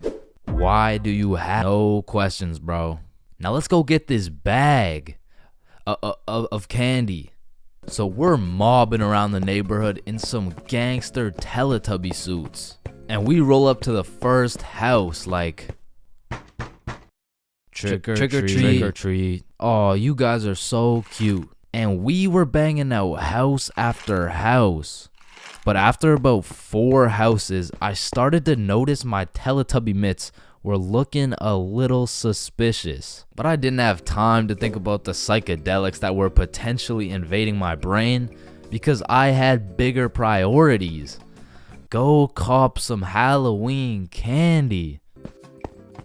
Trick or treat, trick or treat, trick or treat. But as we walked up to the 8th house, I was undeniably tripping balls. Cause as I looked up at Bob, I just started uncontrollably laughing my ass off. And Bob's shrooms must have kicked in too, because we were both just hysterically laughing at each other for no reason.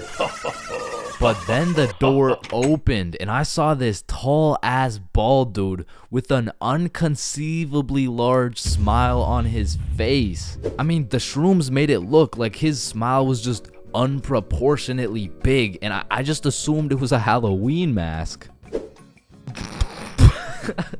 Man, I love your Halloween costume. What costume? Oh, holy shit. We need to get home ASAP. So we're making our way back home, tripping balls in our Teletubby costumes, and I'm just seeing the stars falling out of the sky. Then out of nowhere, Billy yells, "What the fuck is that?" Shit, I'm probably just tripping, but it looks like zombies running towards us at full speed. Oh, yeah.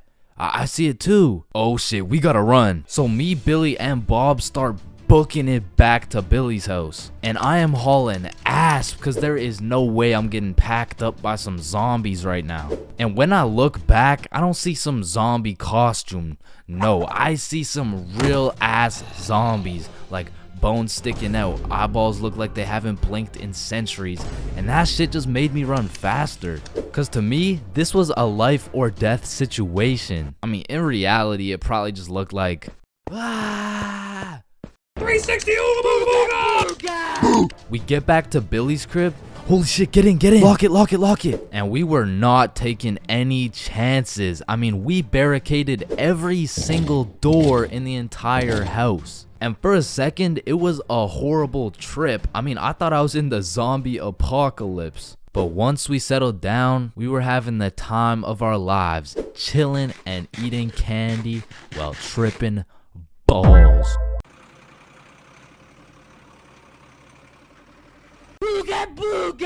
There's a lot of things in life that I don't really understand, but if there's one thing I can truly comprehend, it's being grounded. Because in my time, I've served a total of 547 days and 16 hours in the slammer. And through a year and a half of extensive first-hand research, I've come to the professional conclusion that getting grounded is straight ass, bro. You're locked in your room with no phone, no computer. Like, what do you want me to do? Think about my actions? Hell nah. Being grounded had a young me doing the stupidest shit ever, bro. Like, I was popping handstands, hitting my head against the wall, playing with the door stopper thingy. Shit, I got so bored, I even read a few pages of a book like an absolute nerd. And now that I think about it, Percy Jackson and the Battle of the Labyrinth was actually a spectacular read. Now listen, there's only one thing worse than being grounded, and that's being falsely imprisoned for life. Well, now that I think about it, there's a lot of things worse than being grounded, but one of which is being grounded during summer, bro. There's something about being able to hear all the happy children, the ice cream trucks, your homies having fun, the hoes throwing rocks at your window, asking you to come outside. Well, you just cry yourself to sleep because there never was any hoes throwing rocks at your window asking you to come outside. It's just you, your Percy Jackson books, some used toilet paper, and the existential thoughts in your head questioning if it's even worth it. And listen, I'm sure everyone can pick up on the fact that I'm a really intelligent dude. Smart all around, really, but trust me when I say I wasn't always this smart, bro. In fact, in kindergarten, my dumbass fully believed with my whole heart that being grounded meant your parents would just dig a decent sized hole in your backyard, toss you in, and bury you alive for the time being. And so I'm sure you could imagine my surprise when my OG friend of 5 days said, "Yeah, I got grounded for 2 whole weeks." Holy fucking shitballs, dude, are you okay? No, man, it's really hard. I didn't get to touch any of my toys or anything. Damn, how long ago was that, man? Oh, I'm still grounded. What? No, you're not. Yeah, dude, I'm grounded right now. No, the fuck you're not. And I wouldn't truly find out what being grounded was until 7 years later. I was in grade 7. It was a beautiful sunny summer day at approximately 11 a.m. and me and the boys were freely roaming our city. Little did I know, we wouldn't be free for long. And as the boys and I roamed the city looking for a move, one of Bob's girls calls him up and is like, okay, so my friend Becky is in Hawaii for a few days with her family, and she said I could bring you over. And just like that, Bob could have wrapped it up and claimed some cheeks. But the boy Bob was never one to leave the homies behind, so not only did he convince his girl to let us come, but he went above and beyond. He got his girl to bring some of her friends over too, and now we're hyped because we had now located the move, and quite a marvelous move if I do say so myself. Now keep in mind, all of us knew Becky and had been to Becky's house many times before, but Becky was all the way in Hawaii, so she had no clue about the marvelous move about to take place at her own crib. But regardless, me and the homies walk into Becky's crib and they low-key got a little get-together in the works. I see Bob's girl, I see Bob's girl's friends, and then I see a mutual friend of mine named Dennis. And he brought his girl. Now a little backstory about Dennis. Dennis was 2 years older than me, making him in high school, and to be fair, from grade 7 to high school is a colossal difference. Dennis was taller, had a more developed frame, and Dennis even had some facial hair in progress. The amount of facial hair that put my peach fuzz to shame. And to put it quite simply,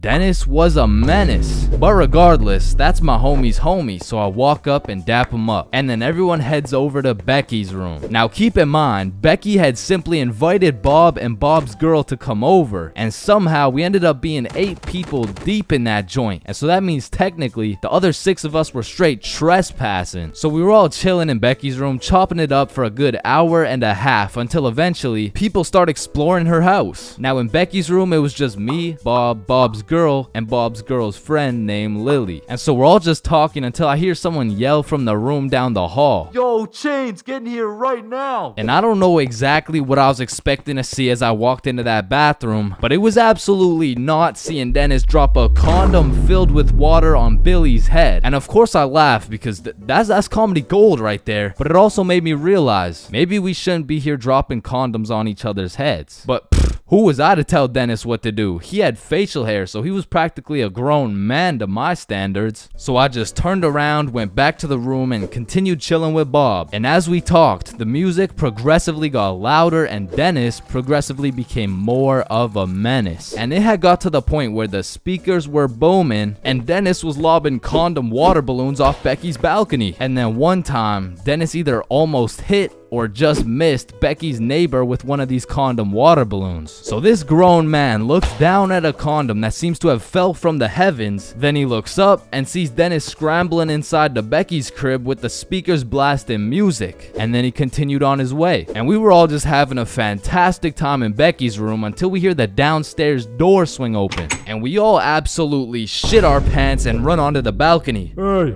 I just texted the family who lives here and they said no one is supposed to be in the house. Everyone needs to leave right now or I'm calling the cops. And that's exactly what we did. No messing around, we were out that hoe. And we all went to Bob's girl's house for an emergency meeting because we were all scared as fuck. And now Bob's girl and Becky are texting and Becky's like, my parents are pissed, they want to talk to everyone's parents and they know how many people were there. So we all devise a foolproof plan. Okay, we give Becky our phone numbers, tell it's our parents' phone numbers, and we act super disappointed in our children. We all agreed on this plan and the emergency meeting was dismissed. And over the next few days, we all got texts from a very unhappy Becky's father, who made sure to specify the amount of condoms that were found in the bathtub. We all respond with some bullshit along the lines of, "Hello, Mr. Beckerson. I'm very sorry to hear about the inconsiderate acts of Chains and how he's invaded your home. Rest assured, Chains will feel the wrath of this thick leather belt as it repeatedly beats against his cheeks to discipline him for his heinous actions. Thank you for bringing this to my attention." But come to find out, Lily's dumbass responded with some shit like, "Dear Mr. Beckerson, thank you for letting me know, but Lily did nothing wrong as she didn't know she wasn't allowed there. Plus, she didn't even make a mess or anything, on God. Put some respect on my daughter's name.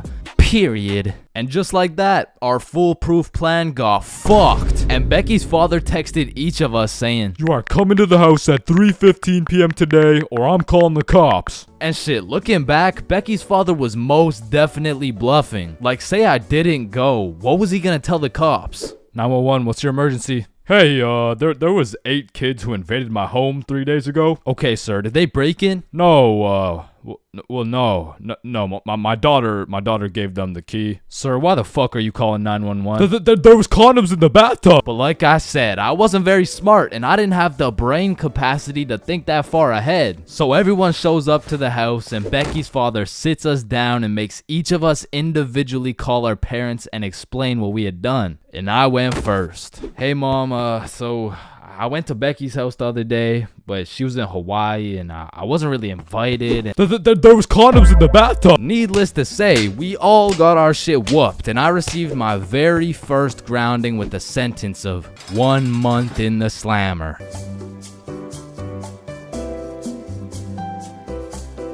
Man, you could be the 47th president of the United States and you'd still get flamed in school. It's just inevitable. It could be your haircut, your clothes, and bro, even when there's nothing to roast, somebody's gonna try and spit out some bullshit anyways. Hey, yo, why does Carl's face look like Spider-Man's left nut? Yo, it's so true. Why do you know what his nuts look like? And bro, when I was in middle school, all my clothes were hand-me-downs I got from my neighbor, and this motherfucker just didn't want to see me win, bro, because I was getting piles of V-neck shirts and jeans that didn't even fit. And not only did my neighbor have no drip, but dude was 10 years older than me, so every fit I made was just a decade too late. And pulling up to school and that shit had me feeling like a rotisserie chicken, the way I was getting cooked at a 360-degree angle, bruh. But my fit wasn't even the only thing that was outdated, because my phone looked like the first phone ever created. And it acted like it too. I mean, I would have to click the screen 5 times and then send a prayer to the heavens just to turn that shit on. And only real G's know the pain of having to whip out an old ass phone around someone else. Like, I remember this one time a girl came up to me and asked if she could add me on Snapchat, and when I gave her my phone, my shit crashed, bro. I think your phone just ran out of battery. Oh no, don't worry, sometimes you just gotta...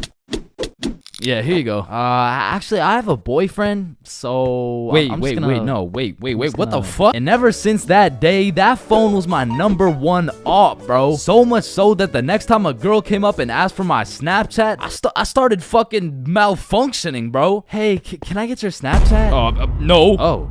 Okay. No. It's just because I don't have Snapchat. Oh, well, what about your phone number? I actually don't even have a phone. You don't have a phone? Oh, well, I did, but then my dog ate it. You know? Oh my God, is your dog okay? Sorry, I don't even have a dog. I don't have one.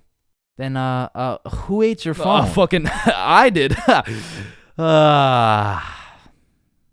Wait, was that? Nope. Like, I do appreciate all the hand-me-downs, because without them, I would be walking through the school butt-booty naked. But to be honest with you, if it was a choice, I would have rather been butt-booty naked, because these V-necks were straight girl-repellent. Like, there's birth control, there's condoms, and then there's V-necks, bruh. But shit, I mean, you could still pull a lot while wearing a V-neck, but it's just like... It's just gonna be dudes. And just when you think I couldn't have been more roastable, my mom will be like, "Oh, sweetie, you need a haircut." No, please, mom, no. My mom used to take me to this shop that gave out $1 haircuts, bro, and these motherfuckers were straight speed running these cuts. They'd be asking what kind of cut you want while cutting your hair, and by the time you get to show them the cut you want, your shit is already done, bro. And my mom must have not been tipping them either, considering the fact that every time I went back, the cuts kept getting worse and worse, until one time I walked out there with my head bleeding, like I asked for a 2 on the sides, and she hit me with a -2. Now, don't get me wrong, when I pulled up to school wearing the most abominable fit known to man with the atrocious haircut and shitter phone combo, I got my shit roasted, flamed, grilled, sauteed, deep fried, and then thrown into the goddamn microwave. Like the type of flaming that has you going home and just taking an extensive look in the mirror, questioning if you should legally change your name to Albert and flee the country. But somehow, this motherfucker Carl got flamed even harder than me just for being Carl. Like, whenever a friend group is created, there's just one dude selected to be the punching bag for the entire group. And you know, I feel bad and shit, but like... It's better Carl than me, bro, so I'ma slip a few jabs in if I have to. Yo, what the fuck is Carl eating, bro? Oh, hell nah. Wait, whoa, Chains is eating the exact same thing. Nah, what? Your shit looks like it tastes like cardboard with honey mustard. Wow, how did you know? Like, Carl can't even get a little chuckle out without getting crucified, bruh.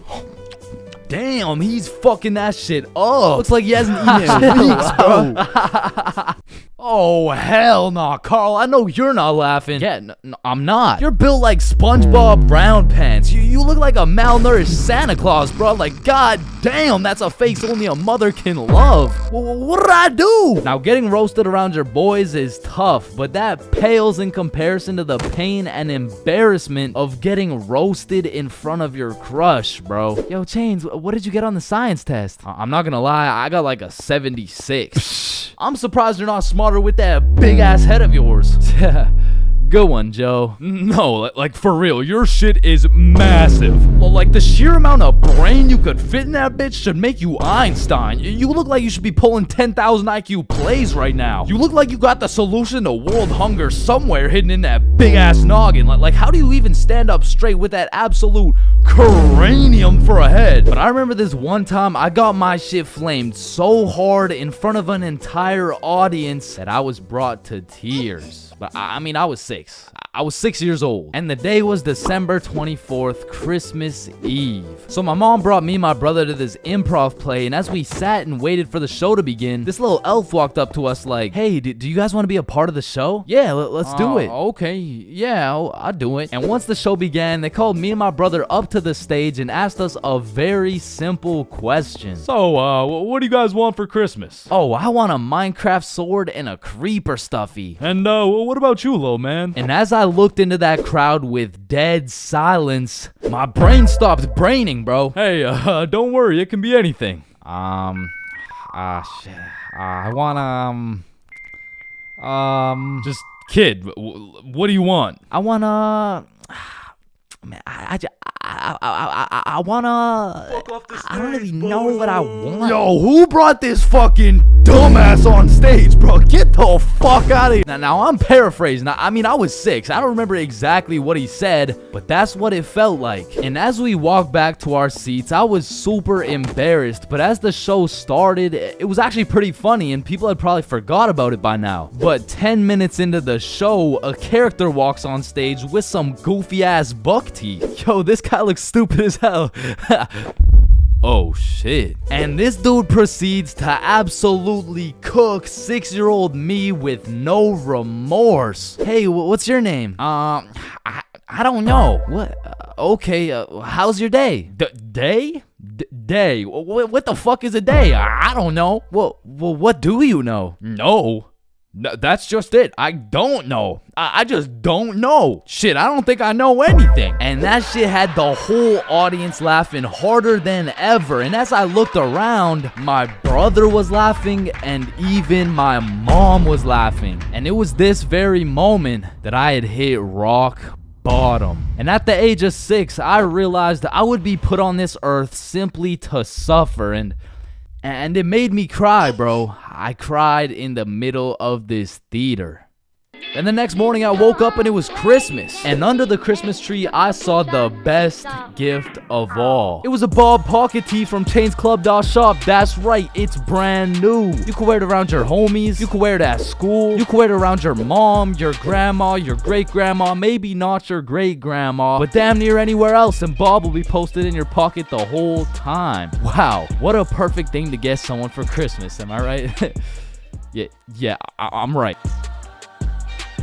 Yo, Chains, I'll pay you $5 if you pull that fire alarm right there. Oh, Yo, run. Chains, do you know why I've called you into my office today?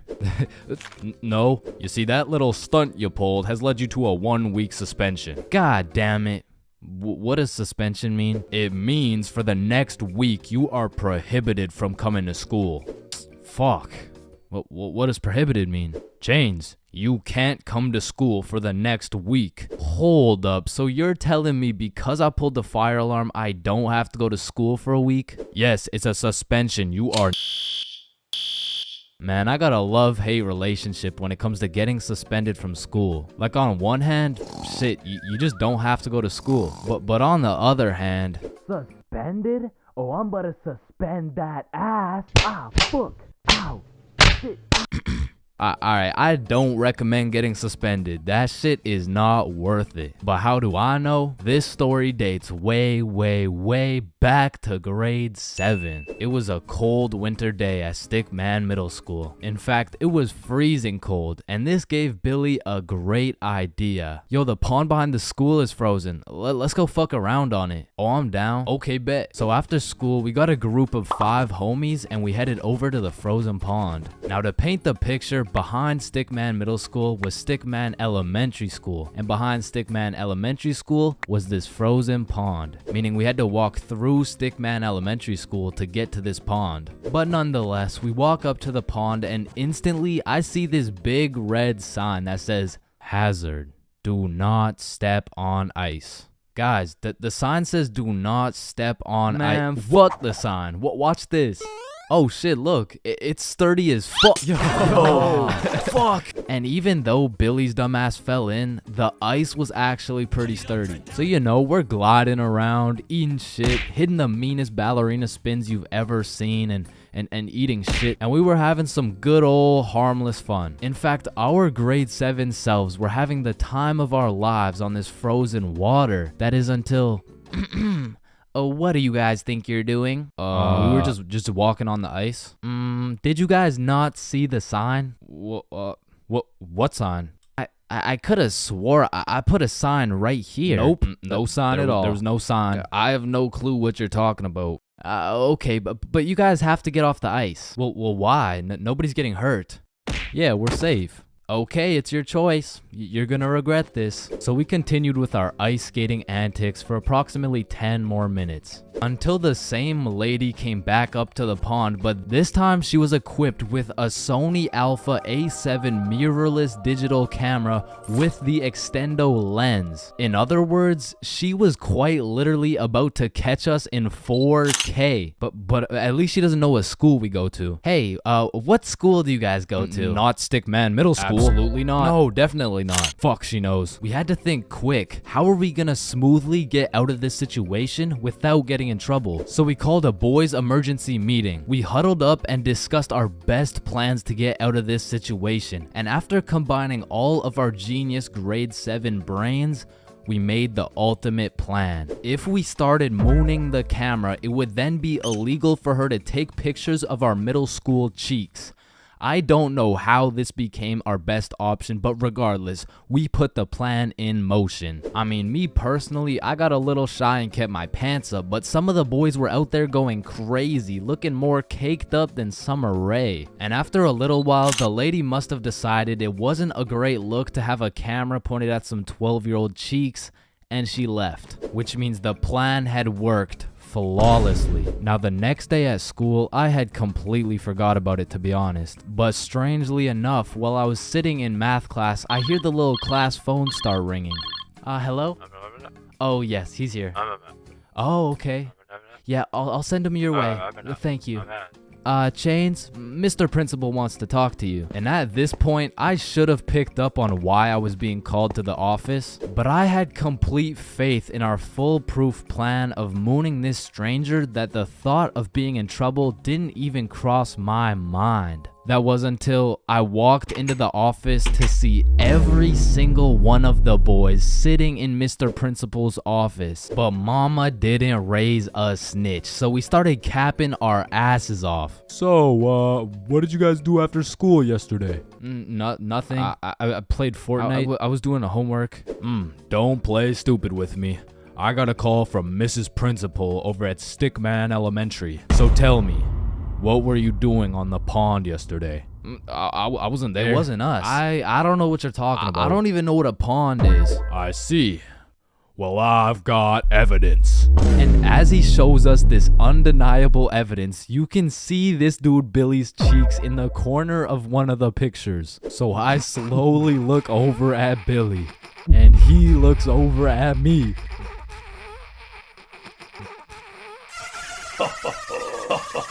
If you don't stop laughing right now, You're all suspended.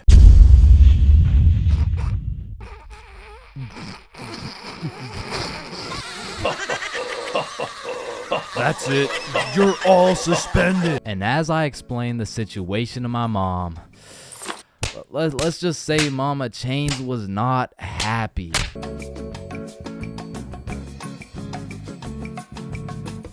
Being absolutely faded in math class is one thing, but pulling up to school while you're hammered, wasted, absolutely plastered is simply a different ball game. Cause there's lots of people who can properly utilize that Mary Jane on a daily basis. For example, tattoo artists. In fact, I feel like majority of tattoo artists would say, it helps me work better, dude. And I would happily trust this man to do his best work knowing he's baked as shit. However, if this dude was wasted, it's a little bit of a different story.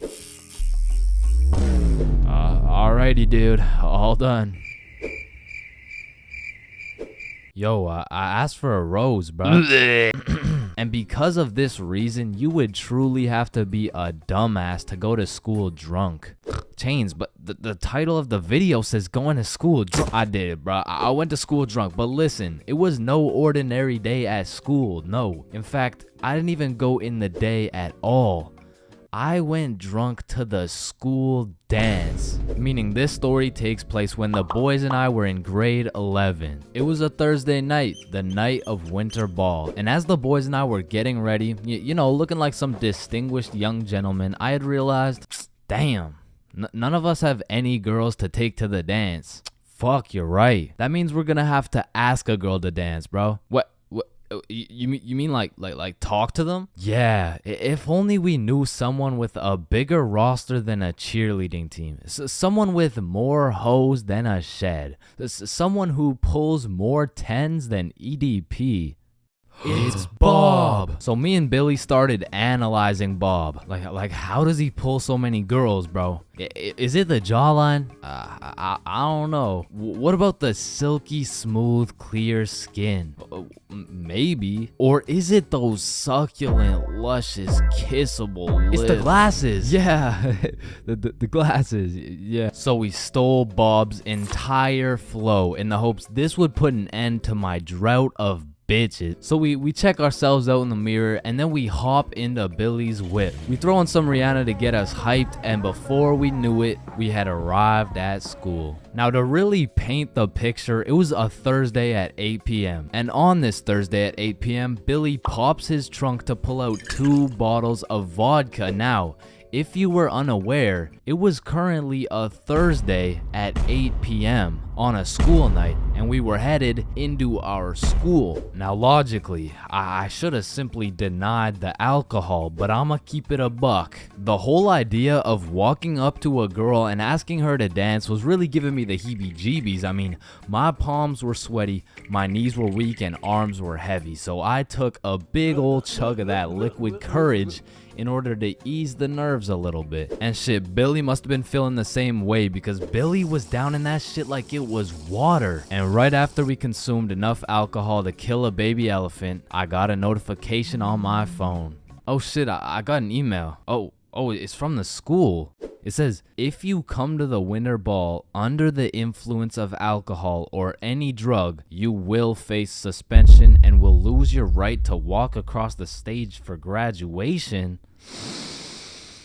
Fuck. Okay, listen, if we can get into the dance before this shit hits, we're chilling. All right, we got this. So we walk into the school looking fresh as hell, but then I noticed a fat line of students, and this line led to a security check to get into the dance. Fuck, that's not good. Nah, we're chilling. I still don't even feel anything. What about you? Yeah, same. We're good. And just as we came to the consensus that we were good, the principal starts walking down the line in our direction. Fuck, act cool. We're good. Act cool.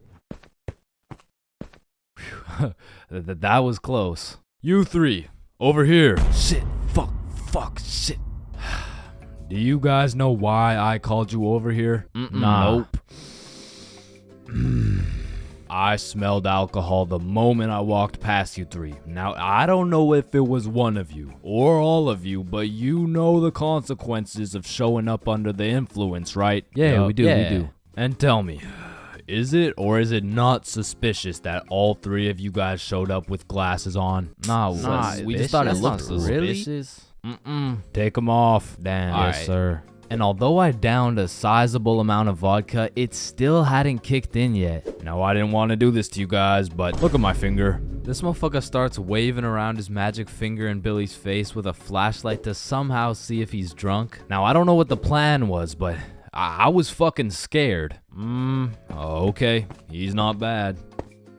Oh, okay, he's good. Now let's see here. And just as this motherfucker puts his finger in my face, that vodka hits, bro. I'm using all the strength I got to keep my balance while I'm getting blinded by this flashlight. Let me try that again. I got a little feeling you guys drank, but it hasn't fully kicked in yet. I'll check up on you in a little bit. Yeah, that's good. Yeah. So we get to security and they make sure to pat us down. A little bit too good, but before we knew it, we were at the dance. And just like that, I saw my opportunity and I put that liquid courage to use. And you know, I'm very articulate when it comes to words. So I ask, hi, how are you? Oh, hey, I'm good. So I wanted to ask you, like, you know, we're at the dance and I saw you, so I walked over here. Here we are, you know what I mean? So like, do you want to dance? Yeah, sure. It had worked. My plan had finally worked. And just as I was about to feel the female touch I'd been deprived of for all these years, I see Mr. Principal walking in my direction with his finger ready and his flashlight in hand. So I just haul ass, and I don't stop hauling ass until I'm off school grounds. So the moral of the story is, don't go to school drunk, bro.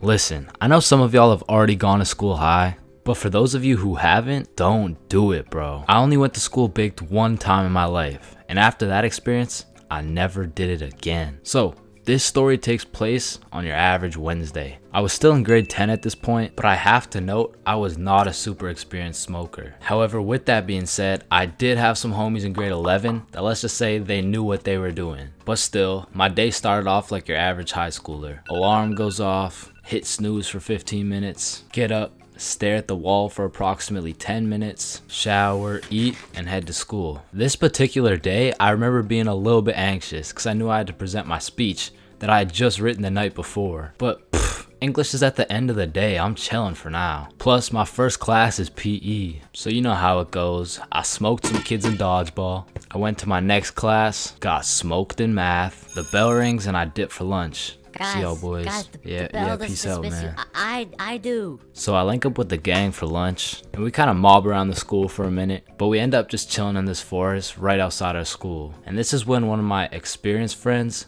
whips out that Zaza. We'll just call him Jimmy for now. Jimmy just asks everyone, "Are you dudes trying to smoke?" "Yeah, for sure." "Hell yup."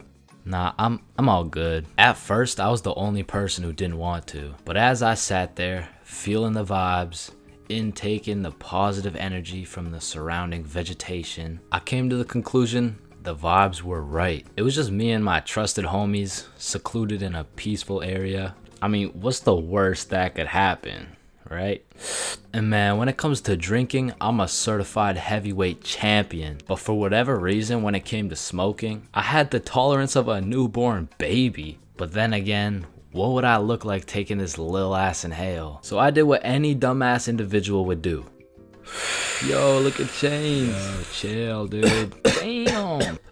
So my friends are low-key hyping me up, and I'm out here thinking, I am such a cool guy. I am literally that guy. I'm literally that guy. But much like everything else, everyone forgot about it in 5 minutes. But I'm still left with all this tetrahydrocannabinol compounds waiting to alter my neural chemistry. So as we're walking back to the school, the THC raids my brain like the FBI. FBI, open up! And I just eat the ground, bro. Had me looking like my controller just disconnected. And my friends just look at each other like, fuck. Maybe you should just go home, bro. Yeah, dude. There's no way you'll be able to go to class like this. So we make our way over to this bench outside, and I'm weighing out my options. I'm trying to find the best scenario to get out of this alive. I narrowed it down to roughly 2 options. I can either go home, get whooped by my mom, and get grounded for another 1.5 years, or I could thug it out, just go to class, running the risk that my teacher might find out I'm baked. So me and my friends are brainstorming, using the good old pros and cons method. Going home. Pros. Cons. I will get whooped. Staying at school. Pros. Cons. I might get whooped. Staying at school it is. The bell rings, my friends wish me good luck, but my next class was science, and I had the #1 homie in that class.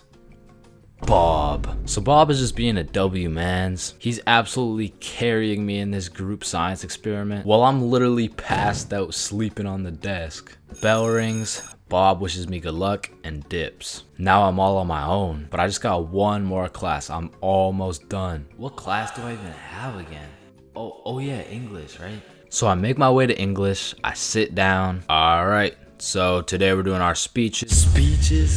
And my English teacher was the type of teacher who loves to catch people lacking and just put them on the spot. So of course, he sees me on another planet and decides to call me out. Chains, how about you go first? I'm not prepared. Just get up there, bud. Okay. All right, whenever you're ready.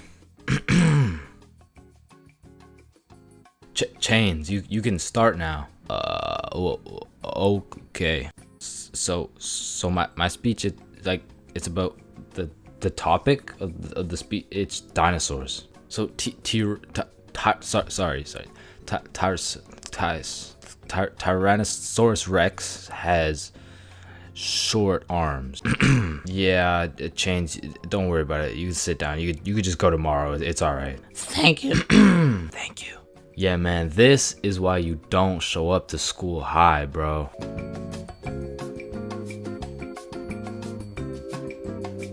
So, as I mentioned in my fast food video, I worked at a place called Jim Jordan's. Not to be confused with the popular Canadian establishment Tim Hortons. With that being said, at the time I had already worked at Jimmy's for a year. And to be fair, I couldn't care less if I got fired. So one day I got booked for a night shift from 6 p.m. to 12 a.m.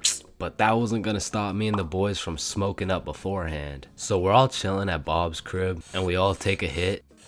We all ate some snacks. Listen, you know the drill. But then Bob asked, are you guys trying to watch some TV? Nah, I'm really just trying to fuck up these Doritos. Yeah, I could watch something. So Bob throws on the first thing that comes up. And I'm thinking, these nerds are trying to watch Dora. But literally 5 minutes later. Do you see Swiper the fox? Yeah, he's in the bush. Yeah, you see him. Where? In the bush. I don't see him. He's right there. Where? Right behind you. Right behind Yes. Swiper, no, swipe. Oh, hell no. All of a sudden, I was invested. This show had me in a trance. We were banging out episode after episode, and when I go to check my phone, it's already 5:59. So I'm like, oh shit, I got work in 1 minute. So I run to my car. I wouldn't drive. Not because I'm baked as shit. I was just broke, bruh. I didn't have a car. I was working at Jim Jordan's. So I haul my ass over to the bus stop. Then I wait there as fast as I can. I get on the bus. Then I get off the bus. Then eventually I make it to Jim Jordan's. Needless to say, I was late as hell. And of course my manager had something to say about it. But shit, I was higher than gas prices right now, man. You can't be coming in late like this. Yeah. Jonathan had to stay an extra 30 minutes to cover you. It is very unprofessional to show up late. Are you even listening? Yeah, What did I say then? For sure. Yeah. She definitely knew I was high as hell. But she couldn't fire me. Cause honestly, nobody else wanted to work there. So I throw on the gym drip, hop on the drive-through window, and I'm the type of dude whose brain just disintegrates when I'm high. So I was just chilling, doing my thing. But all of a sudden, some guy comes through the drive-through and tries to kill my vibe. Sir, hello? Do you have my food? Yeah, what do you want? Well, I just ordered some food back there, and bro, what do you think this is? McDonald's? Yeah, I'm gonna keep it a stack. Most of my brain cells were still at Bob's crib watching Dora, and I guess one of my coworkers noticed that. Yeah, you should just make the drinks. I'll be on drive-thru. Okay. Even though I didn't have to talk to people anymore, my brain still refused to start braining. Yo, Chains, chill. Wait, what? Looking back, I am really sorry for whoever ordered something that night, because I wasn't even reading the orders. I was out here freestyling with the coffee. A little bit of this. Oh, yep, a little bit of that. Whole lot of this. Is this the black coffee? What is this, the black coffee? Yeah. Yep. Yep. Then I went on my break. Alright, Chains, what do you want? Well, what do you guys have? Bro, you work here. Can I get, everything? Oh, everything bagel? Nah. Just everything. Jim Jordan's never hit so hard in my life. I was an hour into my 30-minute break, demolishing a meal for 5. Honestly, that day, I was probably one of the worst employees ever. But shit, I was having the time of my life. Wicka. Until some Debbie Downer tried to kill my positive vibes. Hey, who made this coffee? That'd be me. I asked for a black coffee and got a cup full of sugar and cream. Are you sure you didn't order that? And boom, she went off. I can't believe this. This is a disgrace. This is outright disrespectful. Let me talk to your manager right now. And listen, I know not everyone's brain just disconnects when they get high, but for those of you who are anything like me, don't go to work high if you want to keep your job. High school bathrooms have to be one of the most unorthodox places in the entire world. Walking into the bathroom, you have absolutely no clue what to expect. And honestly, that's the best part. I remember one time I had walked into the bathroom, you know, to take a piss. And when I had opened the door, I was not surprised to see some motherfucker getting his head shaved bald. And these dudes were so casual about it too. Yo, what's up? What up? And you know, it's cool and all to be able to be entertained while you're trying to release your bodily fluids. But I mean, sometimes you just want some peace and quiet. Because you truly never know when something like this can happen to you.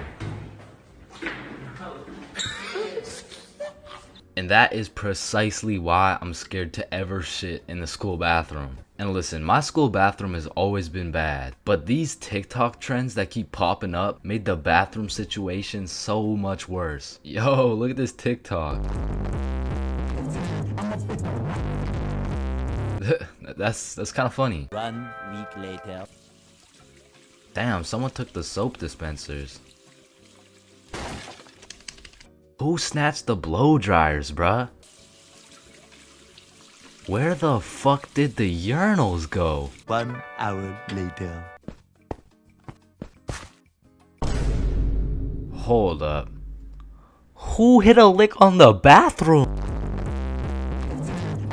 These TikToks had the school announcements like, Guys, I'm begging you, stop with the devious licks. if you see anyone hitting a devious lick in the bathroom, report it to the office immediately. And I'm not gonna lie, this trend was low-key pointless. Like, once you go home, the fuck are you gonna do with a broken blow dryer, bruh? But there was one TikTok bathroom trend that was fire. So, what is the square root of pi?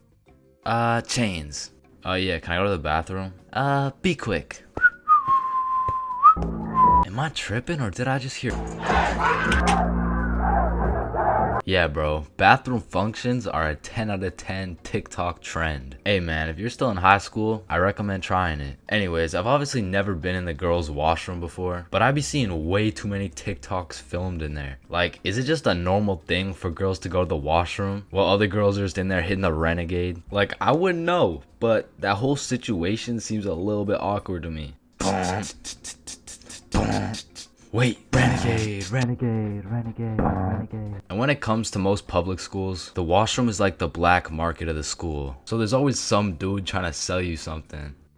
Yo, you need anything right now? I got that Gandalf OG, that Alaskan Thunder, some purple monkey balls, got those Girl Scout cookies. Hey man, just give me a second, I'm kind of busy right now. I got that sour diesel, that granddaddy purple deluxe. Trust me, this stuff will blow your socks off. And every once in a while, someone will bring boxing gloves. All of a sudden, the school bathroom turns into the octagon. People are getting knocked out, dropped, and getting hit with the guillotine chokehold. But as soon as a teacher walks in,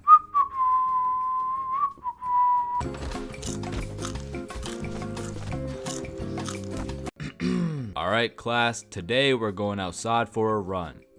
but it's literally 0 degrees. Oh, Chains, don't be a bitch. It's not even that cold. See? I told you guys it's not even that cold. Yeah, for you, cause you're out here dressed like the Michelin Man. High school PE is something different, and every PE class has 5 different types of people. Like the group of kids who just stand in the corner and occasionally get sniped in the head with a dodgeball, or the kids who participate and make sure everyone is included, or the legend who's chilling on Instagram.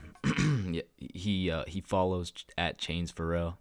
There's also the dude who just never shows up. And of course, we got the sweats. These motherfuckers treat PE like they're in the military. These motherfuckers treat PE like they're training for the Olympics. These motherfuckers treat PE like they're gonna get scouted to the league. Which is honestly just funny as hell because, let's be honest, 85.7% of the class doesn't even want to be there. So you'll have some innocent souls zoning out during a basketball game, and all of a sudden they'll be getting posterized like they're playing against Ja Morant. Yeah, bitch! I mean, these kids will come out of PE drenched in sweat, breathing heavy, and with a smile on their face, knowing they dropped 104 points on some kids who have never touched a basketball in their life. And listen, don't hate me, but I do understand the appeal of sweating your balls off in PE, because I too once participated in the sweaty activities. Ow. Ow. I know, but there's just something so exhilarating about hearing the snapping of an unsuspecting freshman's ankles. But as I matured, I realized there was only one thing better than shitting on random students, and that was shitting on sweats. I became the anti-sweat. I would act like an innocent soul waiting to get posterized, but when the sweat would come in trying to end my career with a windmill dunk, I stuffed that boy like a Thanksgiving turkey. Pause. And don't get me started on the fitness gram pacer. Whoever created this legal form of torture will catch these hands. Oh, Chains, no, I heard he sadly passed away a little while ago. You could be having a good day and you pull up to PE like, hey bro, you know what we're doing today? I'm not sure, but I think we're playing soccer. No, it can't be. Alright class, today we will be doing the beep test. Fuck.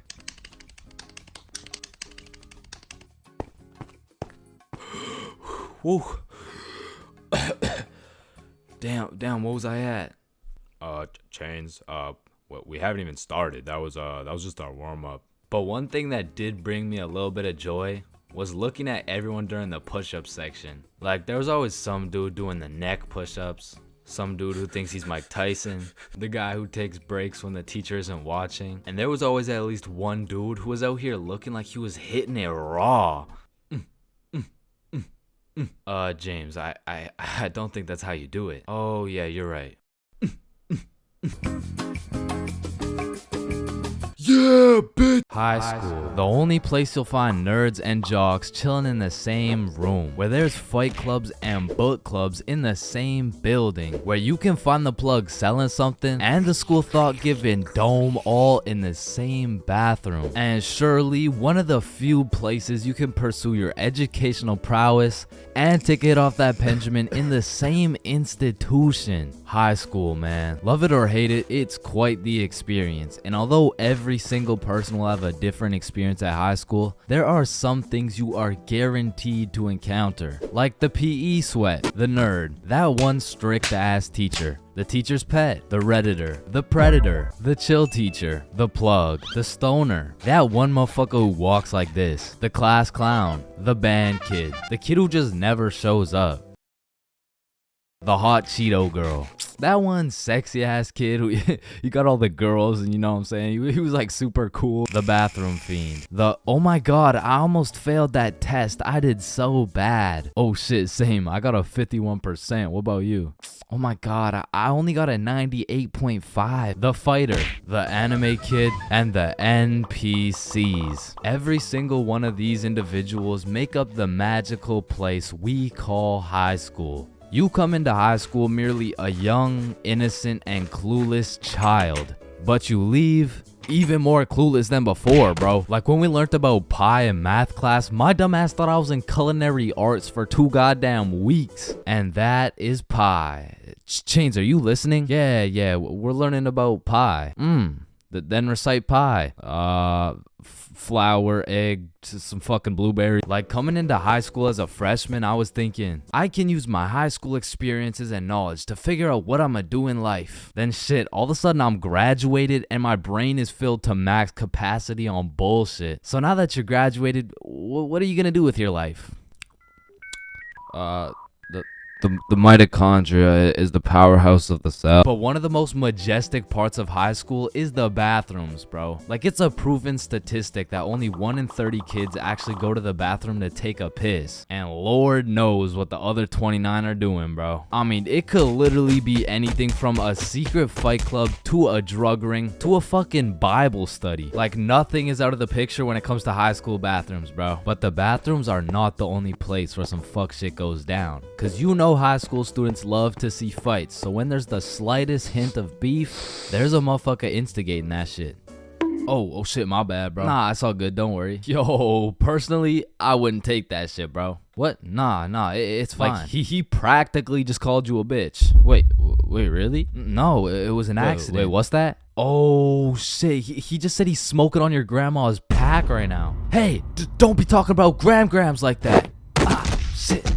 But tell me why when some entertaining shit happens, I just happen to miss school that day. Like I'll go every day of the month, but I get sick for 1 day? Damn, I'm glad as fuck I'm not at school right now. Yo. Holy shit. Chains, where are you? I'm in my bed right now. Why? Ooh. Jeremy and Tom are running the ones right now. Fuck, the one day I didn't go. Wait, what's that in the background? Oh shit, yeah, they got Lil Uzi performing at school today. What? Uzi's at our school? Yeah, check it out. Yo. Oh, and they brought in Gordon Ramsay cooking up free lunch today as well. What? Oh, and I almost forgot, Elon's pulling up and giving everyone Teslas. So, no, I'll see you later, man. But listen, high school is nothing like these movies paint it out to be. Like all these movies portray the same shit, where Victoria and her goon squad make fun of Ruby, and where Chad and the football team shove Arthur in a locker. Like I've only seen a motherfucker get shoved into a locker once in my life, and to be honest, I couldn't even see much of it. I mean, it was pretty fucking dark in that locker, bro. But for real, in high school, you don't have to worry about some big body taking your lunch money or some football kid slapping the books out of your hand. The worst thing you'll encounter on your average day at school is your local Redditor. I don't know how they do it, but somehow every joke they make is so unfunny that it just ruins my day, bro. Do you smell that? Yeah, Jeremy, that's what happens when you don't shower in 2 months. No, it smells like sussy baka, like Among Us. But not to confuse Redditors with Discord mods. I mean, they're pretty much the same thing, but Discord mods shower even less. To be honest, there is truly only one thing mustier than a Discord mod, and that's the cafeteria food, bro. I mean, this food is completely and utterly ass. Like, somehow these motherfuckers manage to get the food cold and the drinks warm. Like, how the fuck does that shit happen? And my high school would serve some daily specials, and to be honest, that shit was unidentifiable. Like, you'd see this pile of mysterious substance, and I'd ask the person who made it what it is, like, what's the special today? You're holding it right now, dumbass. No, but like, what is it? Oh, I don't fucking know. And my school refused to pay people to make good food, so they had students making all the food. So you'd be eating a burger and look up at the person making them, and they'd just be casually scratching their ass. And even with all this free labor, tell me how these motherfuckers have the audacity to be charging $6 for 3 chicken strips, bro. That's $2 for one small soggy piece of some shit that's probably not even chicken. I mean, that shit is a robbery. And speaking of robbery, the high school change rooms are shockingly similar to Detroit. And we all know, you can't have shit in Detroit. Like, if you leave anything not locked up, it's gone, bro. Your iPhone, gone. $5, finessed. 2-week-old rotten sandwich. Someone's taking that shit. And to be honest, even if you lock that shit up, it's still at high risk. Like, let me paint the picture a little bit. This is PJ. PJ locks all his beloved belongings in his good old PE locker before heading to play some soccer. After scoring a hat trick, PJ comes back to the change room to reacquire his belongings, only to find out someone took PJ's whole goddamn locker. PJ was devastated. Until he remembers, he can check the school's security cameras. Yeah, take a look. Yeah, take that shit, take that. Yeah, we'll. PJ never got his shit back. Now, I don't know about your guys' high schools, but mine was equipped with security cameras everywhere, covering every square inch of the school. But these cameras had the resolution of a fucking toaster. Like, you could have a motherfucker commit a heinous crime. He could proceed to put his face in the camera, state his government name, address, and date of birth, and you would still have no clue who did it, bro. And of course, the teachers. Teachers have the ability to make or break your high school experience. So real quick, let me go over some of the teachers you will encounter in high school. The angry teacher, the chill teacher, the lazy ad teacher, the funny ad teacher, the teacher who doesn't know how to teach shit, Miss Cakinson, the teacher who wants to be the chill teacher, but shit just doesn't work. That teacher that plays videos all class. The gym teacher with several allegations. The weird science teacher.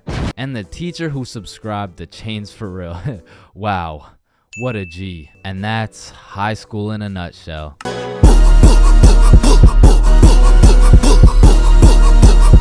Alright, I already touched on the unspeakable things that go down in the high school bathrooms, bro. But there's only one place on earth that is more foul than those bathrooms. And it's the goddamn locker rooms. That room smells like complete and utter dog shit mixed with Axe spray. Like, maybe I just went to school with a whole lot of Discord mods, but the rancid smell of the boys' locker room would contaminate anything in a 50-foot radius. And shit, Lord knows what goes down in that questionable place. Like, you'll walk in there and see anything, bro. Motherfuckers will be having fights, chicken fights, group fights, sword fights. Like, any laws and rules simply don't apply to the boys' locker room. Motherfuckers will be throwing hands, selling drugs, committing arson, committing several counts of fucking tax evasion. Shit, you name it. It's pretty much a GTA lobby in that bitch. Like, I remember one day I walked into PE and my teacher was like, "Hey, where's your PE strip?" And I was like, shit, it's in the locker room. So I walk into the locker room and there's just 2 motherfuckers throwing hands, and they just stop and look at me like, oh shit, I'm gonna just get my backpack and shit. So yeah, alright, y'all be safe. And then they just went back to beating the shit out of each other. Now listen, I don't spend too much time in the girls' locker room, but anytime I walk by there, that shit smells like rose petals and rainbows. So I can only imagine there's no group fights, no chicken fights, hopefully no fucking sword fights. And bro, you deadass can't leave shit in the locker room. Like, if you leave anything not locked up, it's gone. These kids are ruthless, bro. They're snatching your wallet, your phone, your clothes. Shit, they're taking your PB&J sandwich. And the thing is, if you want your PB&J back, you're gonna have to get it back in blood, because there's no laws in the locker room. See, if someone snatched my sandwich in math class, I'm turning into 6'9", bro. Mr. Cumminson, Jordan Johnson here, who lives on 123 Stickman Drive, postal code STK53Z, just stole my peanut butter and jelly sandwich my mom made me, so I'ma need his ass suspended. But if you try to tell a teacher about anything that happened in the locker rooms, they don't give a fuck. Mr. Principal, Jordan Johnson just stabbed me and stole my backpack, my phone, my wallet, and my ID. Damn, I'm sorry to hear that. Where did this happen? It was in the locker room after PE. Oh, you said the locker room? You're just gonna have to get it back in blood. Back in blood? What are you talking about? Yeah. I'm not gonna lie. The way you're snitching right now, you kind of look like a bitch. But yo, one time me, Billy, and Bob were coming back to the locker room after some good old dodgeball, and Billy notices a dude rummaging through his backpack. So he's like, yo, what are you doing, bro? But when he turned around, Billy was bamboozled to find out the kid rummaging through his bag, he was special. And there was just this moment of silence. Yo, am I supposed to like beat his ass right now? Or bruh, I'm sure he didn't take anything. Just politely ask for your bag back. All right, yeah. Oh, hey man, can I get my bag back, please? And the kid just hugged Billy, and then he left. And I'm still confused to this day, but I'm gonna be honest, locker rooms weren't all that bad, cause sometimes you'd walk in that hole and they would just be throwing a party. Now it still smells like ass, and there was literally no females, but it was still kind of lit. Like you'd walk in there and it would transform into the club. Shout out my Lego, that's me. I'm in this bitch with TP. I'm in this bitch with Ultra. Or you'll walk in there and they'll just be giving out free pizza. Like walking into the locker room is a gamble. You might walk in there and get robbed, or you'll get some fucking pizza. I don't know. But what I do know is there's only 10 types of dudes in the locker room. Starting with that one kid who must have thought it was the 1800s the way he was whipping motherfuckers. Next, we got the poor guy who's just trying to change. He's quiet, he's normal, and he changes. It's a locker room, so it makes sense. Then we got that one poor soul who gets absolutely cooked by the entire locker room. Yo, why is Kevin built like Mike Wazowski? Bro's got no neck. We're stick men. None of us have necks. Shut up. You skip neck day. He skips neck day. Next, we got Bob. Bob's just that guy that casually takes his shirt off, and he's built like Giga Chad. Like, shit. Fucking sexy ass Bob. And I don't know why, but there was always that one guy who thought it was a good idea to just whip his nuts out. Unprovoked, uncalled for, completely out of pocket. Like, what do you look like with your nuts out in a room with 30 half-naked sweaty dudes? Like, personally in that situation, I'm keeping my balls in my boxers. Thank you very much. And bro, tell me why there was always one kid who was just dousing himself in Axe spray. And it's always the mustiest motherfucker doing it too. Like, who's gonna tell him that Axe spray doesn't replace taking showers, bruh? And I don't know about your locker room, but for mine, there was always a dude eating. Like, out of all the places on earth, why are you eating in the locker room? Like, for some reason, there's something about eating around a bunch of dudes in their boxers that just doesn't sit right with me. I mean, simply by bringing that sandwich into the locker room makes it contaminated. That sandwich will be tasting like wet dog and Axe spray. And next, we got the kid who just makes as much noise as humanly possible.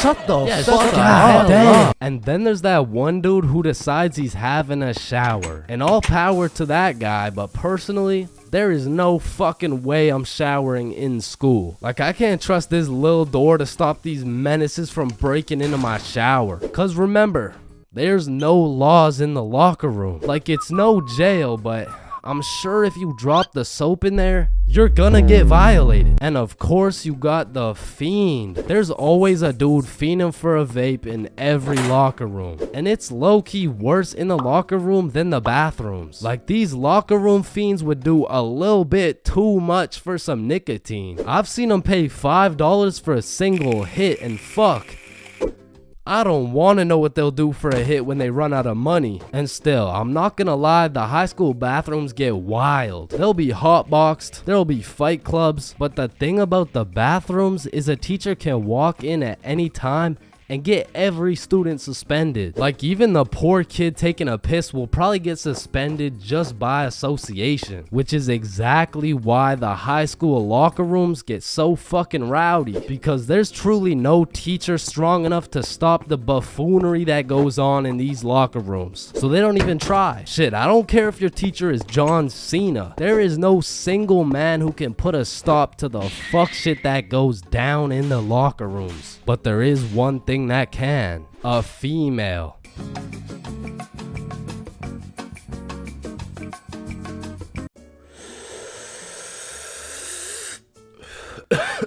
Space isn't empty. It contains everything that exists. Hey bro, you think this mirror is good? Nah, it's in used condition. What do you mean? Walmart doesn't sell used mirror? Oh, we're using it right now. Damn, I've been hitting this joint for way too long. I should probably pass it to the next person. You ever thought about how most of the sky is actually below our feet? No, it's right up there. Holy shit. Okay guys, I'm gonna be your waiter for tonight. Just give me a second and I'll be right with you guys. We are the waiters. Bro, what are you talking about? No, think about it. If we're waiting for the waiter, then we are the waiters. Hey, nice belly button, bro. Hey, thanks, man. Your belly button is really your old mouth, by the way. What the fuck?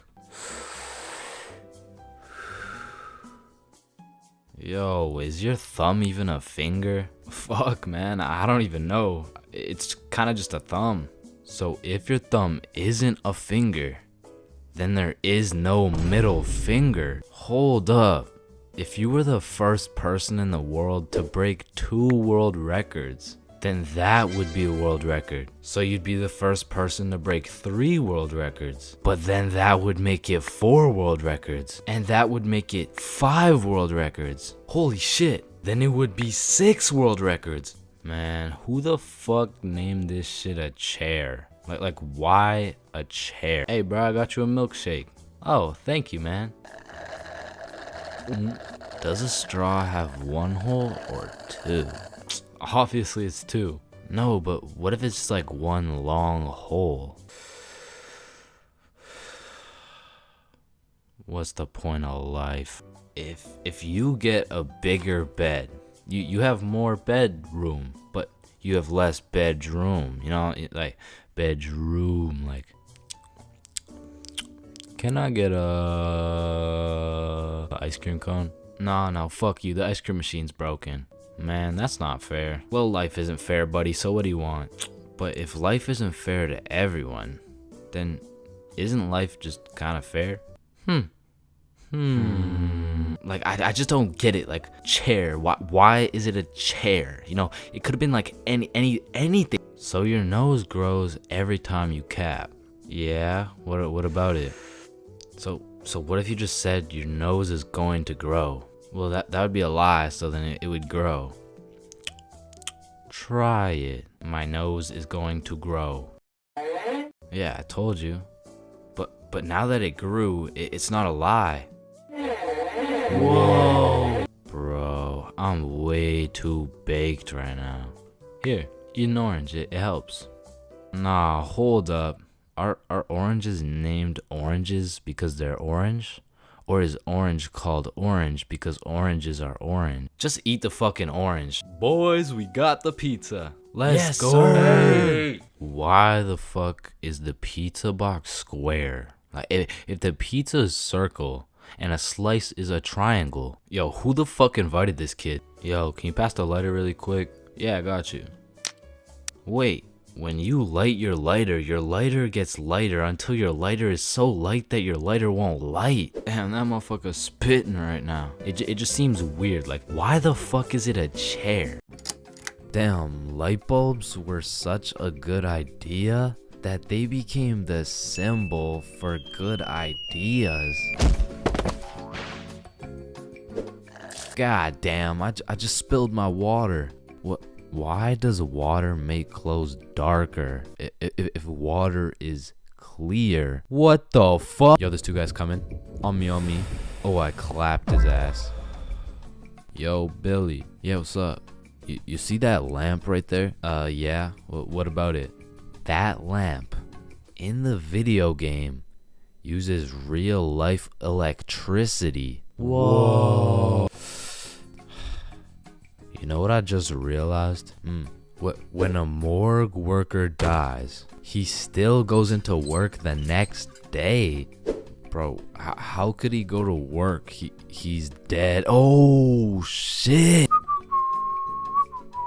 Oh, whoops. Just dropped the soap.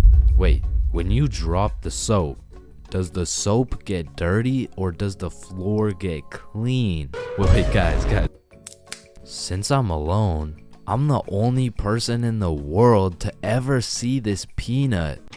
Nah, I saw it too. Who the fuck are you? Yo, when did you get so much money?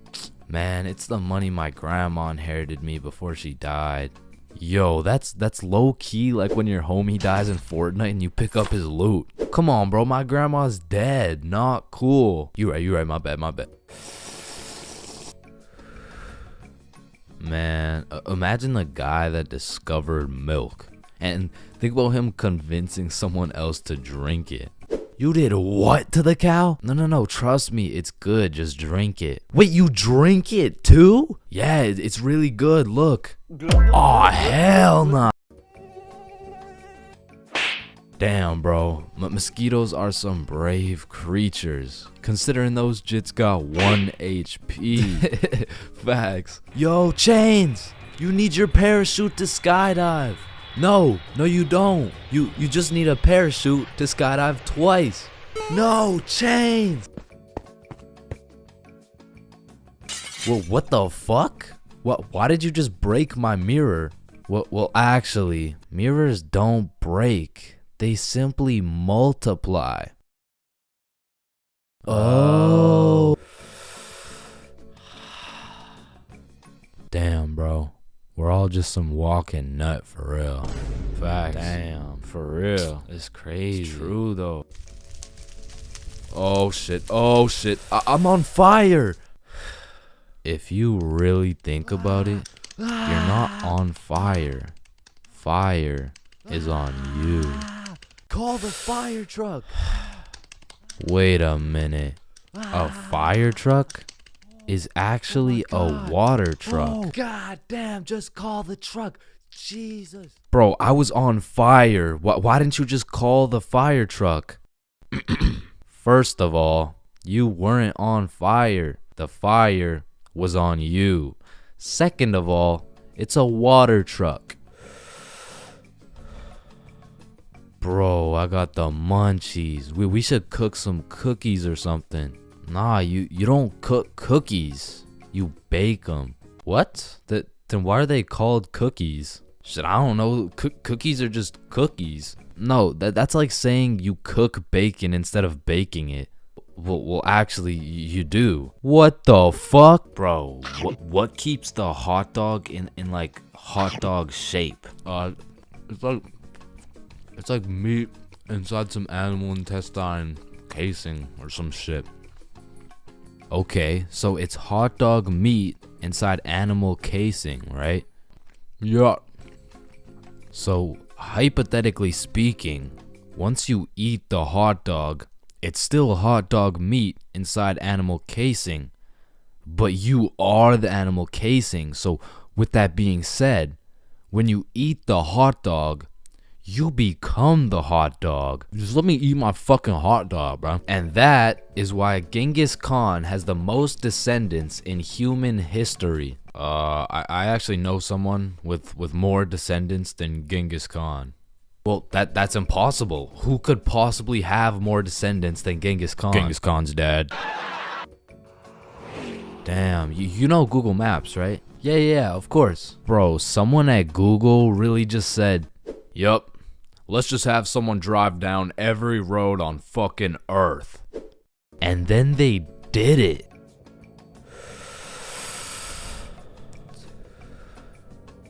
You know how concrete and glass are both made out of sand? Yeah, what about it?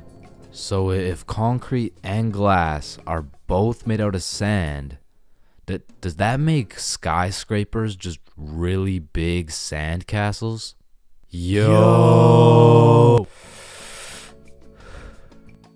How tall is the tallest person in the world? I don't know. Let me check. God damn, he's 8'1". Holy, you know what I'm thinking? Yeah, imagine getting railed by this absolute. No, I was thinking at one point the tallest person has experienced the height of everyone else in the entire world. Holy shit. Paper has 6 sides. Shh. Like we're really just some talking nut for real. Facts. No cap. Damn. Just some breathing semen for real. That's crazy. For real. Facts. So true. Damn. True. For real. Hey little man, what do you want to be when you're older? I want to be a doctor and cure aging and all the diseases. Well, if one day we cure all the aging and all the diseases, then we will all die painful and horrible deaths. I still don't understand why it's a chair. It just doesn't make any sense. Yo, you know what I just realized? What? The size of your hands is the font size you use in sign language. Oh shit. That motherfucker Shaq must be talking in all caps. Sir, I am very sorry to inform you that you are bleeding internally. Wait, I'm bleeding internally? Yes, we will need an immediate operation, and we will have to. Oh no, it's all good. Internally, that's where the blood's supposed to be. No, sir. Where are you going? This is an urgent matter. Get back here. You're in critical condition right now. Yo, can you pass the Apple charger really quick? Yeah, for sure. Yo, what if Apple chargers were called apple juice? Whoa. Damn. Yo. Apple juice? Bro. You know what I just realized? You can drink a drink, but you can't food a food. Nah, that one was ass. Yeah, you right. Like, I mean, we're literally just semen that can talk. So true. Facts. That's so crazy. For real. Yo, when you put your socks on inside out, the entire universe is wearing your socks, except you. Fuck. Yo, look, it's a unicorn. Damn, it's got a really unique horn. Unique horn? Unicorn. Unique horn. Unicorn. Unicorn. Unique horn. Unique horn. Unique horn.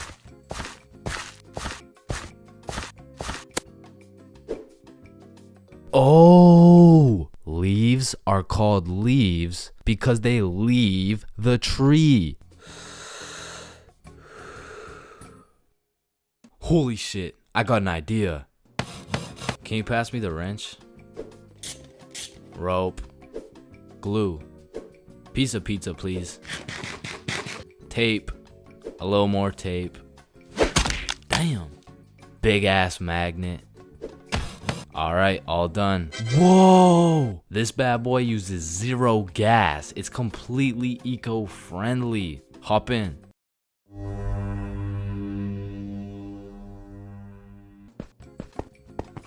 Oh shit, there's a penny. Bro, there's no point in picking up a penny. It's literally worth 1 cent. How much do you make working at Wendy's?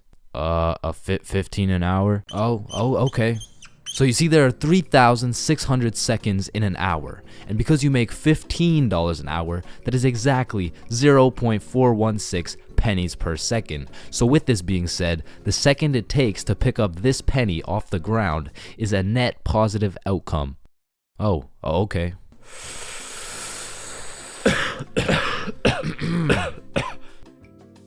Wait a minute. Are stickmen always naked? Holy shit, we are stick men. What the fuck?